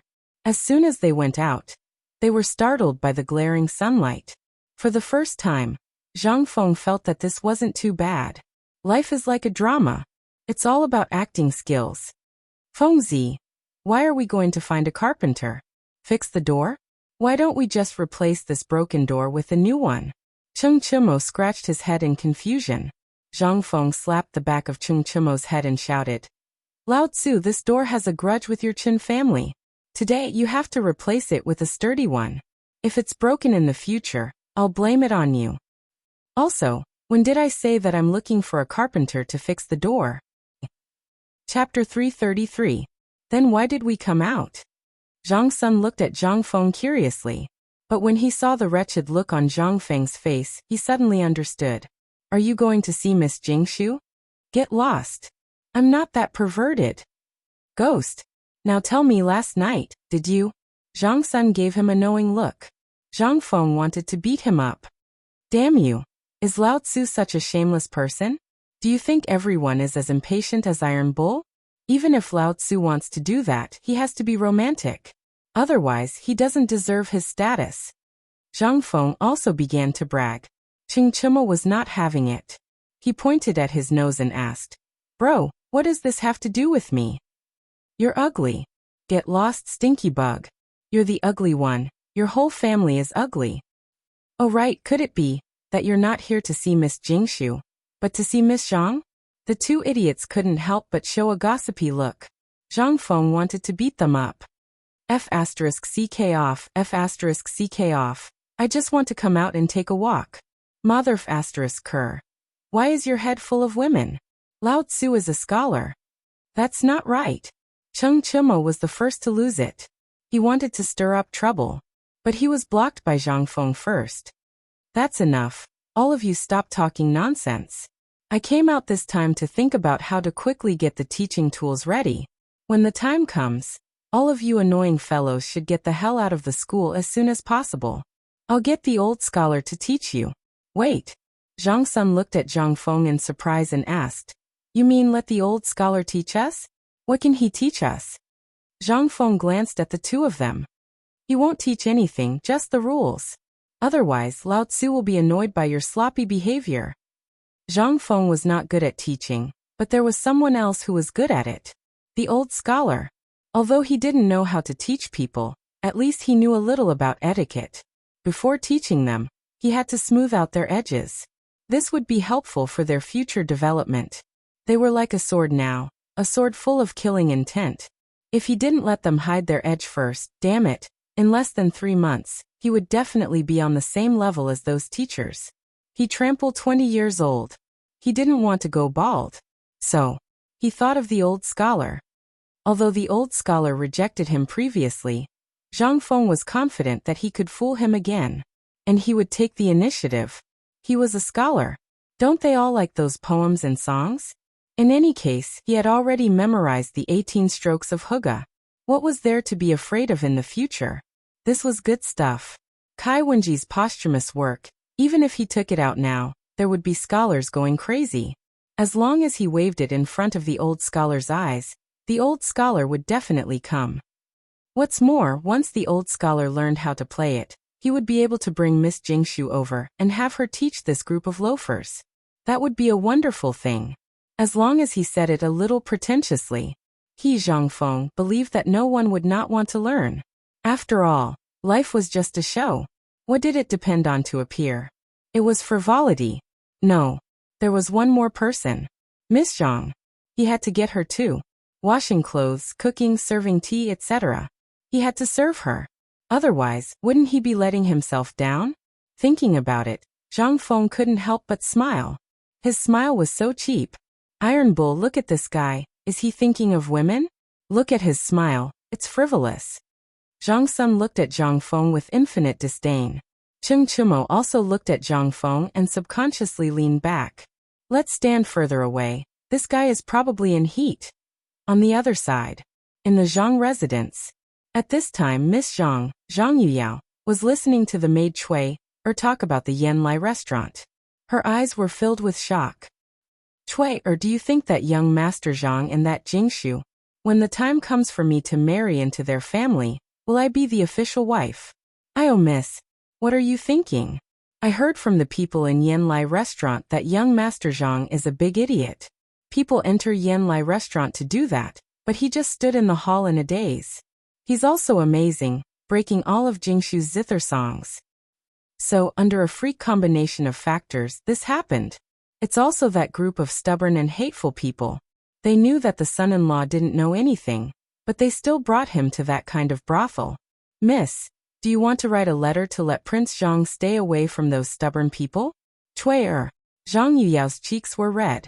She glared at Cui and said shyly, you also know that young Master Zhang is a little slow on this matter.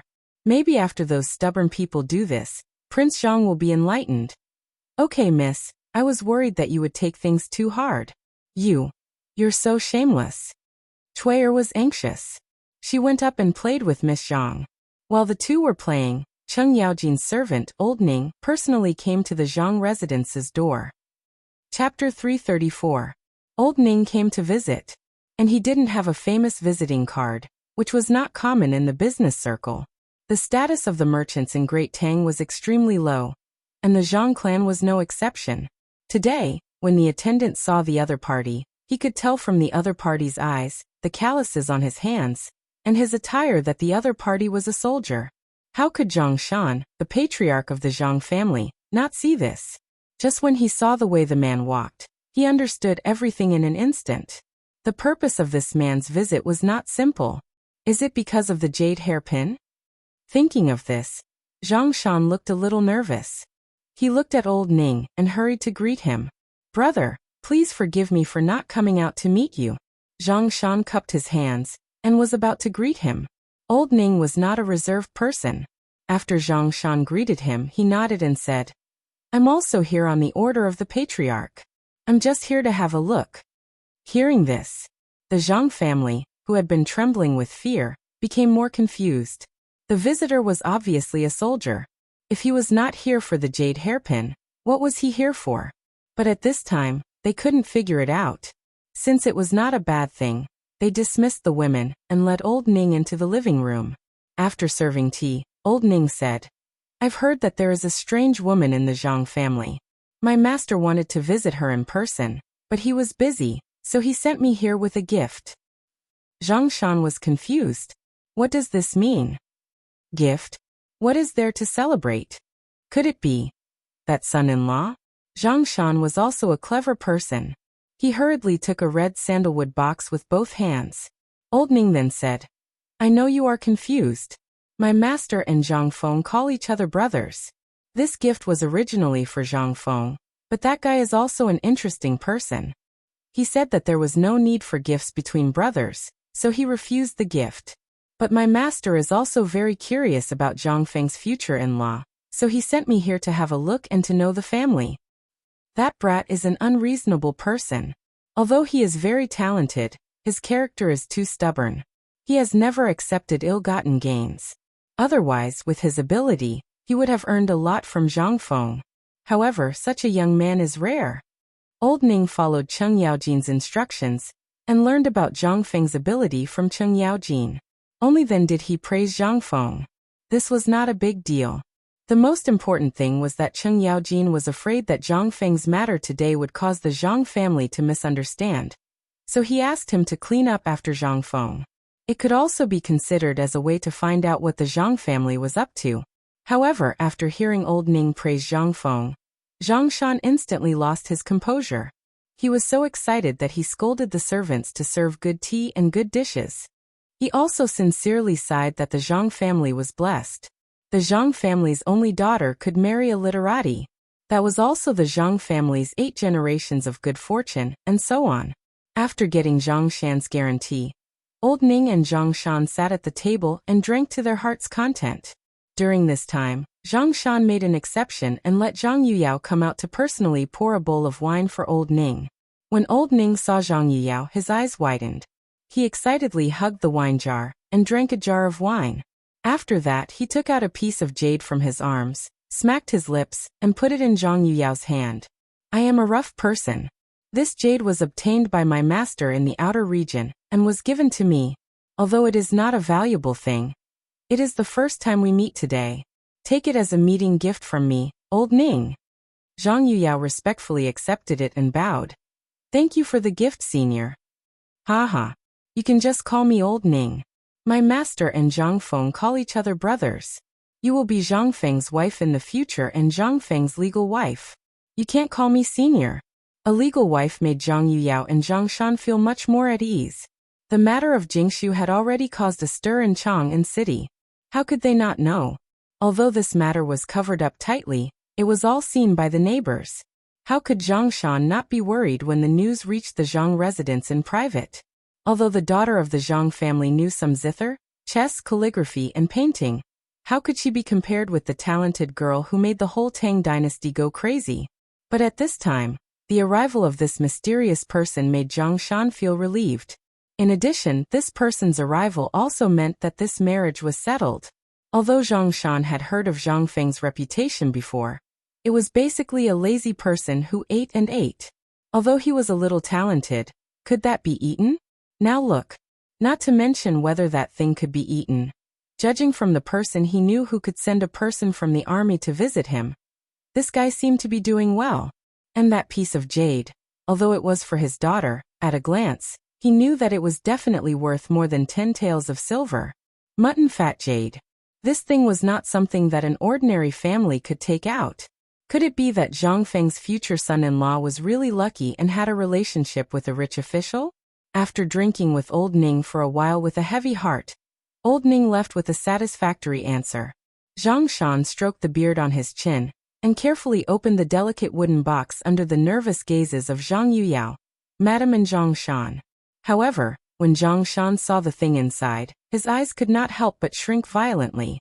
Under the surprised eyes of the two women, Zhang Shan took a deep breath and said in a dignified voice, "Today's matter, no one can spread it. Just take it that the future son-in-law sent someone to visit Wang Yuyao." Chapter 335. Everyone was dismissed. It was rare that Zhang Shan did not even do any business today. He sat alone in the study, staring at the wooden box in his hand in a daze. "Father." After an unknown amount of time, Zhang Yuyao's voice slowly appeared in the study. Yuyao was wearing a light yellow gown. She had a pair of big eyes and the red lips she inherited from her mother. Everything about her was so seductive. Yuyao's mother was a huji. When Zhang Shan was young, he was a slave of a rich family. Because he was good at making snacks, the old lady in the family liked him very much. That was why he was given the surname Zhang. When he reached the age of marriage, the old lady found a beautiful huji and gave her to Zhang Shan. She also removed Zhang Shan's slave status and rewarded him with 10 taels of silver. He bought some things and started a family. That was how he started this Eason snack shop. It had been more than 20 years. Zhang Shan had never forgotten the kindness of that family. But today, the thing Old Ning sent to him made his heart tremble. That thing was the ornament he had seen several times in the old lady's house. He thought that the general's wife wore an ornament around her waist. At that time, the woman's ornament accidentally fell into Zhang Shan's hands. When it fell, One of the bird wings on the jade pendant was broken. Because of this, he held the ornament and cried in the kitchen for a whole night. The old lady heard his cries and the servants of the Chung family came to look for him. So she returned the ornament. It was also at that time that Madame Chung rewarded him with 10 taels of silver. That was why. But today this ornament appeared again. Then everything made sense. How many people in Chang and city could order soldiers around and call them master from the bottom of their hearts? Other than Chung Yaojin, Zhang Shan could not think of anyone else. And what did this jade pendant mean? It meant that Zhang Feng, his future son-in-law, was the Chung family's benefactor.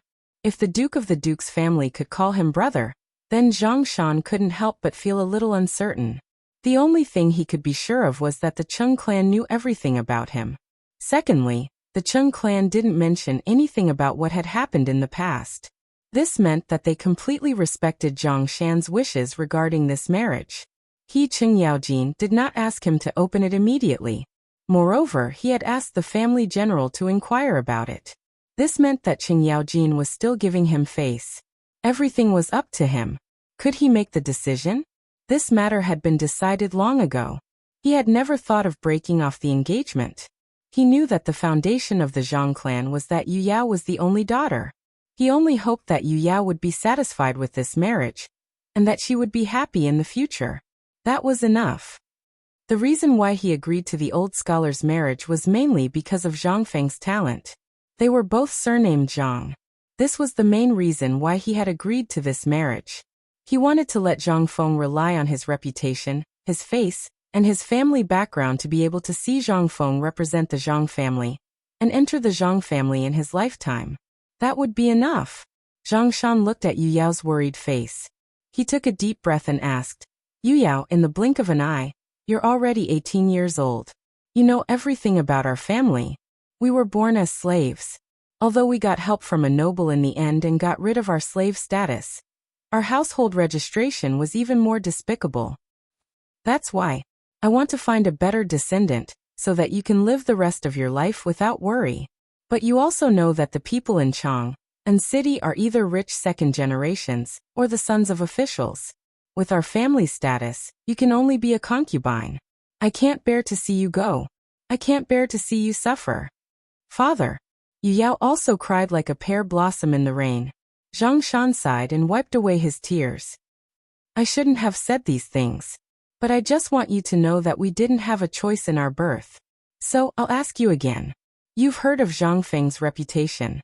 You even sent Chui'er to see him. I've also heard about him. That brat is unkind and replied to your letter. So, I want to ask you one more question. Zhang Feng, are you going to marry me or not? If you're willing, just nod your head. Even if I have to go bankrupt, I'll fight for the title of your first wife. You've also heard what that person said just now. Zhang Feng is an outstanding literary talent. He's favored by a big shot, and will definitely have a meteoric rise in the future.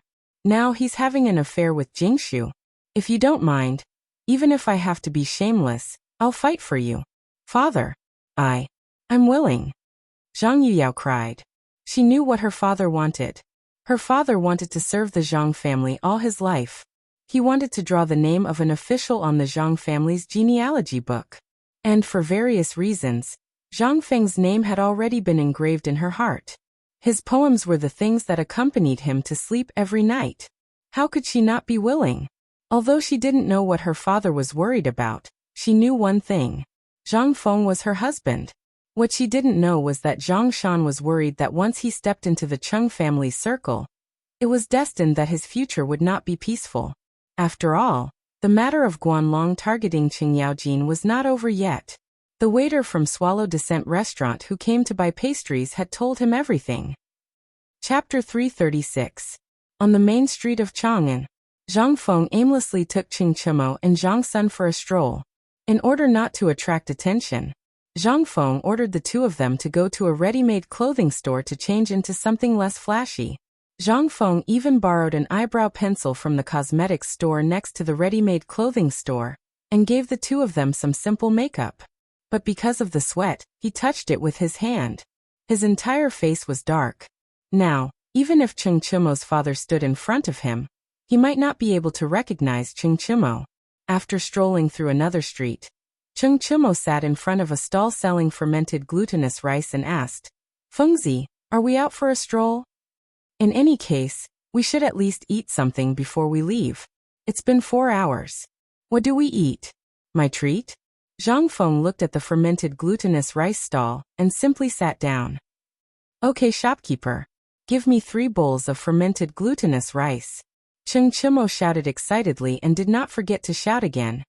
Shopkeeper, it's old fermented rice. The so-called old fermented rice was the local dialect of Chang, and it was the pure taste of aged fermented glutinous rice. Even a woman who did not drink wine would be pressed to the ground by a bowl of fermented glutinous rice. While the shopkeeper was cooking the fermented glutinous rice, Chung Chimo asked, Fengzi, what are we doing here? Are we inquiring about Yanlai restaurant? Shu. Zhang Feng made a sound and asked in puzzlement, I want to see if I can find that silly Chung Chimo. He is the real devil.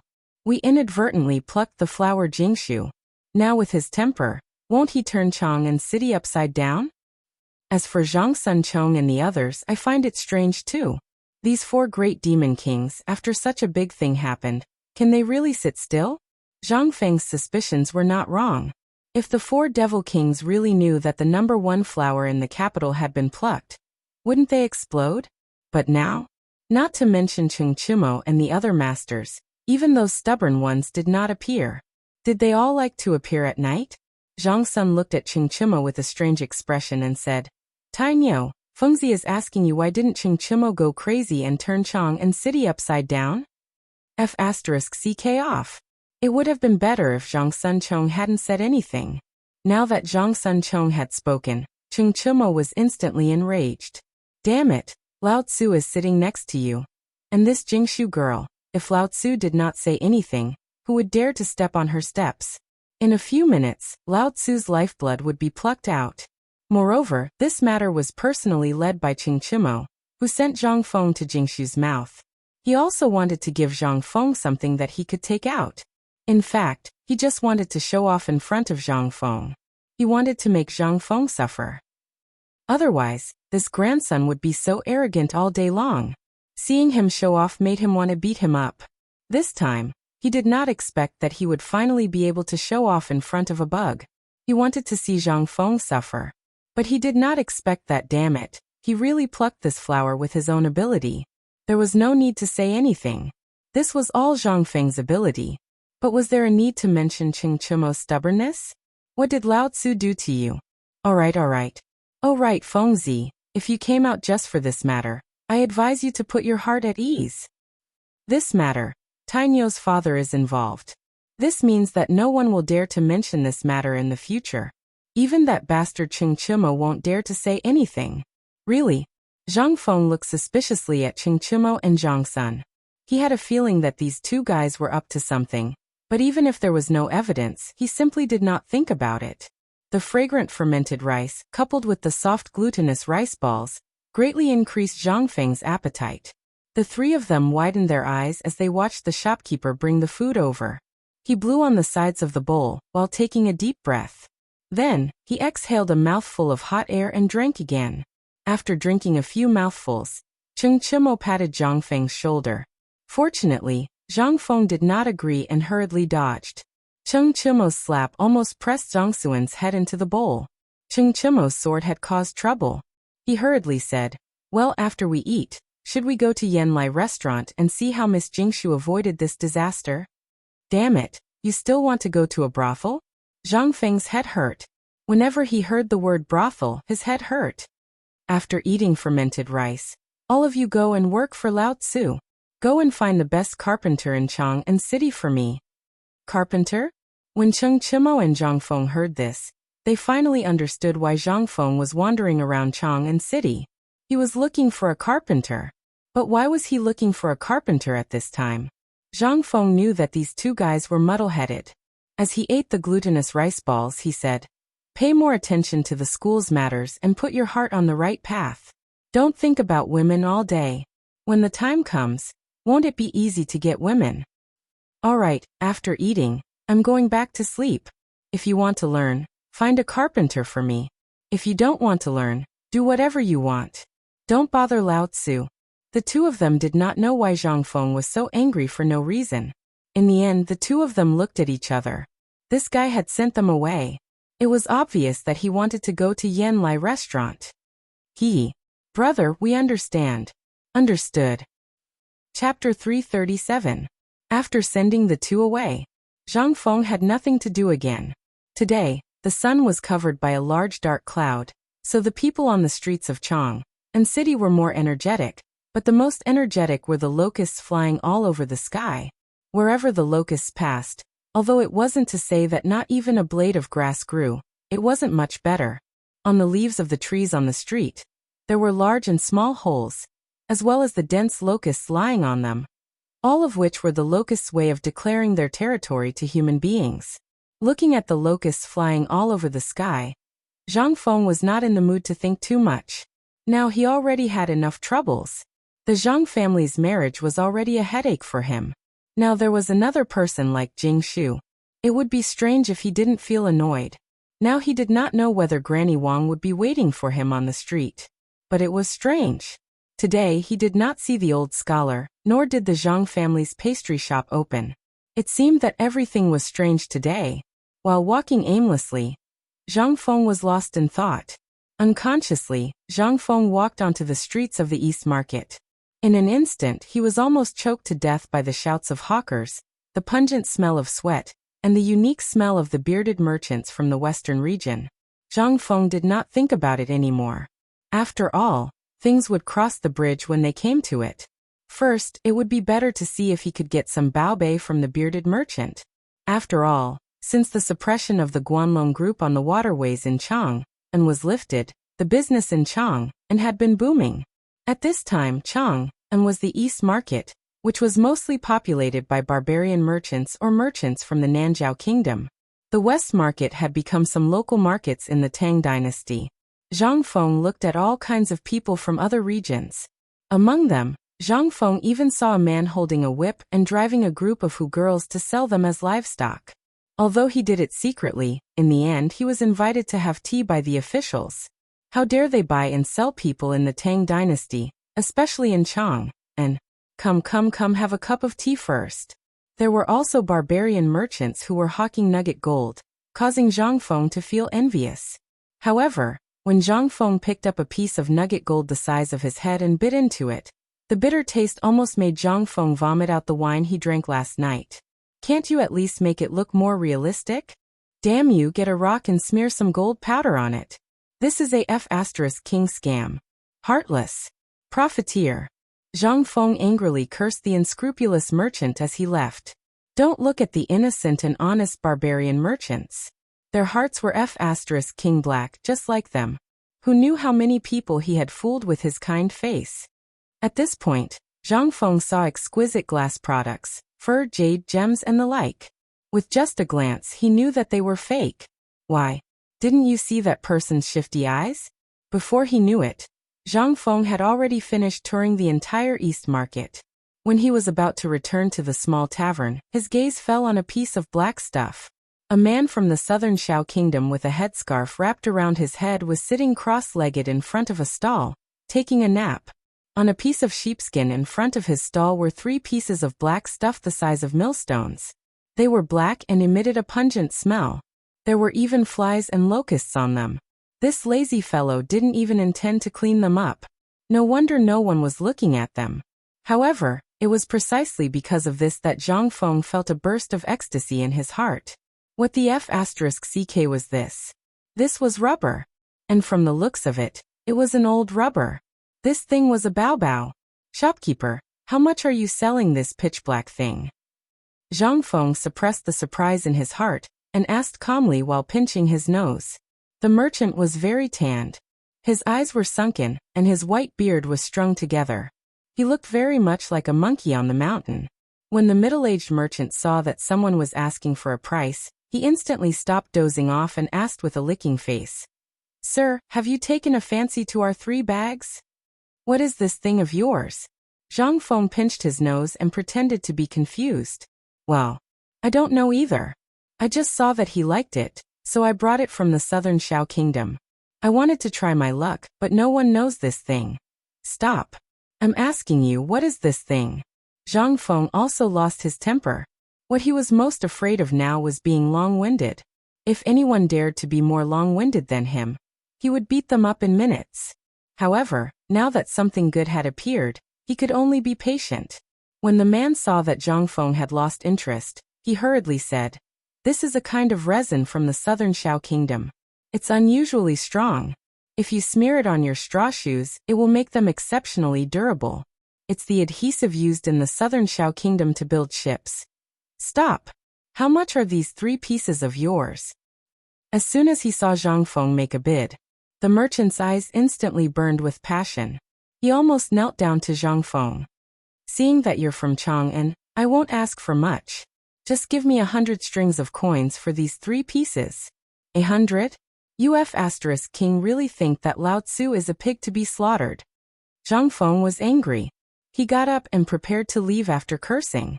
The cursing here instantly attracted 2 yamen runners to maintain law and order. When the merchant saw this, he was instantly scared out of his wits. He hurriedly grabbed Zhang Feng's trousers and said with a sobbing tone, "Sir, just give me money for the meal." Deal. Chapter 338. Zhang Feng acted like a thief.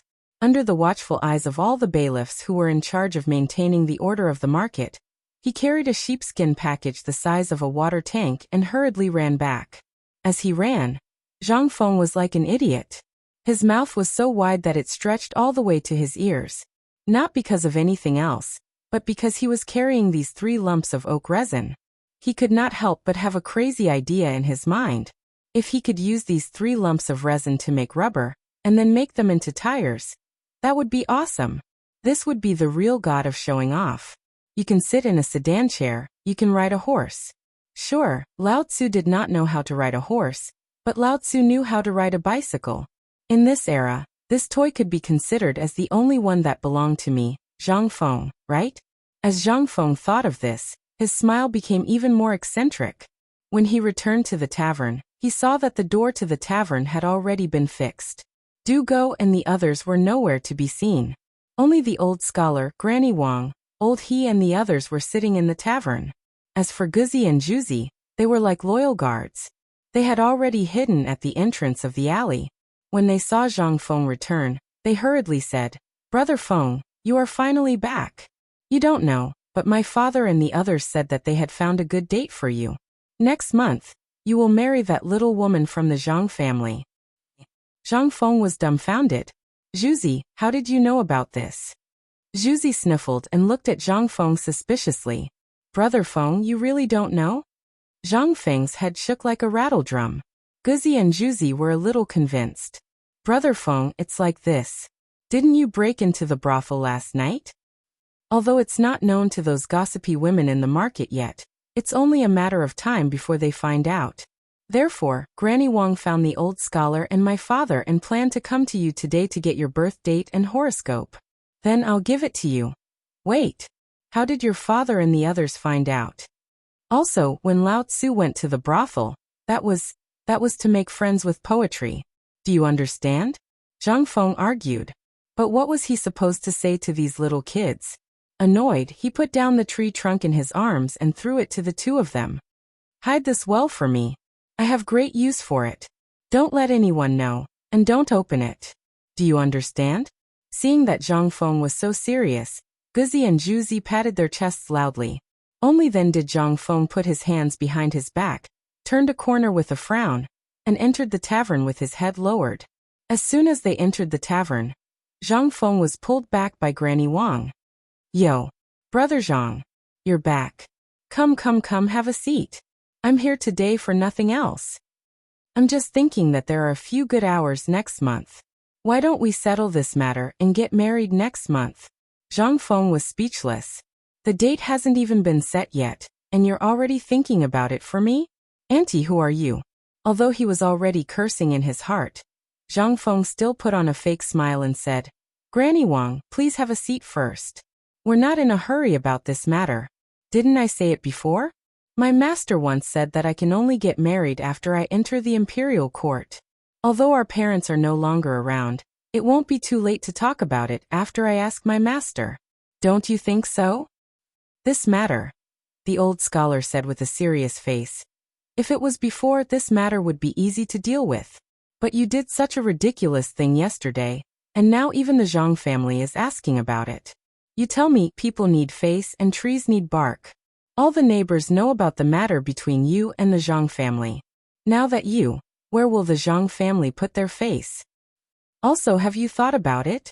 If a woman is rejected by her husband's family, then her life is ruined. Think about it carefully. Do you want reputation or something else? You said you want to ask your master. Fine, this old scholar will ask you. What is your master's name? Where does he live? The old man wants to ask him personally. Does he not want his disciple to get married and bring honor to the family? This old man has never met such a master in his life. The old man wants to ask him if he has ever learned what filial piety is. The old scholar was angry. Zhang Feng was speechless. His master was a figure made up out of thin air. How could he say that? He couldn't say that his master was Confucius, could he? The old scholar would definitely beat him to death if he said that. Old scholar, don't be anxious. My master doesn't have a fixed residence. Since the beginning of this year, he has been preparing to travel overseas. I don't know where he is now, but he said that at the end of the year he will come back to spend the new year with me and teach me some knowledge about overseas. Zhang Feng could only go against his conscience and make up another lie. But this time, they seemed to have learned their lesson. They ignored Zhang Feng's lies and followed the old scholar's words. First, they gave him the date of birth. He knew a good fortune teller who could secretly give him the date of birth. Then they would talk about what to do next. At the very least, they had to settle the marriage first. Without any other choice, Zhang Feng could only write down his date of birth. Of course, the date and month were correct. But for the year he could only push back the date by 20 years. At this point, everyone finally left leisurely. Zhang Feng's body was like a deflated balloon. He looked at the door unfocused and muttered, "This won't do. I have to find a chance to meet this so-called Zhang Yuyao. This matter, why does it seem more and more like a trap to Lao Tzu?" At this point, Zhang Feng suddenly slapped his head. "Damn. I've been tricked. That damn Chintiniu. You let me see you. Damn it. You want to get me drunk and then bring me to the brothel? Damn it. What kind of brother is this?" Aori. Chapter 339. In the next few days, Zhang Feng's life was relatively peaceful. Even the old scholar who had been forcing him to get married frowned deeply when he saw Zhang Feng. He shook his head and left. Even old he and the others were the same. Not only that, the dog and Zhu Zi seemed to have disappeared without a trace. This made Zhang Feng feel a little uneasy. Lao Li and the others, Chen Tiniu, and the others, were also nowhere to be found. It seemed that everyone was very busy at this time. As for Zhang Feng, he was too lazy to be idle. The locusts that filled the sky seemed to be about to cover the sky and the sun. The weather was getting hotter and hotter. Looking at the locusts that filled the sky and the trees in Chang, and city that were slowly becoming bald, Zhang Feng took the basket and went out.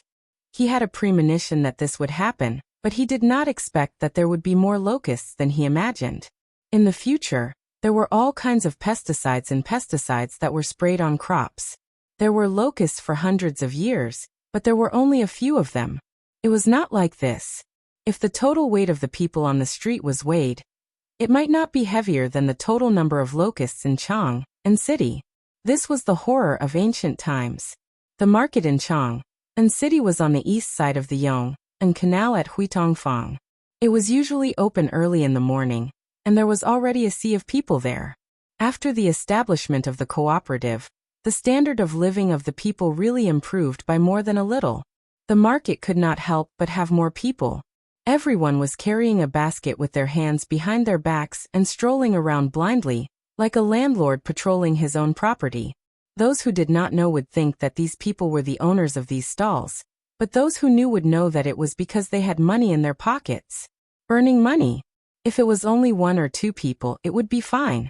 But basically the people in Chang and city were all like this. It was as if Chang and city was run by someone else. This scene made all the barbarian merchants go crazy. Why? The people of Chang and were really too rich. Every time an empty basket was sent out, the basket would be filled to the brim by the time it came back. They would even talk to people they knew or didn't know from time to time. They would even raise the basket in their hands and wave it in front of your eyes. But today was different. She didn't know if it was because Zhang Feng hadn't gone out for the past few days. In today's market, not only were there fewer people strolling around with their hands clasped behind their backs, even the people selling vegetables had disappeared. Zhang Feng had no idea what was going on. However, he vaguely felt that something was wrong. After strolling around the market, he didn't even see a single green vegetable. What the hell was this? Could it be that Lao Tzu was out of season? Something's not right. Zhang Feng raised his head in confusion and looked at the scorching sun. It was June, right? What's the problem here? Zhang Feng scratched his head and sat at the fermented glutinous rice paste stall. He woke up the shopkeeper who was dozing off. Manager, a bowl of fermented glutinous rice with eggs. The shopkeeper perked up when he heard that. All right. Sir, please wait a moment. Manager, what's wrong with the market? Why is there no more vegetables? Zhang Feng asked the question that had been on his mind. The shopkeeper shook his head and sighed. Sigh. Young man, I can tell that you don't go out often. Look at the sky. Locusts. That's right. Punishment from the heavens, disaster from the heavens. Go outside Chang and city and take a look. The mountains are all bare. Where are the vegetables? Now people outside the city don't even dare to go out. Poor thing. This time, all the farmers are in trouble. Sigh. The shopkeeper didn't mean it, but Zhang Feng was shocked. Shopkeeper, weren't there countless people digging for locusts' eggs early this morning? Why are there so many of them? Zhang Feng had brought up the matter in April or May. At that time, he saw that the people around Chang and had basically turned the surrounding land upside down. How could there be any locusts' eggs? In the end, the locusts' eggs became a hot commodity. They had to be imported from Longyu Road. But that was not enough to satisfy the needs of the rich. There was no other reason other than Zhang Feng's statement that this thing could strengthen the sex drive and nourish the kidneys. In an instant, this thing that even chickens despised instantly became a delicacy for the upper echelons of society. The shopkeeper brought over a bowl of steaming hot glutinous rice with eggs and sighed.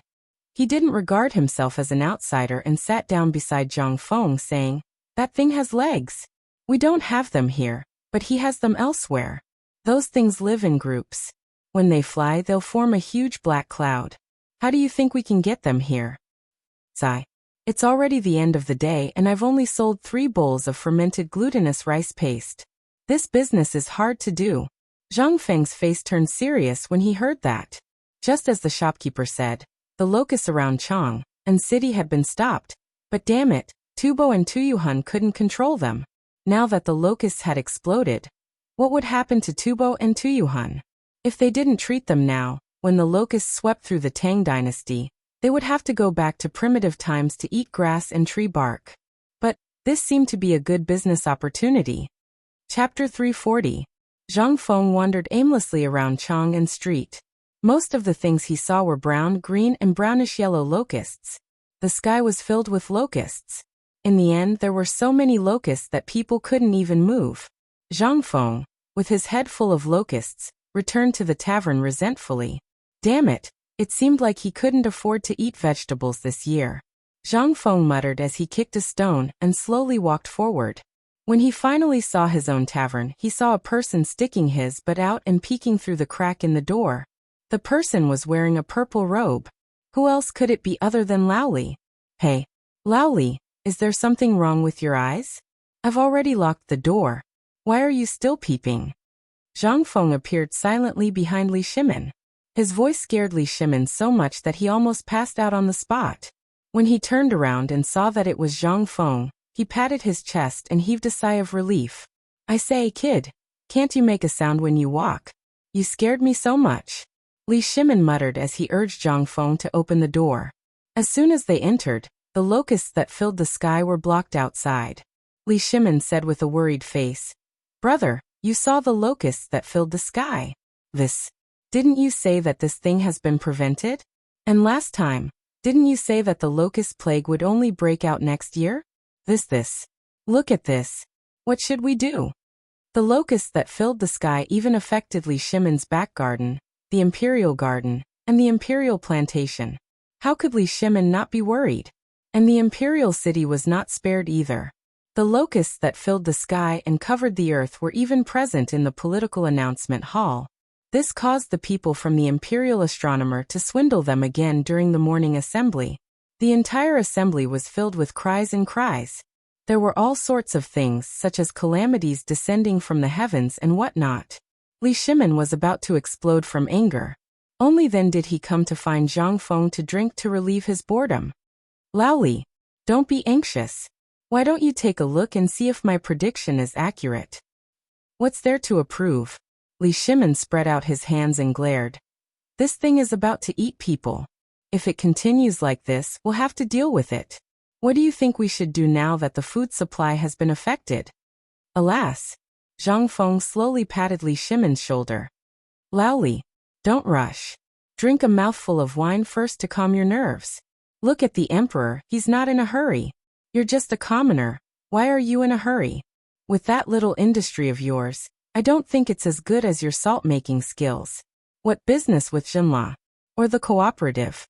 Just one of them is already your total income for the past year, right? What's the hurry? If the industry of Longyu Road is gone, then it's gone. What's money? Money is a bastard. If it's gone, can't we just earn it again? Also, Lao Li, let me tell you a secret. Zhang Feng's casual expression made Li Shimon gnash his teeth. He wanted to punch this guy's face into mush. But he held it in and said speechlessly, "What time is it now? Do you still have money? If this continues, it'll be over sooner or later." You don't know. The price of food has doubled now. Even if you said there would be a locust plague, the food you asked me to store won't be enough to last until this time next year. This is not a solution, right? We'll starve to death sooner or later. Li Shimon poured out his grievances. Zhang Feng was alone. This disaster was nothing to him, but Li Shimon was different. He had a big family business. The entire Tang dynasty belonged to his family. Now that this was happening, how could he not be anxious? Millions of people were waiting for him to feed them. Zhang Feng patted Li Shimon's shoulder and whispered, "Lao Li, this is the time for us to get rich. Let me tell you first, if you want to do it, we'll do it together. If you don't want to, Lao Tzu will do it alone. When the time comes, don't be jealous." Hearing this, Li Shimon was stunned. He knew Zhang Feng's temper very well. As long as he was being mean, he would definitely say something important. However, as soon as he said something serious, you had to be careful. But now, could it be that this guy was not bluffing, but pretending? Li Shimon couldn't help but ask, "You tell me about it?" Zhang Feng leisurely took out a few plums from his bosom. As he ate, he said, "Actually, this method is exactly the same as the one we came up with to control the locusts." What? The same? I'm afraid you don't know the current situation. At that time, the locusts were still eggs. Everything was easy. Just get a hoe and dig. And with your bluffing skills, you did make a lot of money. But it's different now. With locusts all over the sky, even if you want to bluff, you have to be able to bluff. Look, at that time, the eggs were yellow and shiny. After frying them and biting into them, they were all meat and oil. After coating them with flour, even if people knew, they could still eat them. But who hasn't seen these locusts before? These things have been pests since ancient times. Tell me, if I made these things for you to eat, would you eat them? Li Shimon was speechless. But Zhang Feng mysteriously came out of the kitchen with a dustpan full of fried yellow locusts. He waved his hand at Li Shimon and said, "Lao Li, look, what is this?" Chapter 341. When Li Shimon saw this, his hair instantly stood on end. "Brother Zhang Feng, you, munch munch." Under Li Shimon's horrified gaze, Zhang Feng grabbed a handful of grasshoppers and stuffed them into his mouth. The spicy and salt-flavored grasshoppers instantly spread out in Zhang Feng's mouth. Seeing this, Li Shimon's heart pounded again.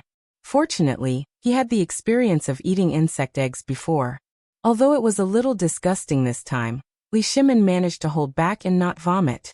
However, looking at Zhang Feng eating with relish, Li Shimon couldn't hold back anymore. Brother Zhangfeng, this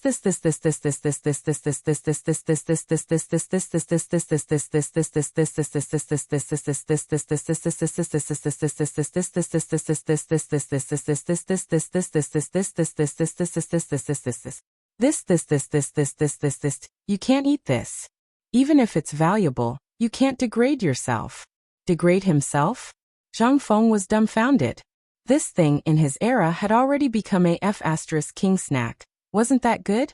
Moreover, it was a snack that was suitable for both young and old. How did this become degrade himself? Zhang Feng threw the dustpan on the table. In an instant, the fried grasshoppers shook in the dustpan, making Li Shimon's hair stand up again. Zhang Feng drank a mouthful of wine happily, then said, Lao Li, come, the insect eggs from last time weren't as delicious as this one. Let me ask you, after eating the insect eggs last time, did you have diarrhea, stomach pain, or any other discomfort? No. Li Shimon shook his head and said truthfully, no. Isn't that enough?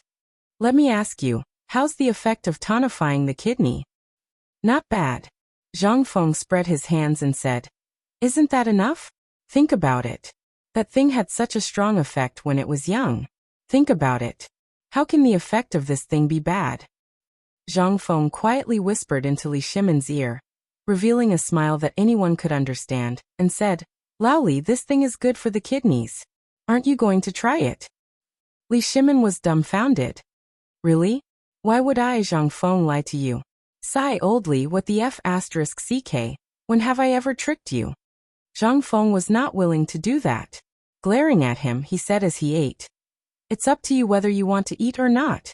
When the time comes, I will set up a factory in Chang, and no, in every place. I will only process and produce this stuff. Think about it. Lao Tzu said that this stuff can strengthen the sex drive. Think about it, who wouldn't want to buy it? Even if Lao Tzu says that this thing is worth 10 taels of silver, think about those high-ranking officials and wealthy families. Wouldn't they want it? You know this. Li Shimon was dumbfounded. Was this thing really as magical as Zhang Feng said it was? Li Shimon picked out a relatively small grasshopper from the dustpan, closed his eyes, and threw it into his mouth. But the moment Li Shimon's teeth bit into the grasshopper, his entire expression froze. The taste of salt and pepper, as well as the fresh and crisp taste of the grasshopper, was more delicious than chicken, more tender than rabbit, or even snake meat. Is it delicious? Zhang Feng looked at Li Shimon's shocked expression, then patted Li Shimon's shoulder. Lao Li, that's how it is. Last time you also earned a lot from the insect eggs.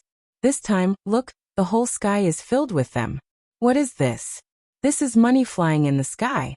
Don't you want to put it in your pocket? Of course I do. But this thing. I said, even if I can accept it now, can the people accept it? Think about it, how do you deal with this thing? Believe it or not, if you throw out a dustpan of grasshoppers, your legs will be broken in minutes. Li Shimon quickly stuffed grasshoppers into his mouth, while pointing at Zhang Feng. Zhang Feng's eyes were wide open. I say, Lao Li, you can say that, but this grasshopper, can you eat it slowly? You can even make something like this in your residence? Didn't I give you the secret recipe last time? Why are you snatching it from me? Snatching it is one thing, but why are you insulting me like this? Do you want to keep it all to yourself? Zhang Feng suddenly understood. This guy wants to say that this thing is useless, and then secretly make a fortune? This won't do. Li Shimon's mouth twitched. He glanced at Zhang Feng's suspicious face and said, how can this be? Wasn't I just telling the truth? This thing, I like to eat, but you have to know if the people can accept it. This thing is not only you. Even if it is covered in flour, the people can still see this thing at a glance. It is a grasshopper. You don't have to worry about this. Since I, Zhang Feng, dared to say it, then there is nothing that I, Zhang Feng, can't do. Let me ask you now, do you dare to do it with me? Zhang Feng patted his chest, picked up the bowl of wine and took a big gulp. Then he said slowly, actually, you know the advantages of this grasshopper. It strengthens the body and contains many things that you don't know. Look, what does the grasshopper eat? It eats grass, leaves and grains, right? This is the essence of grains. Oldly, all you need to do is stand there and shout. This thing can strengthen the sex drive and the body.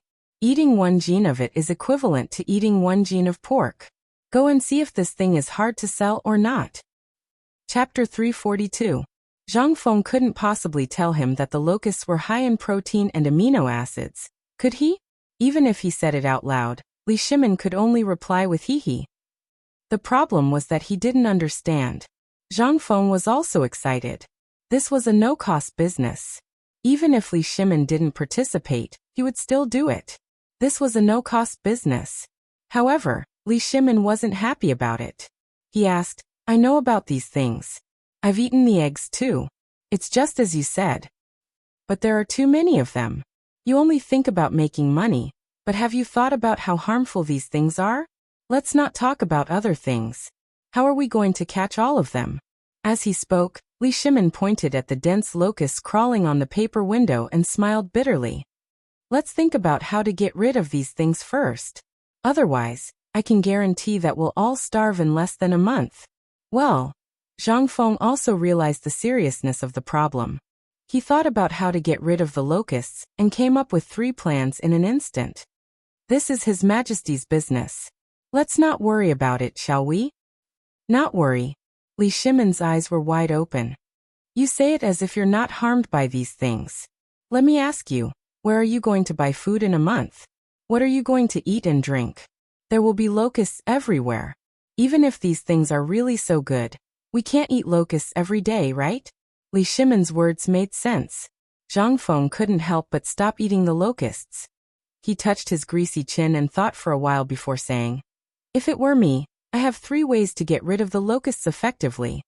What ways? Li Shimin hurried over when he heard that. The chicken and duck army was not very reliable now. He had thought about it, but when he saw the dense locusts in the Imperial Garden, how many chickens and ducks would it take to finish all of them? This method was definitely a drop in the bucket. I have 3 ideas. Lao Li, which one do you want to hear first? Li Shimin frowned. Don't talk about the chicken and duck army. He's not reliable at all. Not a chicken and duck army. Zhang Feng faintly smiled. Now the chicken and duck army can only be considered as auxiliary troops. Remember my first method well. The first one is to use medicine. Insecticide. Li Shimin's eyes lit up. Are you talking about arsenic? Get lost. Zhang Feng's face darkened when he heard that. How many of these do you have? How much can you afford? Even if you can afford it, let's not talk about whether this thing can poison the locusts to death. I can guarantee that before the locusts are poisoned to death, your head will be chopped off. Can't you use your brain? You can use arsenic on this thing? Do you have money to burn? Or do you want to die? Have you thought about it? Once you use arsenic, I estimate that in no time, more than half of the people in Chang and city will be killed by you. Think about it carefully. Do you want to live, or do you want something else? Li Shimin's face changed abruptly when he heard that. He asked hurriedly. Then tell me, what should I use this thing? Mugwort, plus some other things, realgar powder, and that honey locust. Mix these things with a little bit of pepper and petunia, then boil it into water and spray it out. Even if people accidentally eat it, they will only have a stomachache for a while, and then nothing will happen to them. Moreover, this thing is cheap and can be easily obtained. Tell me, why do you like arsenic so much? Doesn't this harmless thing taste good? Zhang Feng scolded Li Shimin harshly. The key point was that he was afraid of this grandson. If he really dared to do that, there would be a big problem. Putting aside how long it would take for the locusts to take effect after eating arsenic, as long as they crawled on the food you ate and ate it, wouldn't that be the end of you? He really didn't use his F***king brain. Li Shimin was also scolded by Zhang Feng as if he had done something wrong. Moreover, he was also carefully thinking about the meaning behind it. He had just casually mentioned the arsenic. Who would dare to use it? It was a controlled item.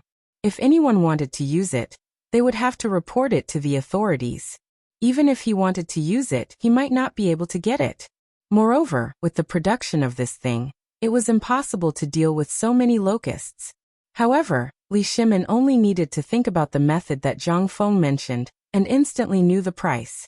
It was less than 10 copper coins in total. Not only was it not expensive, but those things were everywhere in the mountains and plains. They would never be used up. What was the most important thing? It was harmless to people. That was the most important thing. However, when he thought of Zhang Feng's two other methods, Li Shimin couldn't help but ask excitedly, "Brother Zhang Feng, what do you think is the other method?" "What is it?" Zhang Feng stretched out two fingers and shook them. "No, there is one more. In fact, I have countless. Which one do you want to hear first?" Li Shimin hurriedly asked. "Then tell me all of them." "Well, all right then, I'll give you a country bumpkin like you. Remember, the second method is fire attack." Chapter 343. Fire attack?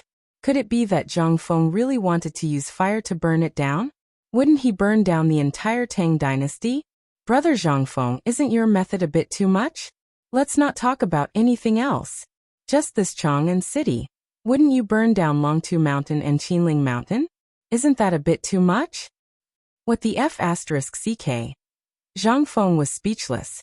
"I say, Laoli, what are you doing? Am I not giving you an example? I said that if I were the emperor, I would do this.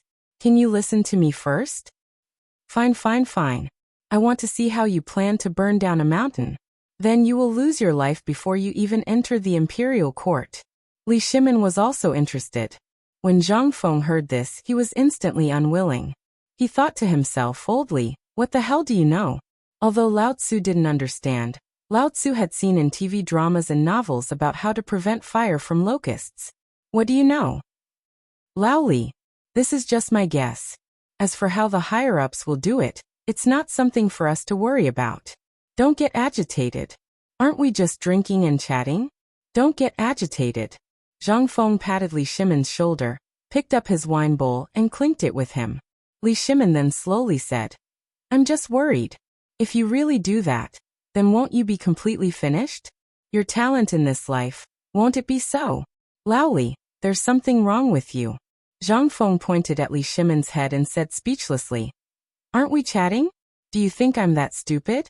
Why would I burn it down? What I'm saying is, if I were that person. Let's talk about this fire now. Think about it. Who the F***ck said that they had to burn the mountain?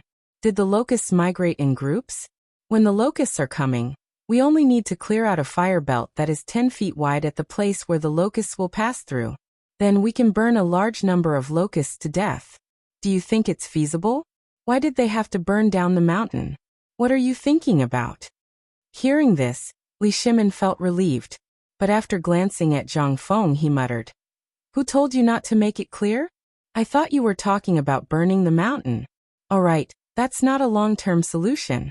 And many places are not suitable for this thing, such as Chang'an City. What should we do? Did you forget about the pesticide I mentioned?" Zhang Feng smiled mysteriously. "Like I said, I have countless ways to deal with these things for you in a matter of minutes." "All right, stop bragging." Li Shimin was speechless. "Let's not talk about Chang'an City first. Let's talk about the locusts in Longyu Road. How are we going to deal with them? My hundreds of acres of medicinal herb land. They're all F***king destroyed." As he spoke, Li Shimin squeezed out a few drops of tears from his eyes. Zhang Feng curled his lips. He said speechlessly, all right. How old are you? Why are you shedding tears over such a trivial matter? By the way, I told you to prepare an army of chickens and ducks last time. How many did you get?" Li Shimin's expression froze when he heard this. Zhang Feng looked at him and lost his composure. "Why? You didn't do it?" "Well, it was still early the last time. And at that time, the locusts were in the soil. I thought it was too early to do it now, so I didn't do it. Besides, there was that thing after that, right? So." Zhang Feng was stunned. "I say, Laoli, you're really something. I told you last time that this thing is good for dealing with locusts. Now you. All right, let's not talk about this. If you don't have it, you can do it now. It's not too late. You can even make some money." Li Shimin hurriedly changed the topic. "Well, didn't you say that there are many ways to deal with them? Tell me about the chickens and ducks. It's not too late to go and buy them now. There's definitely a way. But I don't know if it's profitable. I still think that collecting locusts and learning from the eggs is as reliable. All right, stop glaring at me. Be careful, your eyeballs might fall out." Zhang Feng looked at Li Shimon's glare and changed the topic gloomily. Actually, if you use a little bit of the insecticide I made in the pharmacy when you attack with fire, the effect will be better. And this thing, even if it's sprayed in Chang'an City, it won't poison the people. As I said before, let's not talk about this method. There's also an army of chickens and ducks. But you don't have it, and I don't have it either. If you have it, you can burn it with fire, then smoke it with insecticide, and eat it with chickens, ducks, and pigs. Basically, it will only take a month for the locusts in the Tang dynasty to disappear completely. But it depends on what the emperor wants to do. Zhang Feng spread his hands speechlessly. He didn't say anything else. However, Zhang Feng looked at Li Shimon, who was frowning and deep in thought. He couldn't help but ask curiously, "Laoli, I've been wondering where your mansion is. I've been wandering in Chang'an City for so long, why haven't I seen it? And damn it, what are you worried about? What does this have to do with you? Even if the sky falls, the emperor will hold it up for us. Maybe you just wait. I bet that the emperor will think of a way tomorrow morning. Or maybe not long after. Let's think about how to use this opportunity to set up the factory. If you don't want to do it, I'll do it alone." Chapter 344. For the past 3 days, Li Shimon had been worried about the locusts and had no idea what to do. But he didn't expect Zhang Feng to come up with so many ideas just by chatting for a while. Although the burning method seemed a little vulgar, it made a lot of sense when he thought about it carefully. If it was near the Shirley Slope outside Chang'an City, he only needed to cut down all the weeds and trees near the Ba River Bridge that connected to Chang'an City. Then he only needed to set a fire and pour the pesticides that Zhang Feng mentioned on the fire. Wouldn't that be more effective? But why was this kid so obsessed with money this time? His 3 sentences were all about money? Could it be that there was a trick to it? Something was strange. Li Shimon thought for a while and asked, "Brother Zhang Feng, how are you going to deal with these locusts? The economy of Chang and has just started. If you do this, won't it cause a conflict with the imperial court?" "How can that be?" This time, Zhang Feng was not happy. "Do you know that once this thing of mine is produced, it won't cause a conflict with the imperial court's cooperative, but it will further stimulate consumption?" "What?" Li Shimon was shocked. How could a small locust be possible? "Haha, brother Zhang Feng, are you kidding me?" "Kidding." Zhang Feng was furious. "I treat you as my brother, and you say I'm kidding? Have you ever seen me, Zhang Feng, joke?" Li Shimon curled his lips. Zhang Feng was instantly furious. "Hey, you don't believe me, do you? Come. Zhang Feng pulled Li Shimon to the backyard. He tied a rope to the tree in the backyard, and then spread oil paper under the tree. With a pull and a shake, the locust fell on the paper. Li Shimon didn't understand what Zhang Feng was going to do. He watched carefully. Zhang Feng slowly moved the locusts from the ground into a basin. Then he filled the basin with water, sprinkled a large amount of salt, and slowly rubbed it before scooping it out of the water. Li Shimon was dumbfounded. What was he trying to do? He had no choice but to follow Zhang Feng to dry the cleaned locusts on the floor of the backyard. At this time, Zhang Feng said, "I said before that locusts have a high medicinal value, and they are an important Chinese medicine. They can treat kidney deficiency, and the effect of strengthening one's yang and kidney is 10 times better than that of insect eggs. Think about it. How much did you earn from the locust's eggs? Are there any objections?" "I don't think so." "Do you know why?" Li Shimon scratched his head in confusion. Indeed, no one objected to the locust's eggs. Many people even saw it as a profitable business. Zhang Feng slapped Li Shimon's shoulder. "You don't understand, do you? As long as the publicity is done well, anything can be used for business. Think about it. You just ate the locusts. You said that people don't like it. Then if I grind it into powder and sell it as bone-strengthening powder, do you think anyone will buy it? And the price at that time will be much higher. Now a caddy of fried locusts can be sold for 3 to 5 copper coins. When the time comes, the price will be doubled. Think about it. If we sell it at such a high price, how much lower will the price be? Once the price is raised, even if the locusts don't have an army of chickens and ducks, all the people in Chang and will go crazy to catch them." While they were talking, the water on the locusts had dried up. Zhang Feng grabbed a handful of locusts and looked at them. Then, he led Li Shimin into the kitchen. He set up the fire and heated the oil. When the oil was almost done, he poured the whole basket of locusts into it. Slurp. Li Shimin had never been in the kitchen before. He was scared by this scene and trembled all over. Zhang Feng rolled his eyes again. Not long after, a basket of yellow fried locusts was ready. But this time, Zhang Feng didn't eat it directly.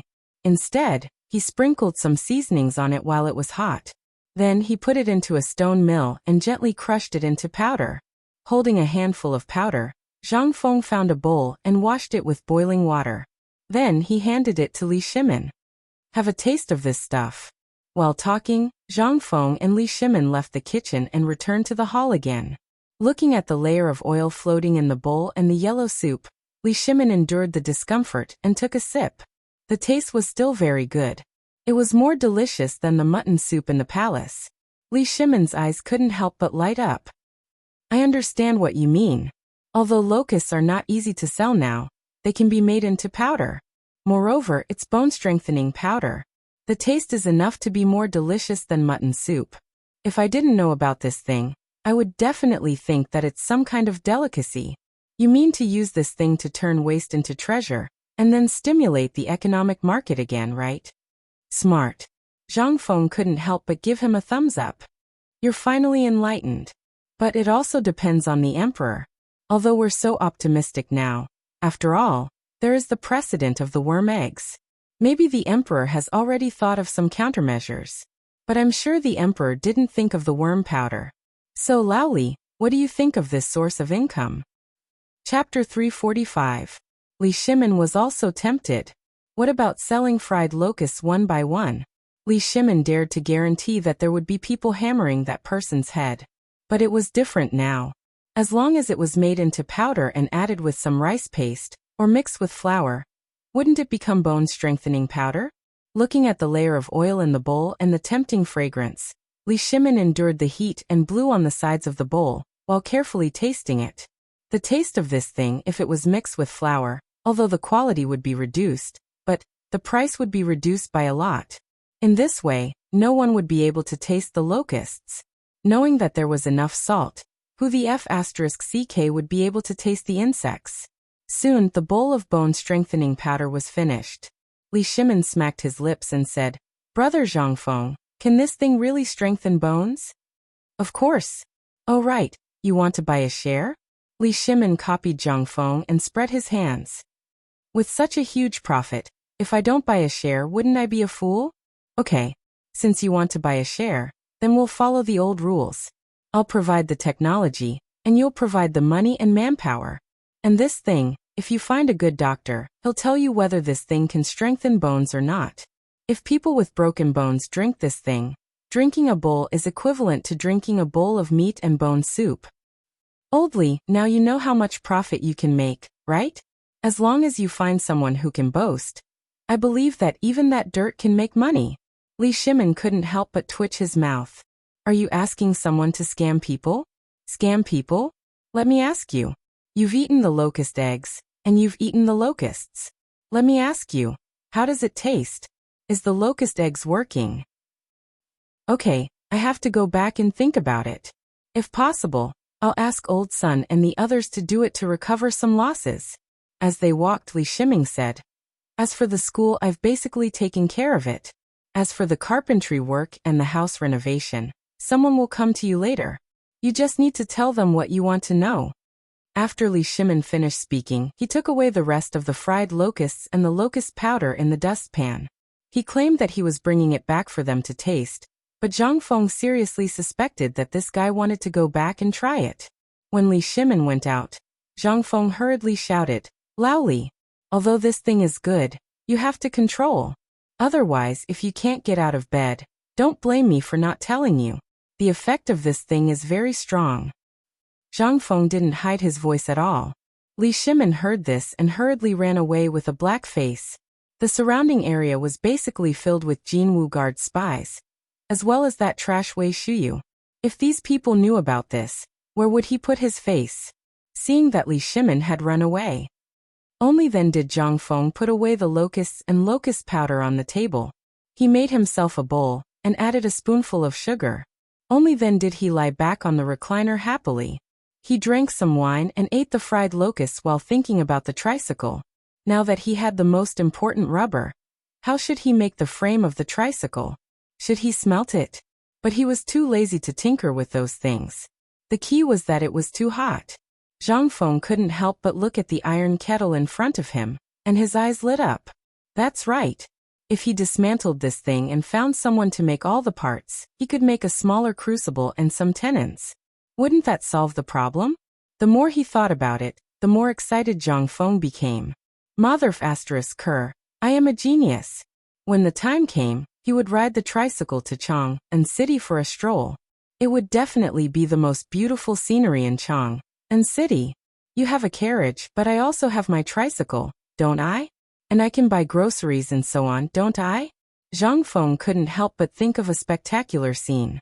A group of loafers wearing sunglasses, wearing suits, riding bicycles, wearing big brimmed hats. Just thinking about it made him excited. The more he thought about it, the more Zhang Feng wanted to make a tricycle. How could he fall asleep now? He hurriedly got out of the tavern and found Go Zi and Zhu Zi in the river under a big willow tree. He asked, I have an extremely important matter right now. Do you want to help me? When they heard that Zhang Feng had something to do, the two of them didn't even wear clothes. They climbed into the river naked. The women on the street couldn't stop cursing. Brother Feng, tell us, what do you want us to do? The two of them stared at Zhang Feng excitedly with their black eyes. Zhang Feng thought for a while and said, Do you know the old blacksmith in the west of the city? I have something to do here. You go and invite him here. Tell him that I have a big business deal for him. This Uncle One is 80 years old. Do you want me to find Dumbo for you? Although that guy is a little stupid, he has great strength. Zhu Zi suggested a different idea. However, Zhang Feng shook his head.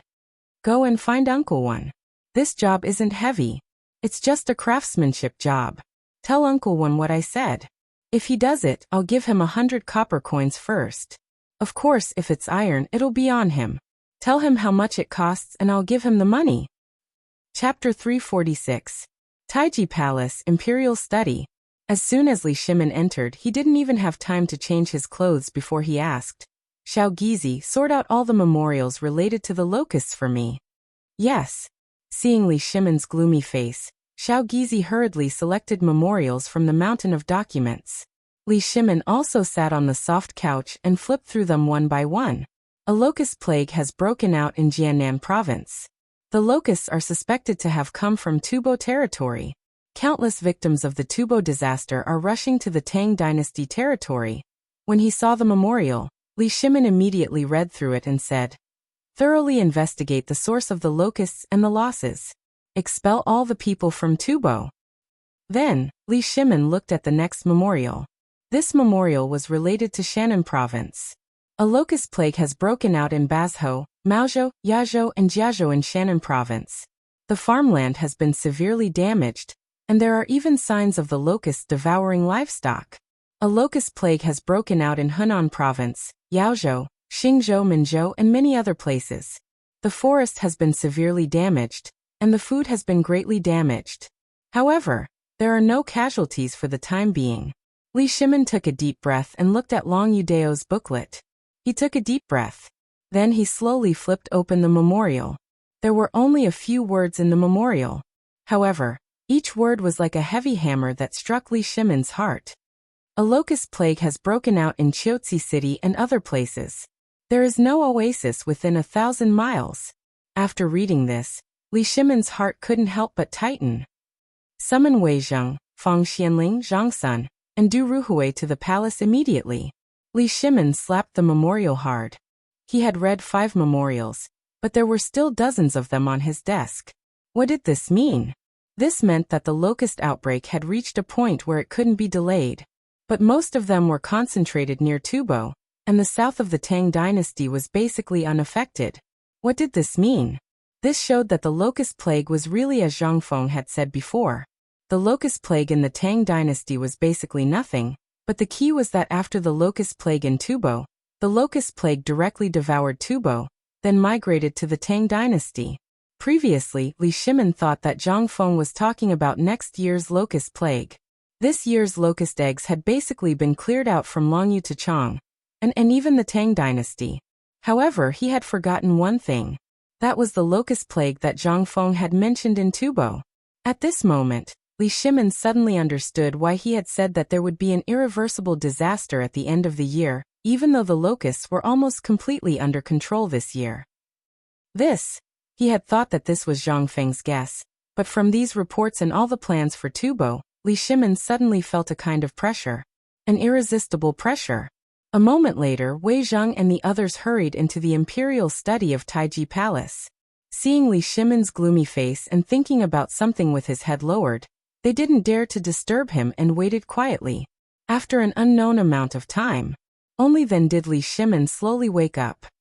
He looked at the people standing in front of him and waved his hand tiredly, motioning for them to sit down. Then he said, "How's the investigation of the locust plague?"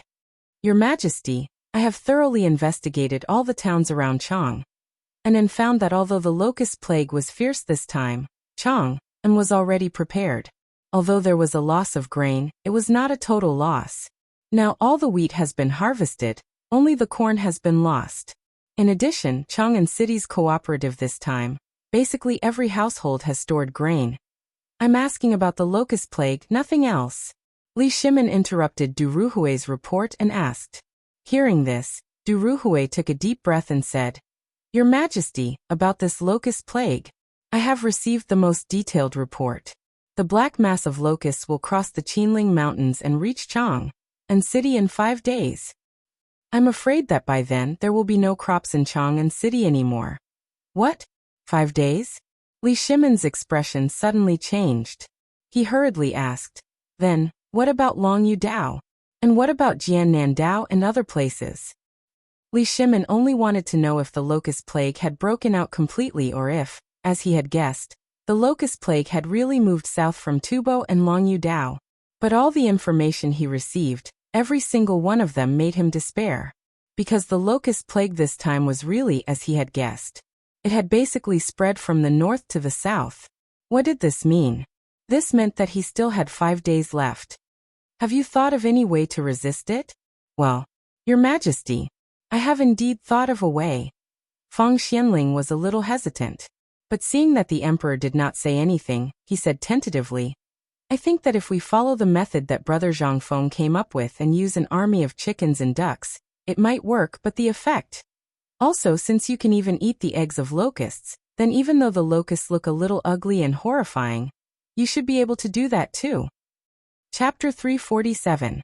How could they not know that His Majesty had left the palace? Moreover, His Majesty had not even changed his clothes. If they were not fools, they would definitely know that His Majesty had gone to Brother Zhang Feng's place. Thinking of this, on the way to the imperial study, they squatted by the roadside and thought about what Brother Zhang Feng had said before. Only then did they come up with this wonderful idea. This was the idea that Brother Zhang Feng had mentioned earlier. Wasn't this the right time to use it? However, after saying it out loud, they felt a burst of strangeness. That was because His Majesty's face had become unusually ugly at this moment. This scene made the hearts of these wily old foxes skip a beat. Could it be that this was what His Majesty and Brother Zhang Feng were talking about? They could not help but look at each other. At the same time, they sat up quietly and waited for His Majesty's reprimand. Sure enough, not long after they sat down, Li Shimin sighed and said, "At first, I thought that you would come up with a different idea on this matter. But now it seems that this, alas. Your Majesty, there are other ways. I've looked up the previous methods that were suitable for controlling the locusts, but compared to the current situation, they are basically a drop in the bucket. So we think that the best way now is to use fire." All right. Li Shimin waved his hand with a headache. "Where do you want me to burn? Burn the imperial city? Or burn somewhere else?" "Your Majesty, we are guilty of the death penalty." Wei Zheng and the others hurriedly knelt down. Li Shimin didn't even glance at them. He waved his hand and said, "Actually, I know that you also understand. After I came back from that small tavern, I won't beat around the bush. Brother Zhangfeng did have 3 ways. The first one is the fire attack that you mentioned. Let's make use of the favorable terrain. Let's talk about the current situation. After Li Shimin finished speaking, he pointed at the map on the wall, which was the area of Chang'an City, and said, "Look, this is the area of the Shirley Slope. Brother Zhangfeng's idea is to cut a fire belt between Ba River and Chang'an City, and then set fire to the locusts here." This, Wei Zheng and the others looked at the map. When they heard Li Shimin's words, their expressions changed. Previously, they had only thought of setting the place on fire, but as for how to do it, they really didn't know. Especially in the imperial city in Chang'an City, they couldn't possibly set the entire place on fire, right? But at this moment, Li Shimin spoke again. "We did not expect that you would not even think of a way." Li Shimin had mixed feelings in his heart. He said lightly, "You have all dealt with medicinal herbs before. The Dragon Boat Festival has just ended. Have you forgotten something? Are you talking about mugwort and realgar?" When Wei Zheng heard this, his expression suddenly changed. He hurriedly knelt and said, "This subject did think of it before, but I did not know how to use it. That's why this subject is stupid. Please enlighten us, Your Majesty." "Please enlighten us, Your Majesty." Li Shimin waved his hand. "Do you remember what the beacon tower is used for?" "Beacon fire." When Wei Zheng heard this, he hurriedly said, "Your Majesty, the beacon tower is a signal tower used to transmit emergency military information." "Yes. That's it." Li Shimin pointed at the map and said, "I just looked at the memorials. According to all the memorials, the locust outbreak is concentrated in Longyu, west of Jiannan, and mainly around Tubo and other countries. If we light the beacon fires in these places at the same time, and we change all the fuel into medicinal herbs, insecticides, what do you think will happen?" Feng Xuanling's eyes suddenly burst out a burst of light. "Your Majesty, you mean to use fire to attack?" "That's right." Buzz. Feng Xianling, Du Ruhui, Zhang Sunwuji and Wei Zheng, who had been silent all this time, felt a muffled thunder in their minds at the same time. That's right. Jiannan Road, Shannon Road, and Longyu Road were the 3 places where the locust plague was the most serious. Then there were more than 1,000 beacon towers in these places. If so many beacon towers and isolation belts were to light up the medicinal herbs at the same time, then, wouldn't it be easy to eliminate the locusts? Was this matter really that simple? However, at this moment Zhang Sunwuji, who had been silent all this time, suddenly said, "Your Majesty, although this method can eliminate most of the locusts, if the dosage of the medicinal herbs is not right, and the wind blows randomly, the effect. So what I mean is, if we can cooperate with the chicken and duck army at this time, won't it be twice the result with half the effort?" When everyone heard this, they couldn't help but feel happy. "Your Majesty, Lord Zhangsun is right. If we can eliminate the remaining locusts with the chicken and duck army, in less than 3 months, the locusts in the Tang dynasty will be wiped out." 3 months. Li Shimin shook his head lightly. "I can't wait for 3 months. I want you to completely eliminate this plague of locusts within a month." Chapter 348. When everyone heard this, they could not help but reveal bitter expressions. "Your Majesty, this plague of locusts is a punishment from the heavens." "What punishment?" Before Du Ruhui could finish, Li Shimin interrupted him. With a wave of his hand, palace maids entered the imperial study with large bowls of something with an alluring aroma. Li Shimin waved his hand and said, "The weather is hot. Drink something good to moisten your throats and think carefully about how to deal with it. Then, tell me if this is a natural disaster or something else." As he spoke, the palace maids opened the lids of the white marble bowls in front of them. Instantly, the alluring aroma filled the hall. Everyone was puzzled, but they still stood up and said in unison, "Thank you, Your Majesty." After that, they looked at the bowls of something pale yellow and covered in oil. They couldn't tell what it was. They gently scooped up a spoonful and put it into their mouths. But in the next moment, their puzzlement disappeared. Everyone's faces were filled with surprise and surprise. "How is it? How does it taste?" Li Shimin didn't tell them that it was locust powder. He believed that if he had told them in advance, these bastards would have 100 ways to stop drinking it. But that wasn't what he wanted to see. He wanted to wait until they finished drinking before revealing the ingredients. It wasn't that Li Shimin had a bad taste, but that these guys couldn't think of a way. Could it be that none of the civil and military officials could come up with a perfect plan? Therefore, he wanted to use this to punish them. On the other hand, he wanted to leave a deep impression on them, just like when they ate the eggs. This was the usual tactic of a monarch. Rub first and then use force. After a while, the four of them finished drinking. At this moment, Li Shimin waved his hand again. The palace maids held up a large jade plate. The plate was covered with a red cloth again, looking very mysterious. Li Shimin asked, "My dear officials, how does this soup taste?" They ate it very confusedly. So they ate very slowly. The taste of this thing was indeed delicious. It had the freshness of fish and crab, the texture of cattle and sheep, and even the texture of frogs. But even if they ate it slowly, they still couldn't taste what it was.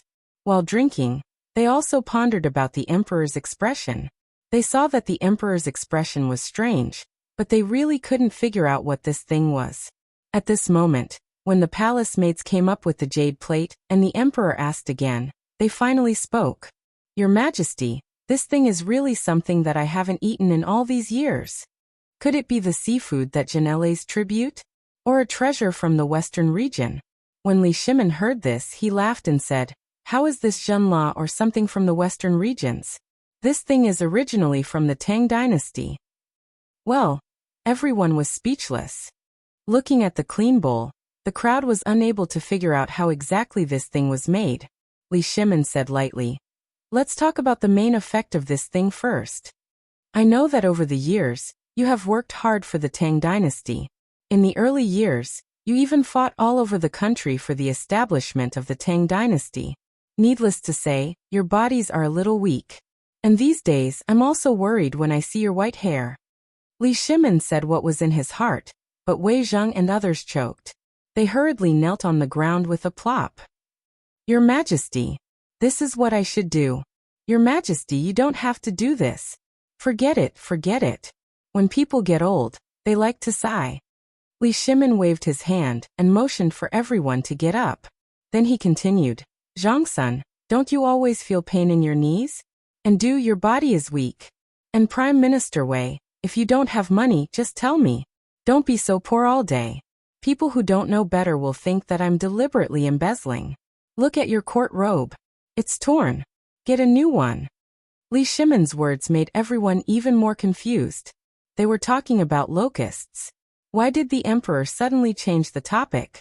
However, the emperor did not say anything.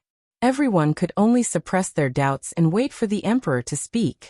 Li Shimin sighed with emotion and said, "The thing you drank just now is called bone-strengthening powder. Brother Zhangfeng said that this thing can not only strengthen your physique, but this bowl is equivalent to the nutrition of a bowl of meat soup." "I don't know anything about nutrition, but I drank a bowl. I think Brother Zhangfeng won't trick me, so I'll let you have a taste. If you think it's delicious, I'll reward you handsomely." Everyone trembled with excitement when they heard that. "Your Majesty, you don't have to do this." Seeing that he had achieved his goal, Li Shimin stood up with a smile and helped everyone up. He pretended to warn them. "Although this is good stuff, I have to warn you. I heard that it's very effective in strengthening your sex drive. You all work hard for the court, so I also hope that your children can flourish. So, you all must control yourself." Chapter 349. What did he mean? Aphrodisiac. What did Brother Zhangfeng do? They couldn't help but think of the locust eggs that Zhangfeng got before. That thing seemed to have the effect of aphrodisiac in kidney strengthening. Could it be? But when they thought about it carefully, the locust eggs had already turned into grasshoppers. That was impossible. They couldn't help but feel more confused, but they still thanked Li Shimin profusely for his reward. Li Shimin didn't say anything more, but said directly, "Actually, you've all seen this thing before." While speaking, Li Shimin personally lifted the white jade plate placed in the middle of them, revealing what was inside. At the same time, a group of palace maids seemed to have been prepared. Several palace maids stood beside them, holding a copper basin in their hands, waiting quietly. But when they saw what was in the plate, their faces suddenly changed. "Locusts? Are these locusts? I should have thought of it earlier. What we just drank is wretch. Wretch. What? Now everyone understood in an instant. They couldn't help but turn pale as paper and vomit loudly. Finally, they knew why these palace maids were holding the jade plate, why the emperor kept saying that, and why they couldn't help but think of the locust eggs when the emperor mentioned aphrodisiac. Damn it, it's locusts. After everyone finished vomiting, Li Shimin sat beside them, took out a few deep-fried golden locusts from the jade plate, and threw them into his mouth. He even chewed with relish, making crunching sounds. Everyone seriously suspected that the emperor was punishing them, but they didn't dare to say it. Li Shimin looked at them with some disdain. You ate the locust eggs as if they were treasures, but I can eat them, but you can't eat them? Li Shimin pretended to be angry. Instantly, the four people felt like they were facing a disaster. They hurriedly stood up and said, Your subjects dare not. Li Shimin then waved his hand and said, Okay, don't be like that. You've all heard the effects of this thing. Go back and try it first. I've already prepared 3 caddies of locust powder for each of you. No, it's now called bone-strengthening powder, and 3 caddies of fried locust. Tonight, you'll know whether I'm telling the truth or not. Furthermore, this is also my 3rd plan. Li Shimin put away his smile and said solemnly, Now you all know that everyone thinks that this is a pest, a punishment from the heavens. Not only that, but the financial system of the newly established cooperative is also showing signs of collapse. The people have lost their way to make money and have no food. How can they not panic? This guy. You can't let him be idle. Once he's idle, he'll amplify the fear in his heart. Think of a way to earn money from the locust eggs. Even the locust eggs can be used. Why can't I turn these locusts into treasures? Li Shimin himself didn't realize that after being with Zhang Feng for so long, he actually regarded himself as a businessman. But thinking about it carefully, wasn't this what the Tang dynasty needed now? He wanted to take control of the economy. He wanted this country, which was in ruins, to be able to recover its economy in a short period of time. He wanted it to be strong again. This was also the meaning of the Wei River Alliance. But now, heaven didn't do as he wished. He originally thought that this locust plague was managed before, and Zhang Feng kept saying that it was to prevent next year's locust plague. But he forgot one essential thing. That was, without today's reserves, where would next year's locust plague come from? This year's locust eggs were almost all dug out. Where would this locust plague come from? But now he understood. Zhang Feng had been planning this locust plague since early in the morning. From the beginning of targeting Tubo to now, all the plans, including the food, were basically to eliminate the locust plague from the root. Locusts could fly. Although the Tang dynasty didn't have locust eggs, Tubo did. He ignored this fundamental problem. He only saw that the locust plague of the Tang dynasty was gone. But now, reality gave Li Shimin a hard slap. This slap not only woke Li Shimin up, but also made him understand a truth. If he wanted to control the locust plague, he had to start from the root.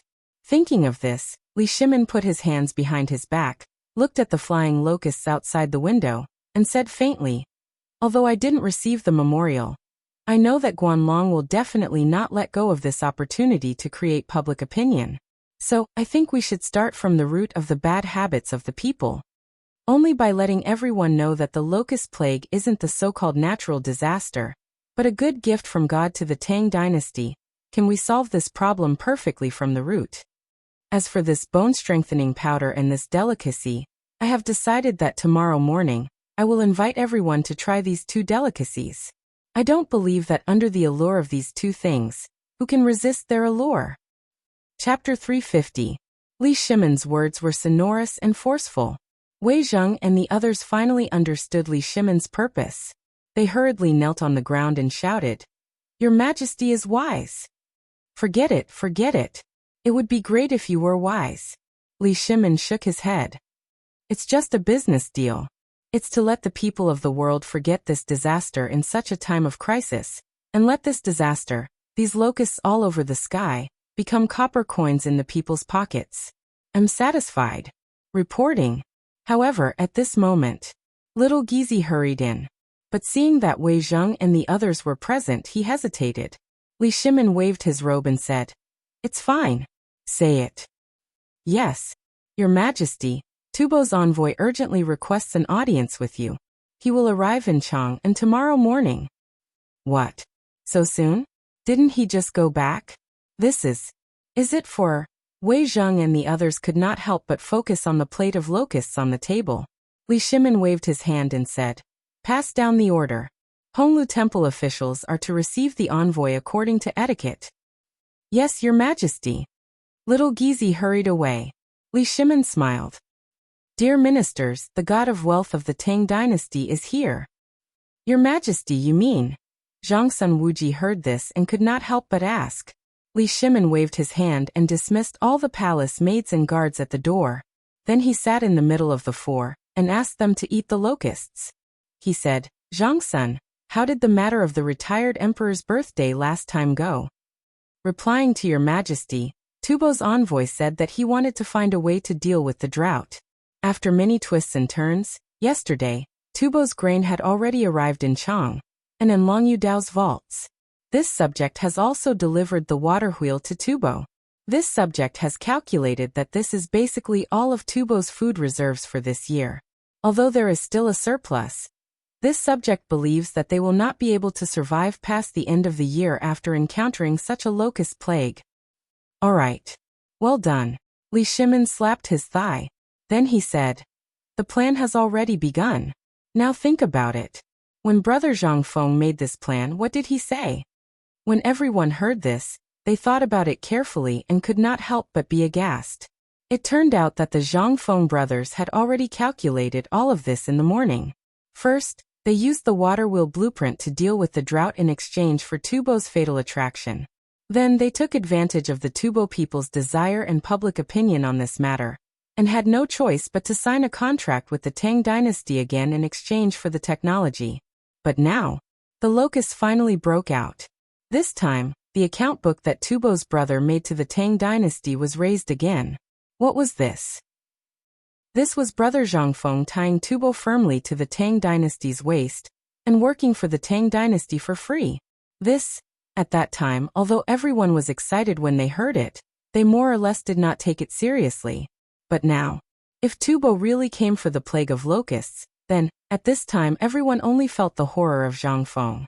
Every time he made a targeted suggestion, he could make a country a plaything of the Tang dynasty in his hands. How terrifying. This was what it meant to destroy the world with a smile. This was even more terrifying than killing Tubo with real swords and spears. Your Majesty, this Brother Zhang Feng, is he really a god? Wei Zheng took a deep breath. He asked in horror. Li Shimin smiled bitterly. I also want Brother Zhang Feng to be a god, but the truth is the truth. He is just a mortal. Everyone was silent. Everyone thought of Zhang Feng's plan to deal with the Tuyuhun and the Turks again, and they could not help but have goosebumps. This was simply too terrifying. Fortunately, Brother Zhang Feng was from the Tang dynasty. If he was from Tubo or another country, then... Right. Li Shimin's expression suddenly changed. He asked, "Immediately send a message to Qing Yaojin and ask him whether the Turks were affected by this plague of locusts." Your Majesty, I was just about to report this. Wei Zheng's expression was grave, but his body was trembling. His face was a little red. Your Majesty, this morning, I received a report from the Secretarial Bureau. It said that Yuzhou, Ting, and Qiuzi sent a secret report that a large number of locusts had entered the Tang dynasty from the Turks. Even the situation in Yuzhou has become more serious. If we combine this with this, I think that the locusts must have crossed the Longyu Road from the Tuyuhun and entered the Turks. Then from Yuzhou they entered the Tang dynasty. So the Turks must have suffered a devastating plague of locusts. Good. Li Shimin heard this and also excitedly slammed the table. This is the most exciting news I have received in recent days. Pass down the order. Quickly find out all the information about the Turks. I want to see how Tuli and Xieli can escape from my control. Also have people keep an eye on the people from Guanlong, especially on the border. If they are found to have business dealings with the Turks, Tubo, and the others, then, as he spoke, Li Shimin's eyes flashed with killing intent. The four hurriedly got up. We understand. Reporting. At this moment, little Gizi entered the imperial study again. As soon as he entered, little Gizi hurriedly knelt on the ground and said, "Your Majesty, the envoy from Tuyuhun is also here."